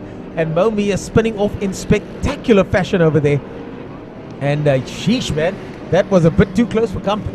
I think he did change the color of his seat there, but definitely not what you want to have as it's coming towards the end. You really don't want to be the guy that bins the car in the last little bit, or get it stuck in the sand, because it's very easy to get caught into the gravel trap. And Mo Mia just really had to try keep it all together once again, putting it sideways, slowing the car down, and then able to get going once again. So it's a bit of a difficult time, but also skill in the driving coming in. The guys having to try and slow the cars down any way possible. They know it's getting onto a bit more of loose gravel. There it is, losing it, going in backwards over there, and managing to collect it. Trying to figure out where exactly that is. That's through the sweep. Yep, that's through the sweep. Oh my goodness, went straight on by the sweep. That's an interesting place to lose it. They say he lost it going into the sweep, but that could honestly be him just not seeing the corner, because I promise you, man, when you're driving in pitch black like this, the frame rate is slightly different. If your eyes are like mine, they're just slightly off perfect, then the frame rate changes a little bit and it makes it a bit tricky to spot those corners. You might need to turn in half a second, but instead you choose 0.7 of a second, and then that happens. So Mo Mia luckily able to collect the car. Well done to him for getting the car home, well, at least for getting the car back onto the circuit. I think it was a 150-meter board, and then suddenly the 50-meter board. Yeah, exactly. And the sweep is it's a relatively easy corner. It kind of just sweeps onto itself over there. It's not the trickiest of corners. It's not difficult to misjudge your turning point, I don't think, but that could be at night. It could be a whole other ball game at night. The circuit could be exceptionally difficult to figure out. So Mo Mia just having a bit of a moment there as Heinrich Latergan gets the board from his team there and letting him know that he's 1 lap clear and 1.5 laps clear or thereabout at this stage. A huge gap now developing between Heinrich Latergan. Heinrich Latergan winning this, but not just by a small margin. He is absolutely stomping his dominance on this race right here, and he is showing everybody that he still deserves to be behind the wheel. After all these years, winning in the 90s, no less, and now in 2022, back behind the wheel, doing the deed. Well, Heinrich Latergan and Tavares really had to work hard. It wasn't just a freebie gift, that's for certain. They had to try and duke it out right to the end. They had to push the car to its limit every single time to be able to get towards this checkered flag, and it's not done yet. They, as you can see, they're a little bit caught behind, and you've also got Jeffrey Kruger just chasing them down in the leisure. He's trying to just follow around, keeping it all together, doesn't want to break the car. There's no need to push it. There's no need to go and no need to go berserk. The race is nearly done. Yeah, don't go berserk. Now is not the time. Now is not the time to go berserk at all. With 2.5 minutes to go, I think berserk is the last thing you want to be doing now. This is not about last of the late breakers anymore. This is about getting the car across the finish line, just doing what needs to be done to get that car the last couple of meters. I'm going to quickly check and see what's happening on the live streams. We've got a couple extra comments here on the Facebook stream, so I'm going to see what's happening over there. For all of you guys that have been watching, thanks so much for watching the live stream. Thanks so much for your comments. Bart Heineke says, go Kruger. Flawed Kruger. And Stephen Craig, loving the broadcast. Great job to the camera and the commentators watching live from Florida, US of A.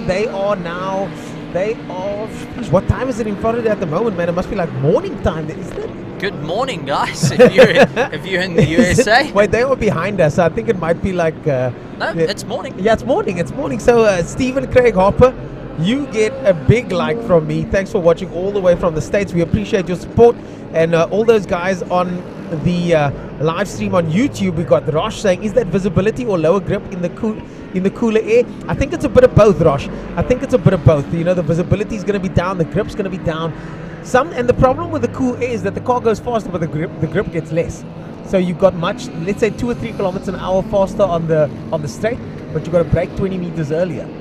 So, or maybe let's say 10 meters earlier. So I think, these guys are going to be feeling it, and the corner speeds might be a couple of K lower, the entry speed might be a couple of K lower, but in fact the approach speed to the corner is going to be a little bit higher. So it's a little bit of a mix of everything as he threads his way through, does the leader, trying to make sure that he keeps that car on the circuit, trying to make sure that he keeps the car on the black stuff, wheels down, as they say. Heinrich Latergan with a time of 106, a conservative 106 time over there, still not too shabby at all. Steve Clark there in second position. Mo Mia securing that third place in the GT4 LMS Audi over there, and the first of the backdrops, Colin Ellison in fourth position.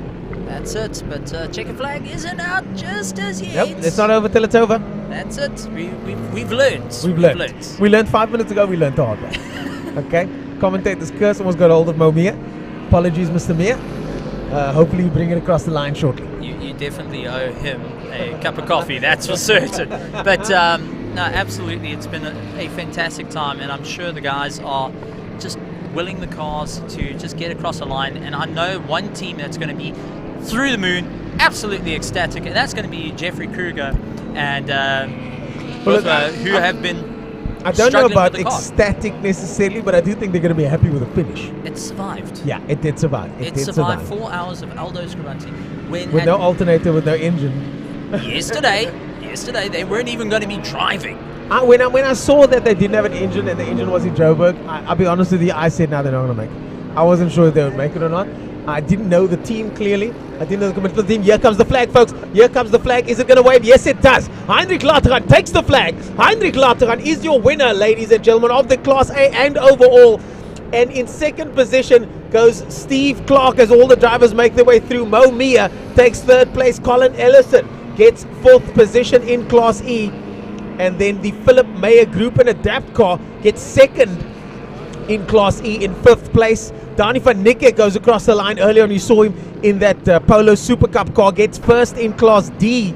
And then further down, Jeffrey Kruger finishes the race for his team over there. Fantastic performance. But the winner, and there can be only one, is none other than the South African legend of South African motorsport, Heinrich Lategan, winning again decades after his win in the 90s. A fantastic performance from him, and he is going to be absolutely happy about this performance.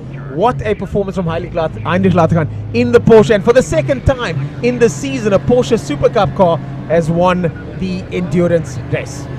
So maybe we should invest in a Porsche Cup car. They seem to be working for these Enduros. They do seem to be working. We were talking about it earlier, not necessarily built from the ground up for this, but certainly, I mean, look at that. These Porsches are just amazing. I drove a 911 GT3 manual, and auto name drop, I'm going to do it, I'm going to say it. I drove them recently, the new one, okay?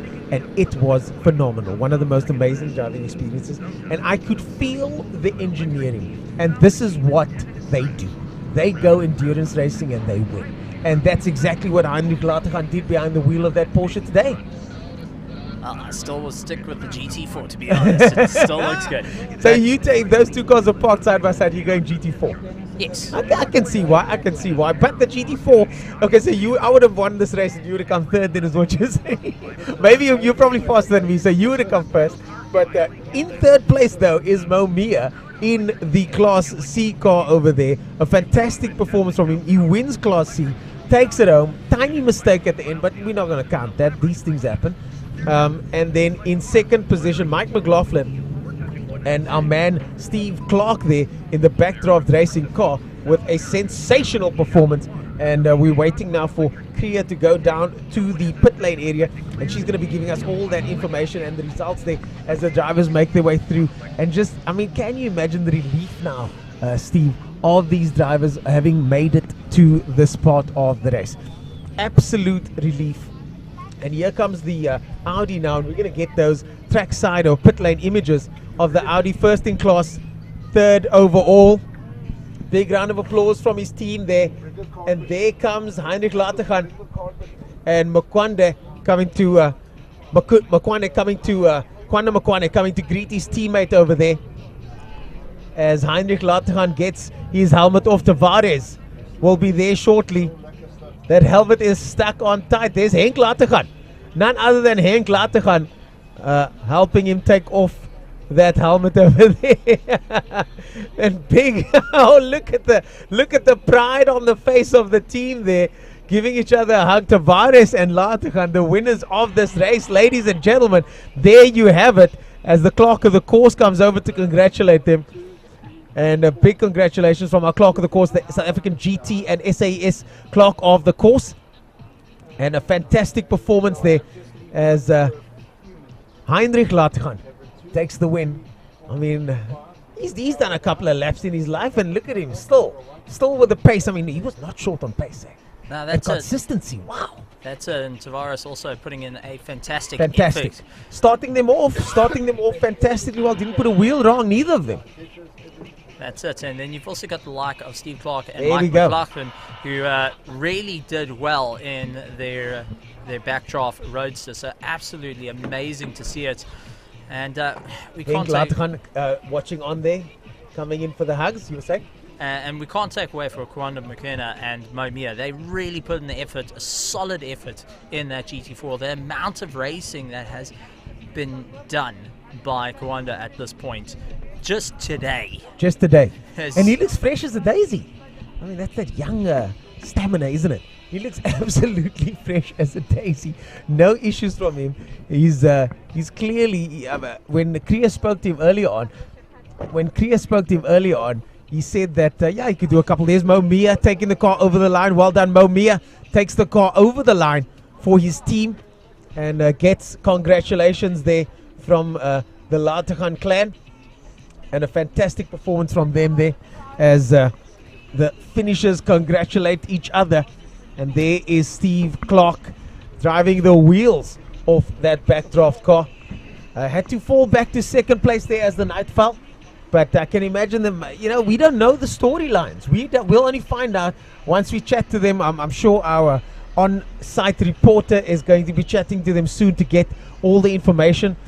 but we don't know the storylines in the pit lane. That's it, and we'll find more as time goes on. But we're just the disembodied voices at this point. You know, we got we got the faces for radio, and we'll leave the presenting work to our lovely reporter that's going to be having a chat with him. So absolutely fantastic, and I want to know what Gqeberha's going to think when it goes on. Kriya, the lovely Kriya Gangi is what I'm going to be calling her from now on. She will be doing our pit lane reporting. She's going to be doing our pit lane reporting shortly. And there is Mr. Martin, that's Brian Martin over there. And he will be talking to him, and Tony Martin will be very excited with their performance over there as we make our way through the pits and take a closer look at that backdraft car over there. I mean, just look at all the little chips and marks on that car.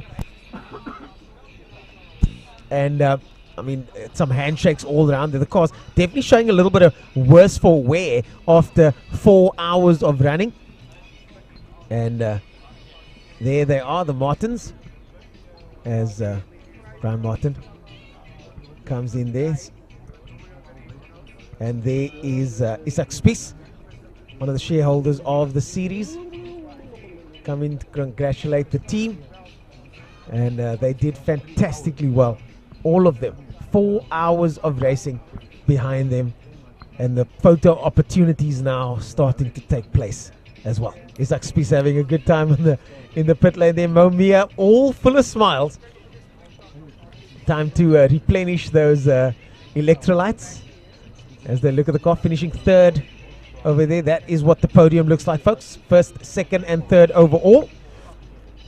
And of course, there are classes as well, but that's what the first, second, and third podiums look like at the moment. The Jackson team running that Audi on your left-hand side over there.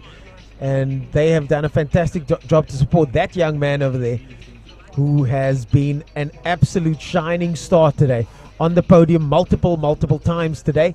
And once again, finding himself at the podium. He looks absolutely fresh. He's been driving the entire day, and he just looks 100% fine. Gives us a thumbs up. There's that youthful exuberance, isn't it?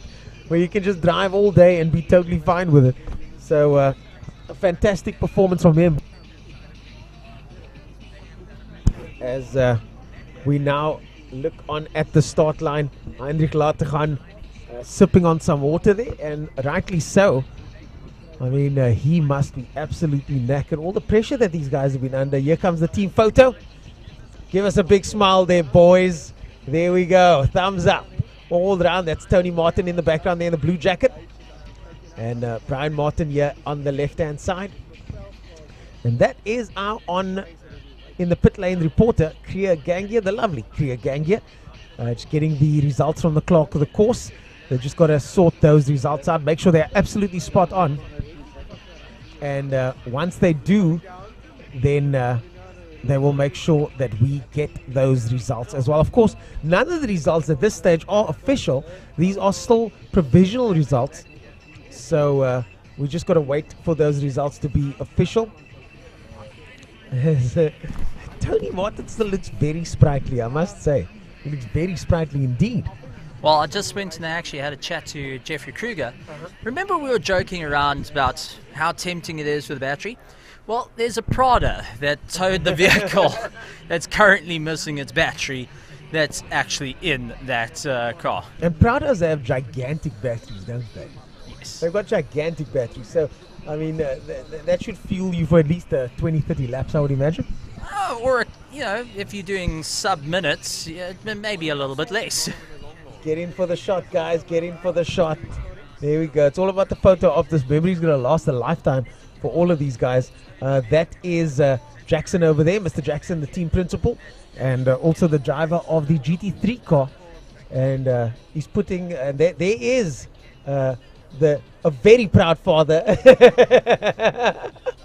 A very proud father. Very proud of his son, and rightly so. And rightly so. His son drove so well today. And you could see the lips there, I'm proud of you. And that's what every son wants to hear, isn't it? That's what every son wants to hear. And he got that moment. And here comes Gqeberha, the lovely Gqeberha, giving us the results from the pit lane. Over to you, Gqeberha. All right, it has been an exciting finish to the SA Endurance, and it has been a little bit of time. I know that we've left Ernest and Stephen in the van for a little while, but that's because we just need to make sure that we get the results just right. Beautiful race this evening as we were under lights here in PE at the Aldo Scribante racetrack. So it's time for us to start with the podiums, and I think what we'll do is we'll start with overall performance in the SA Endurance Round 2 here at the Aldo Scribante racetrack. So let's start with third place.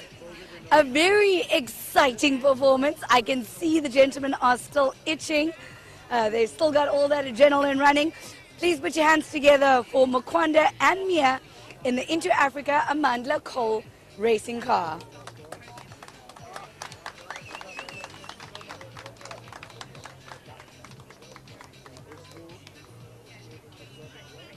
Second place goes to Clark and McLachlan in the backed off racing.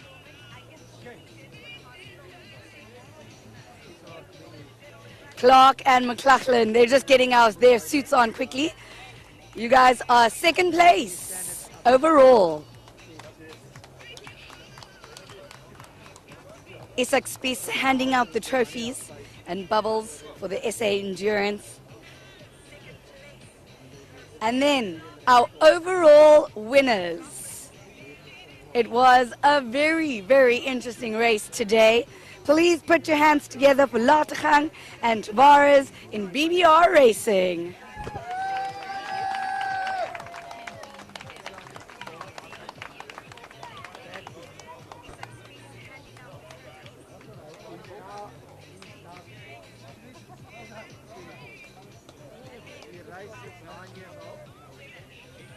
We're going to everybody squeeze in there. It's a little bit cold in PE. Need a cuddle. All right, photographs are done. It's time for bubbles, gentlemen. Bubbles are behind you, and I am hiding behind the cameraman.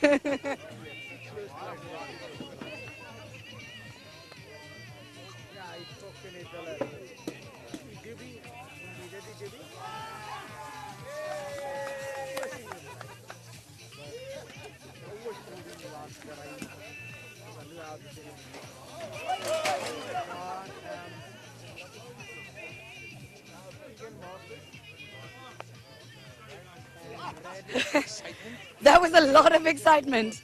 I think Mo Mia caught the brunt of most of that bubbles.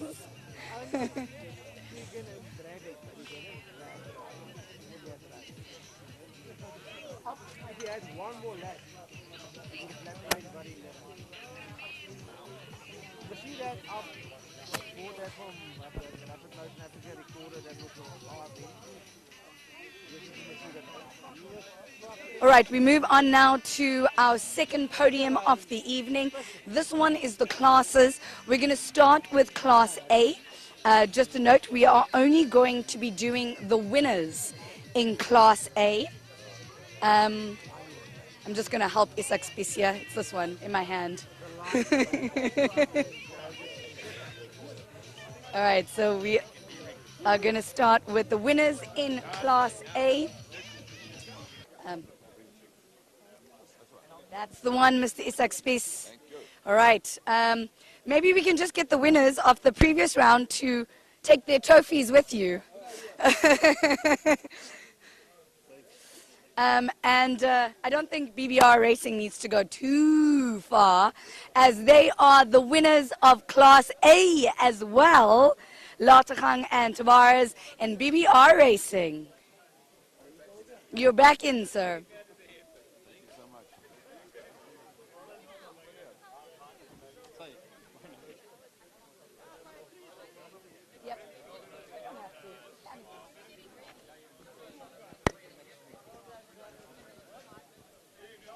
A big smile for all the photographs.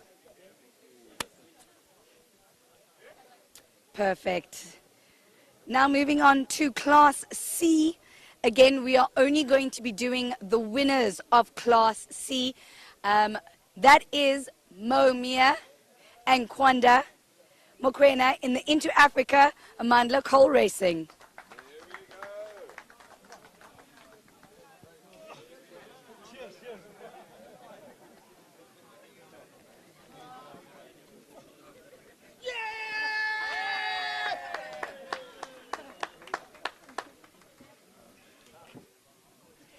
Beautiful result from this team today, walking away with third overall and top of Class C. We now move on to Class D. Again, we will only be announcing the #1 spot in Class D.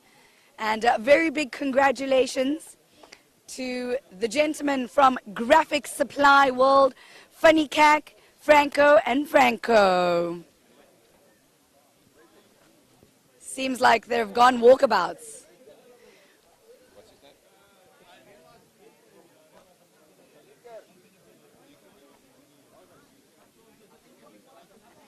All right, it seems like the team might have gone walkabouts a little bit. We'll see if we can find them a bit later. But let us move on to Class E.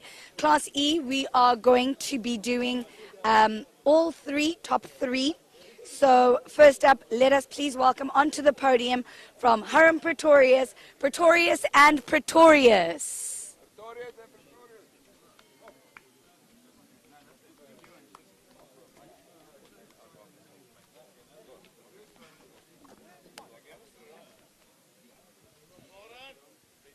Coming in to second place is the PPLE group and Adapt, Mayor, Walson and Harvey.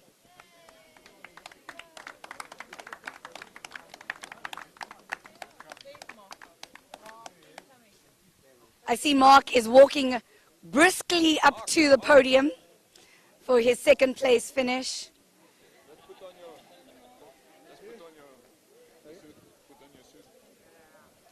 And then whilst Mark Harvey is getting onto the podium in second place, a very big congratulations to first place in Class E, Allison and Radloff in the Titanic Historic F1 racing team.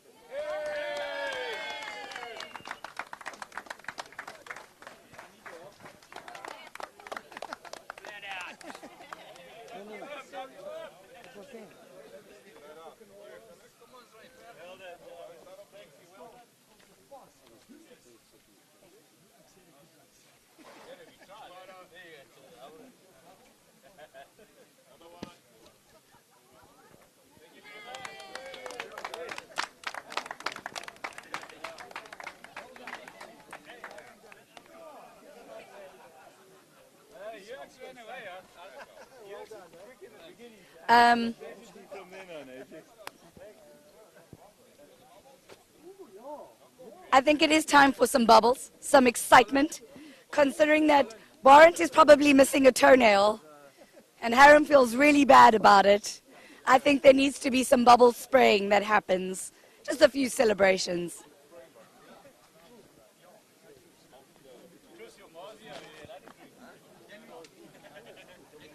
Well, we called and you went here.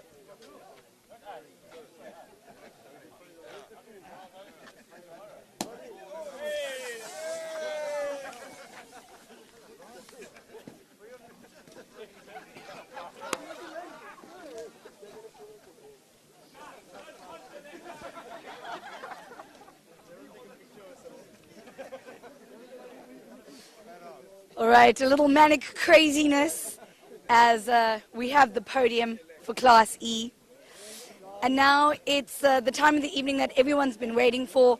Takes a little bit of time to put in all these numbers and gather the index of performance. So everyone who is close by, just stay even closer because there's a couple of repeat names here. So coming in third place is car 72, McLachlan and Clark on 94.49%.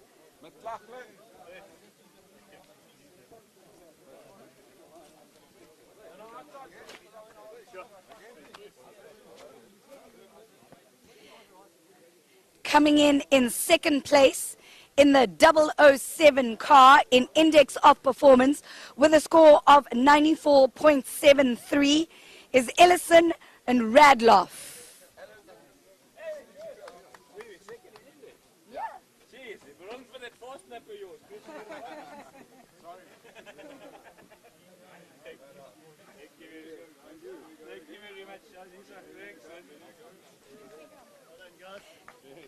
And then one more person needs to get, or three more people need to get onto the podium for first place. Coming in with a score of 95.5%, car number 23, Mayor, Wilson and Harvey.